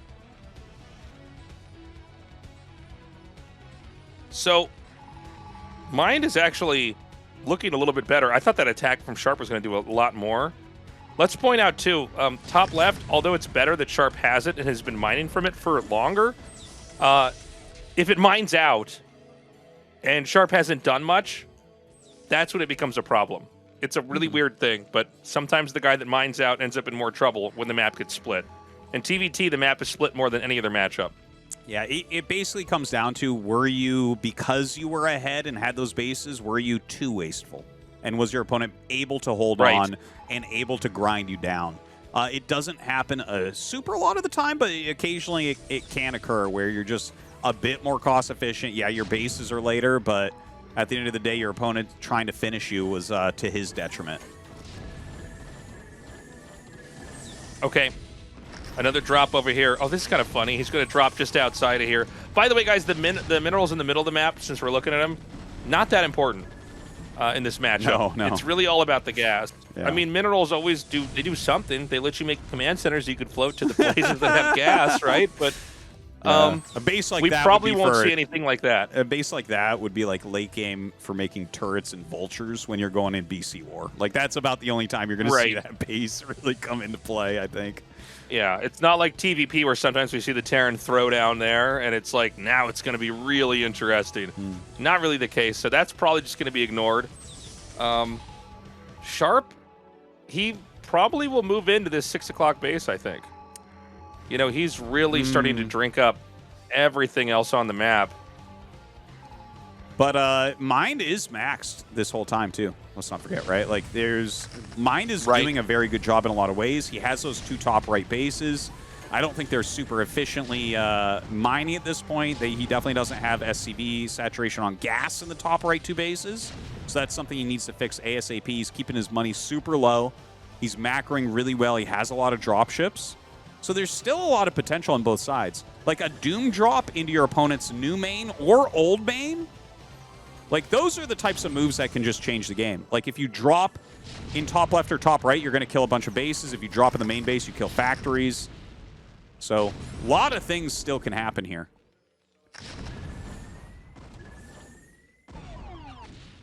So this is, it's kind of funny to see that drop that Sharp did earlier. He, like, drops right at the entrance to take out some of the tanks. Sharp, well, there's another scan coming down here. Like we were talking about earlier, the scans are so important. You need to be scanning everywhere to try to figure out where their drops are, if they're going to drop, where they're going to drop. And we've got a big set of drop ships on both sides. Mind is moving out across the map. I'm not totally clear on where.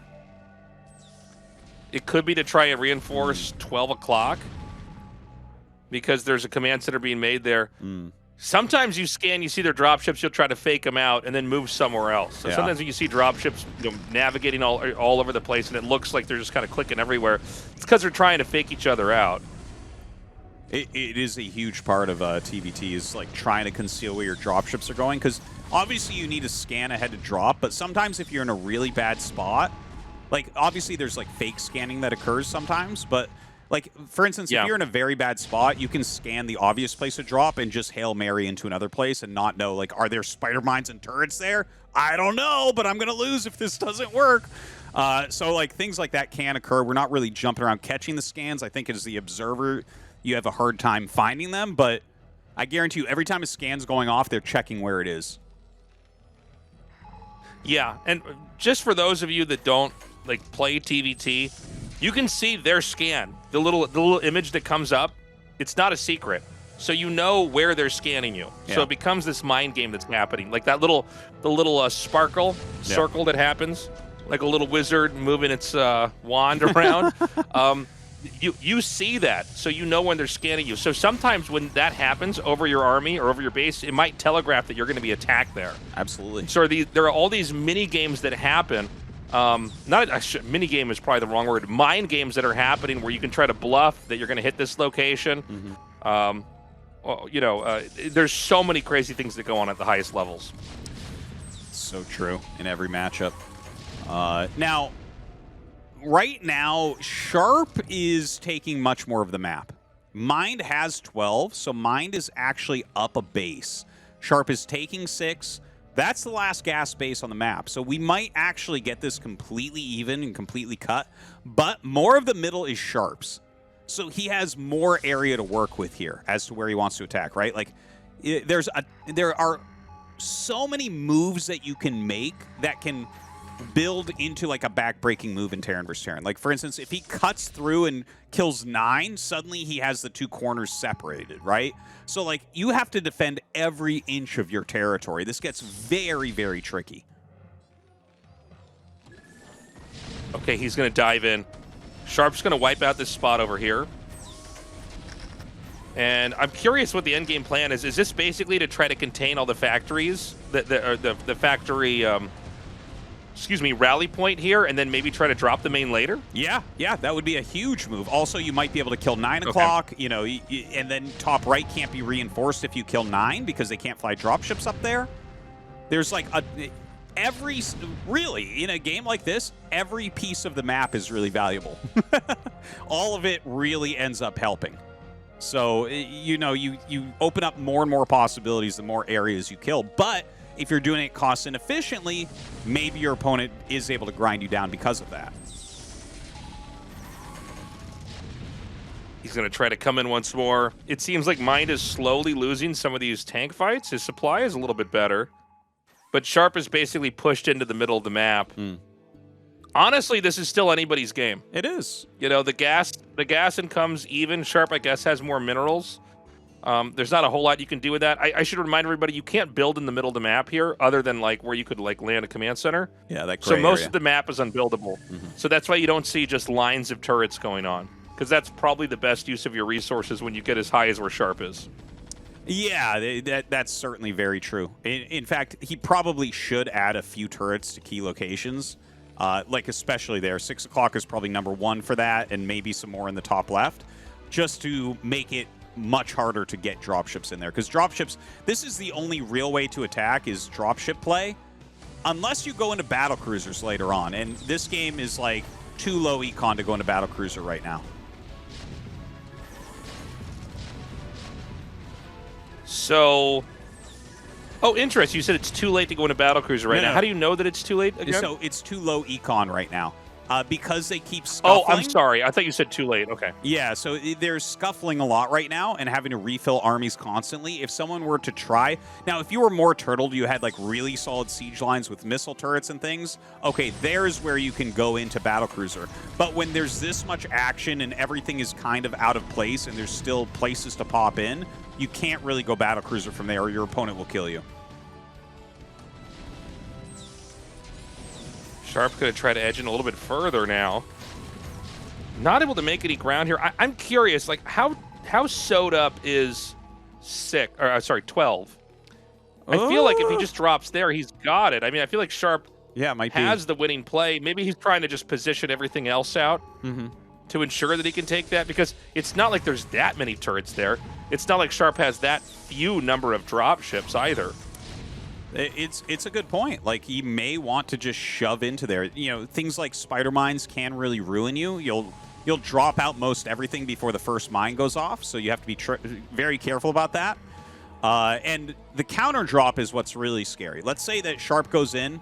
Like, look at this, 11 dropships. If Sharp goes in with his dropships, then 11 dropships drop on top, mine destroys that. Now, dude, look at this. This is an absurd amount of supply flying around. Yeah, this is kind of scary. Is he going to go over that mine? It looks like he wants to go inside the main. Oh, now, the my main God. is vacant here. This is like a big landing platform for everything that mine has. Did he bring SCVs with us? Is there a possibility he could even try to make a command center up here? Tastosis, a man after my own heart. Oh, my God. That's actually 100% you should do that. You should try to load a few SCVs in when you do a move like that, because when this happens, Terran either needs to clear it immediately or they have to kill one of your bases. Like, right now, I feel like Sharp should just be putting everything he has into top right and just being like, no, we got to trade this. Because if you leave mine with top right and he kills top left, your game's over. Well, he's going to take out this 12 o'clock base, and I mean, had he had an SCV there so that he could make... Oh, God, dude, they're just going to go after each other's bases now. Look, he's going to go right into 9 o'clock. Whoa, this is a sick ending. I'm not even clear on who's going to take this. By the way, the income is so banked up right now on both sides. And Sharp with a big drop here in the top right. There are a few tanks down at the ramp. So right now I'm looking at this. I think Mind wins. I think he's got this game. Like, he's losing that base, and he loses 12, but he's going to be able to hold the top right natural. And look at how much he's killed. So Sharp is mining from one base. Mind is mining from one base, but I kind of like the spread Mind has here in a way. It feels like he has more potential to retake bases than Sharp does. Well, the fact that the most rich base that's currently being mined from is 6 says very good things about Sharp. Yeah, that's true. This big roaming set of dropships is out. Again, you know, oh my God, you know, this turret, I think that turret killed like 3 or 4 dropships, literally. Now, we don't know what's in every dropship, but it's actually pretty hard to unload that many. You have to assume there was some stuff lost in the process. He's going to try to push up here, and these are almost as dumb as Dragoons right now, trying to get up there. The tank's just completely blocking off the Goliaths. He will be able to take 12, but look what follows up. A big push in here that these Goliaths can't do anything about, and now it's going to be even more supply dropped. He lost. If we were to not expand, I think he might be losing this game. Keep in mind, if we were to just not expand on either side, Sharp would have so much more to mine from in minerals and gas. Look at how rich that base is, dude. That was and that was that so base is basically unwrapped. It's like an unwrapped base. It's in mint condition. Mint condition base. Its evaluation never been is used very before. very high. In fact, it's move on to the round of 8 high. But we have a drop in here. Look at the siege tanks. They splatter everything. Only Goliaths left here. I think Sharp has done it. I think Mind was too cost inefficient where he just tried to clear 12. And then he comes in here and the tanks are ready and destroy every unit he has.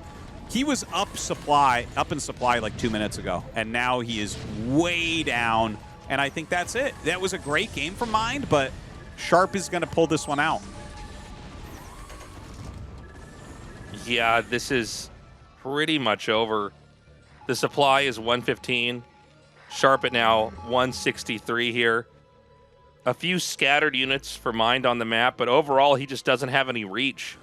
The top right main, it's not being mined from by Sharp, but Mind can't reclaim it either. He has to push into it. These dropships are so brittle. Oh my god. Dude. And you know, with the last few dropships being picked off, now you've lost the ability to have any surprise movements on the map. Yeah. Mine just got way too cost inefficient here at the end. He never repaired any of his dropships. His attack up into 12 was weak. His drop on 6 was weak. He had enough tools to keep working with this and maybe still win the game. But Sharp now has gained a ridiculous advantage. You can see he's got like no gas, so he definitely needs to get on top of that. But if he just sieges up 12 and 6, he's going to be able to kind of remass quicker than Mind is, even though Mind is floating a command center up to the top right now. Well, I mean, if he gets the command center over there, that's pretty good. It's going to be a little bit before he can start to mine from it. The CC is painfully slow in games like this. Yeah. But the SCVs are already being transferred. We see the little stream of SCVs moving up to the north. Our observers showing us that the top left main is still very rich. Even though Sharp had it, I guess it wasn't as heavily saturated. It's actually one of the only players I've ever seen who's so good at perfectly saturating everything is Flash. Yeah. But a lot of times you'll just find out like, oh, this base had like 40% more workers than that base, and you never had time to check. So it's kind of a blessing in disguise here for Sharp to use that sloppy with his worker distribution, because now he's got a pretty rich base there in the top left. Well, he's kind of getting everything now. Just having those 2 middle bases at 12 and 6 is like, now you're 2 bases up on your opponent, regardless of what else happens if he mines the top left. You know, so it's getting worse and worse for Mind right now. Some dropships flying in. I'm not sure what that was all about, but they will turn around. Well, it's funny, we called this as being over, but things have slowed down a little bit. I think Sharp is trying to make sure he can cross his T's and dot his I's to get back up there. Losing all the dropships earlier for Mind might have been the most devastating thing. When you're this low on supply and you're trying to fill up on tanks and Goliaths, it's easy to forget how, from the observer standpoint at least, how expensive dropships are with gas. It's the price of a tank. Yeah. No. Is it? Wait. Well, the gas price. How much? Yeah, it's 100. Yeah, the gas is right. Yeah. 100 gas. Yeah. No, don't question yourself. I like second guess myself. I'm like, wait a minute. No, I do that I'm sometimes like, wait, too. do tanks shoot faster? Siege or unsiege? Hold on a second. We've played this game for 26 years or whatever. Like, just trust yourself, whatever you think. Even if you're wrong, just trust it fully. That's right. We could have just gone with it. No one would have known. So the push down here in the middle, Mind pokes his head out. The hammer knocks the nail back in. Again, how was that, Tastosis? Was that a little bit of poetry for you? But pretty good. The other side of the hammer takes the nail back out. So, like, maybe Mind still has counterplay here. Yeah. Oh, man. A lot of scans coming down here. I bet Mind really hurting, seeing that the main that Sharp has in the top left, I think literally has more minerals in the main that Mind has in the top right. Even though Sharp had it for more in this game. Well, even taking that center base now, that's when you really know that the game is going to be ending. Like, Sharp definitely has that big advantage. Mind having this top right base, if he could clear 12 or 6, there would still be a chance. But when you look at how well defended they are, doesn't seem likely. Dropship-based approaches against mass turret and Goliaths and then tanks, like, yeah, okay, that's going to be GG. You don't stay after that. Yeah, that's probably it. That's GG. Here are the scans. That's him checking how bad it is, and he'll GG. Watch. See? All right, there it is, GG. All Terran players are exactly the same, Tastosis. We're a bunch of fucking robots. So, yeah, Sharp moves on to the round of 8. And a great play from him. I really love that he made it to the round of 8 because in the group selection, there was a lot of shit talk around Sharp, especially from Shuttle, about how like he got in there through the wild card, he shouldn't be a seed. But here he is in the round of 8, showing that he deserves it. Yeah. Fun games, man. Very exciting to see that Sharp did it. Again, I'm still stunned Action didn't make it out. Mind, you know, he struggled with TVT. We can see it here. I don't know. Don't know what else to say. I mean, it was a fun day of games. Always loved the round of 16, but always more excited for the round of 8. Well, speaking of that, we are going to draw the bracket, but first we are going to have a little interview, guys. So do not turn it off yet. Still plenty of fun to come. It will be interesting to hear from Sharp. I guess he did a great job in his group choosing Mind, because Mind is the only player he beat tonight, and he's going to the round of 8. Yeah, we're getting a shot of when this is the MVP of the whole thing, was the turret that killed all those dropships. Yeah, this move, no, he came back. This was the worst move in the game. Watch how many units he loses. So he had like 8 Goliaths or so and 5 siege tanks, and he just loses everything and doesn't stop the base. Like, if he kept that stuff in top left, completely different game. Completely different game. But and you can see, he was up in SCVs, he was up in army supply, and he loses, like, everything there. Pretty brutal. Yeah. The dropships come out on the map again here. And it looks like this is where he tried to hit this spot over here at 6 o'clock. I mean, there were so many important moments in this game here. This was when it was really almost nothing left over here, where Mine had only 1 mining base. Tried to come in here and hit 6 o'clock, and Sharp punched back twice as hard. Yeah, Mind here lost 60 supply in like a minute. Between 12 o'clock attack and 6 o'clock attack, they were just both poorly done. I don't know, I think he felt more pressure than actually existed. And if he had taken his time there, he actually had the superior army. Maybe a slightly inferior position, but you can work back with that. And so Sharp holds on, and I mean, he's happy as can be. I think we're going to jump over to an interview here before we do that bracket draw for the round of 8. And the final participant of the round of 8 this season of ASL 17 has been decided. Let's have a word with Sharp. Congratulations. Thank you. You didn't lose focus all the way until the end there today and have once again punched your ticket through into the quarterfinals. This is your 7th time, all in all, including the Advanced National StarLeague, that you're making it into the round of 8. How do you feel? Well, getting to the quarterfinal stage, no, okay, it's not getting to the quarterfinals. It feels good that I'm able to play well again. You defeated Mine 3 times and ended up advancing to the round of 8. Many fans said they were quite moved by your TVT. What do you think of your own TVT?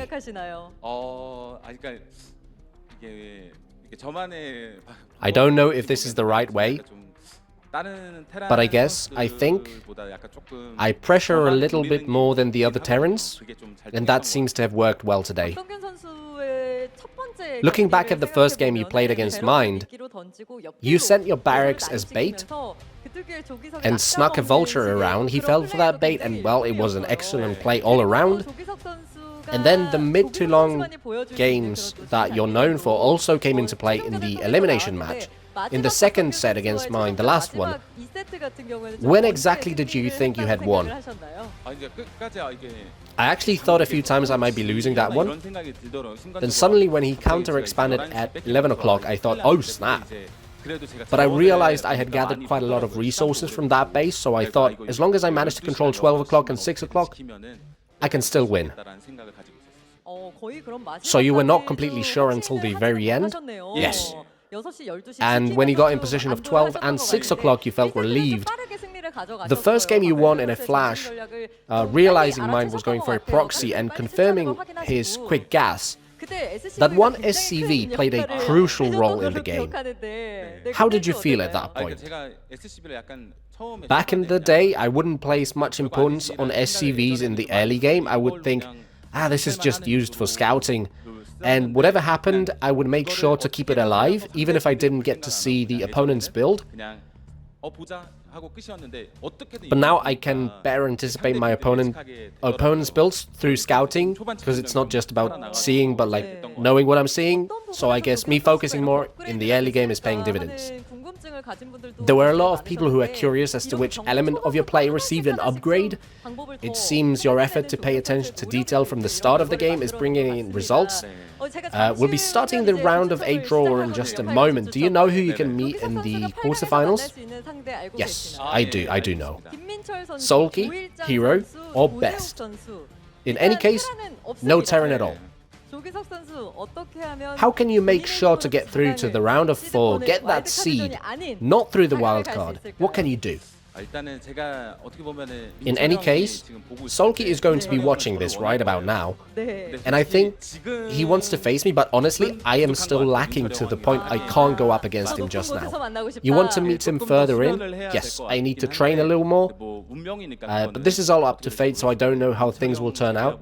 In any case, I'd like to meet the other guys, not Sulky. It's getting late, but your colleagues have stayed here cheering you on, so have the viewers. Anything you have to say to your colleagues and fans? Above all, I'd like to thank our Poshinde StarCraft University students for coming to support me. Also the boss of Poshinde, he'll be watching this. And thanks to the fans once again. Thanks to YSC, Royal, Light, True, Shine. Wait a minute. Mini. Okay, that's it. Yes. Thanks for practicing with me. Alright, in the pre-game interview I said I really wanted to win because today is a special day. Well, today is my 1-year wedding anniversary. Wow, what a great gift you're presenting your wife with. Congratulations. Yeah, I told my wife I would for sure be going to the round of 8. She's always very supportive of me. And I want to take this opportunity to say I love her. Okay, well, congratulations once again on advancing through to the round of 8. We'll see you in the quarterfinals. And that does it for our chat with the final round of 8 player of this season, Sharp. All right. Well, there you have it. Congratulations to Sharp. He moved on. I gotta say, kind of the unexpected survivor. A lot of plot twists with Terran in general in this season. Yeah. Light dropping out early, Sharp escaping this group. I don't know. Very interesting season. Yeah, I'm very happy for Sharp. He had some really tough seasons before, but he's done a great job now coming back. And here is what we're looking at for the group draw, right? We have 2 Zergs, 2 Protoss up top, and 2 Protoss, 2 Terran down bottom. So a lot of different possibilities. Just a note for the group draw, guys. You cannot play against the person who you already played in your group. So if that gets drawn, that will redraw. That's right. I'm so excited to see who is going to be versus who here. It's always so impactful wherever each player ends up in this bracket. Kind of a different round of 8 than what we're used to. A little bit Terran Sharp, a little bit Protoss heavy. Yeah. I don't know. It's always fun to see how this pans out. I like it, though. I like this round of 8. I think it's really cool that there are so many strong Protosses playing well right now. That's always fun to see. And I think it could have been even more. Like if Rain would just stop being so popular as a streamer, man, this could have been 5 Protosses up here. What a season that would have been. Reminiscent of the old KSL. But yeah, it's going to be good, I think. I think that Rush has potential to win, so we still have a Terran that can go very deep. I do not think Sharp does. I do think Sharp will go out no matter who he's against. I think all those players are bad matchups for him.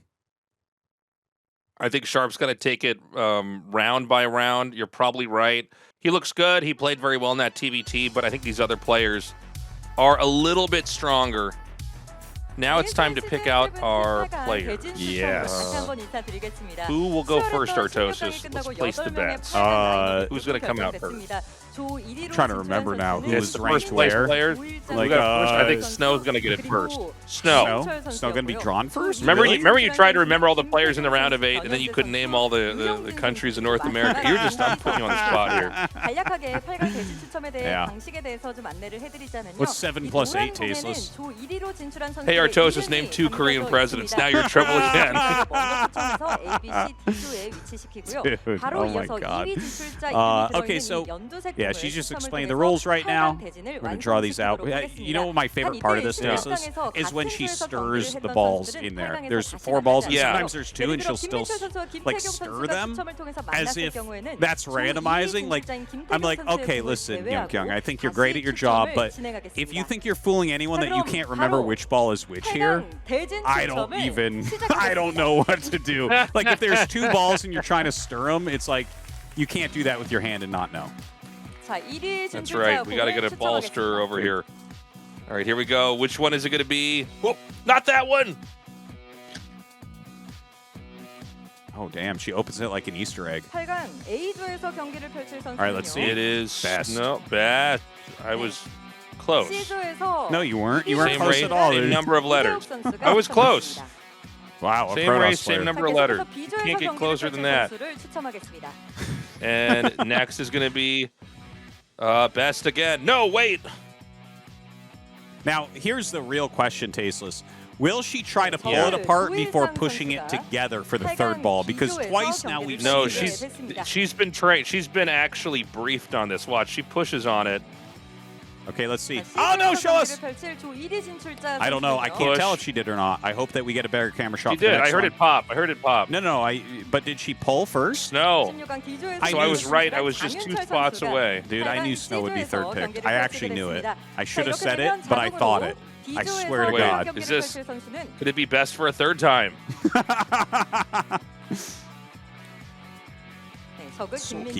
Sulky. Okay, so a couple Protosses split.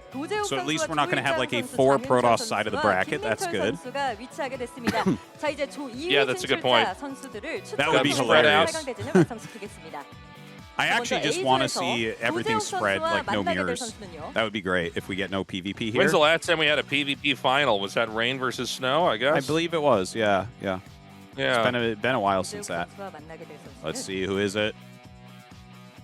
Sharp. Ooh, Sharp first best is actually a legit good matchup. If I had to say one person he has the best chance against, it is best.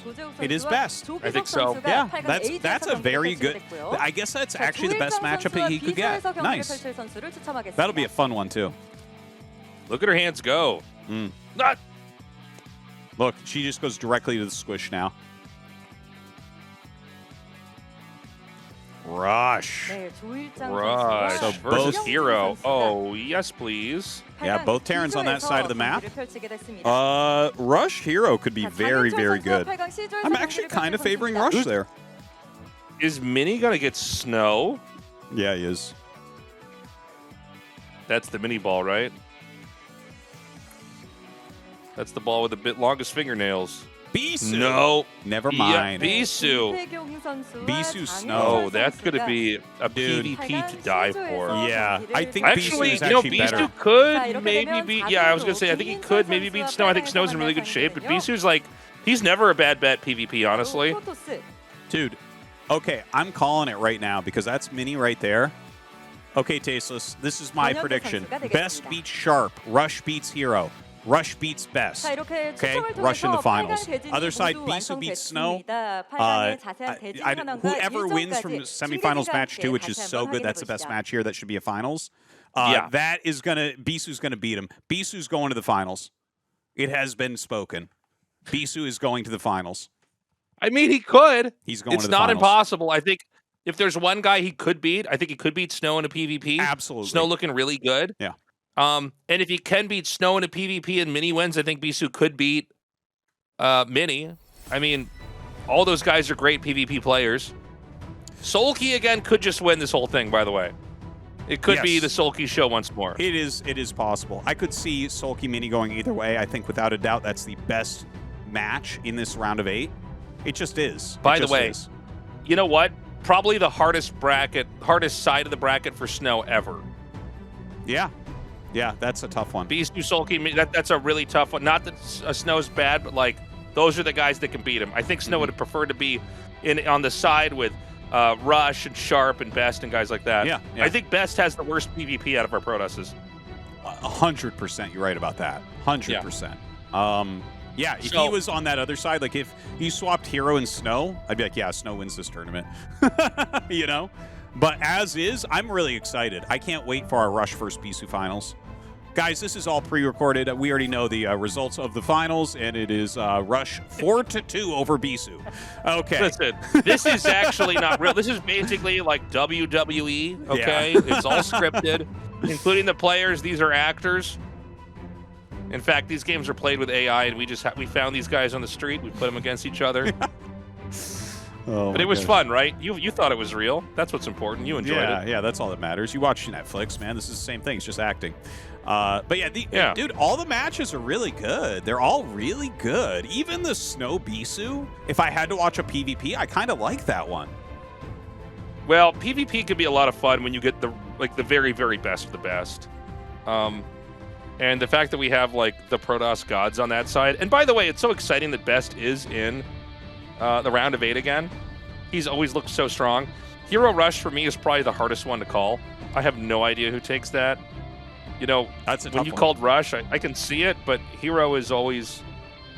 he's so good, man. Yeah, Rush went on a killing spree of Zergs in the KCM semifinals, so like I know that his Terran vs. Zerg is really lit right now. And as far as this matchup goes, like Bisu, isn't he actually like the second? He's one of the best PvPs of all time. Obviously, he's one of the best everything with Protoss of all time, but I actually do think he'll be able to take out Snow here. I think Bisu is more composed and plays closer to his level on stage than Snow. Bisu also dies to a lot of DTs where he doesn't get detection. We'll see if that happens this time. Sulky Mini, you know, Sulky's looked so good. Mini, what am I saying? Mini's PvZ is so solid, though. Yeah. I don't think that Mini can have the kind of corner cutting style as well against Sulky. I think that's the problem with playing against him. Oh, it's tricky because Sulky mixes his build so well. But I am actually so happy that's match 4. It's just going to be a better match. If it was match 1, there would be less prep time for these guys. Sulky's going to come up with amazing builds like he's already shown. And Mini, he might do something we've never seen before. Like, that's a Mini thing to do. Yeah, he might come out with a build that Sulky could not have prepared for. And look, Sulky winning 2 ASLs in a row, how crazy would that be? Or Mini comes back. I mean, Mini was our champion from before. For scheduling, guys, this is it live. If you want to come live, show up to the studio at, in Jamshil. That's Jamshil Station. Don't just look up AfreecaTV studio. There are studios literally all over the city. They're not near each other. Jamshil Station. The show starts at 7. I think you might have to buy tickets online. I'm not actually sure about that, but if you get there, you can usually buy the tickets on your phone when you get there. And we record these the day after they happen. They're uploaded the day after we record them. So they usually come out about 2 days most afterwards. of our people are in North America, so it's actually like it gets uploaded the same night. So like right now it's the morning when we're recording. It's going to be uploaded tonight. Oh, yeah, that's true. So, yeah. For you, it's the next day, but for you guys, it's not. I'm in the future. So it's even faster over here. Guys, thank you so much for joining us. Again, the support on Patreon is appreciated. Patreon.com/ASL English. Tastosis, any closing thoughts? Going to be a great round of 8. Can't wait for it. Thanks for watching. Thanks for supporting, guys, and we'll see you next time.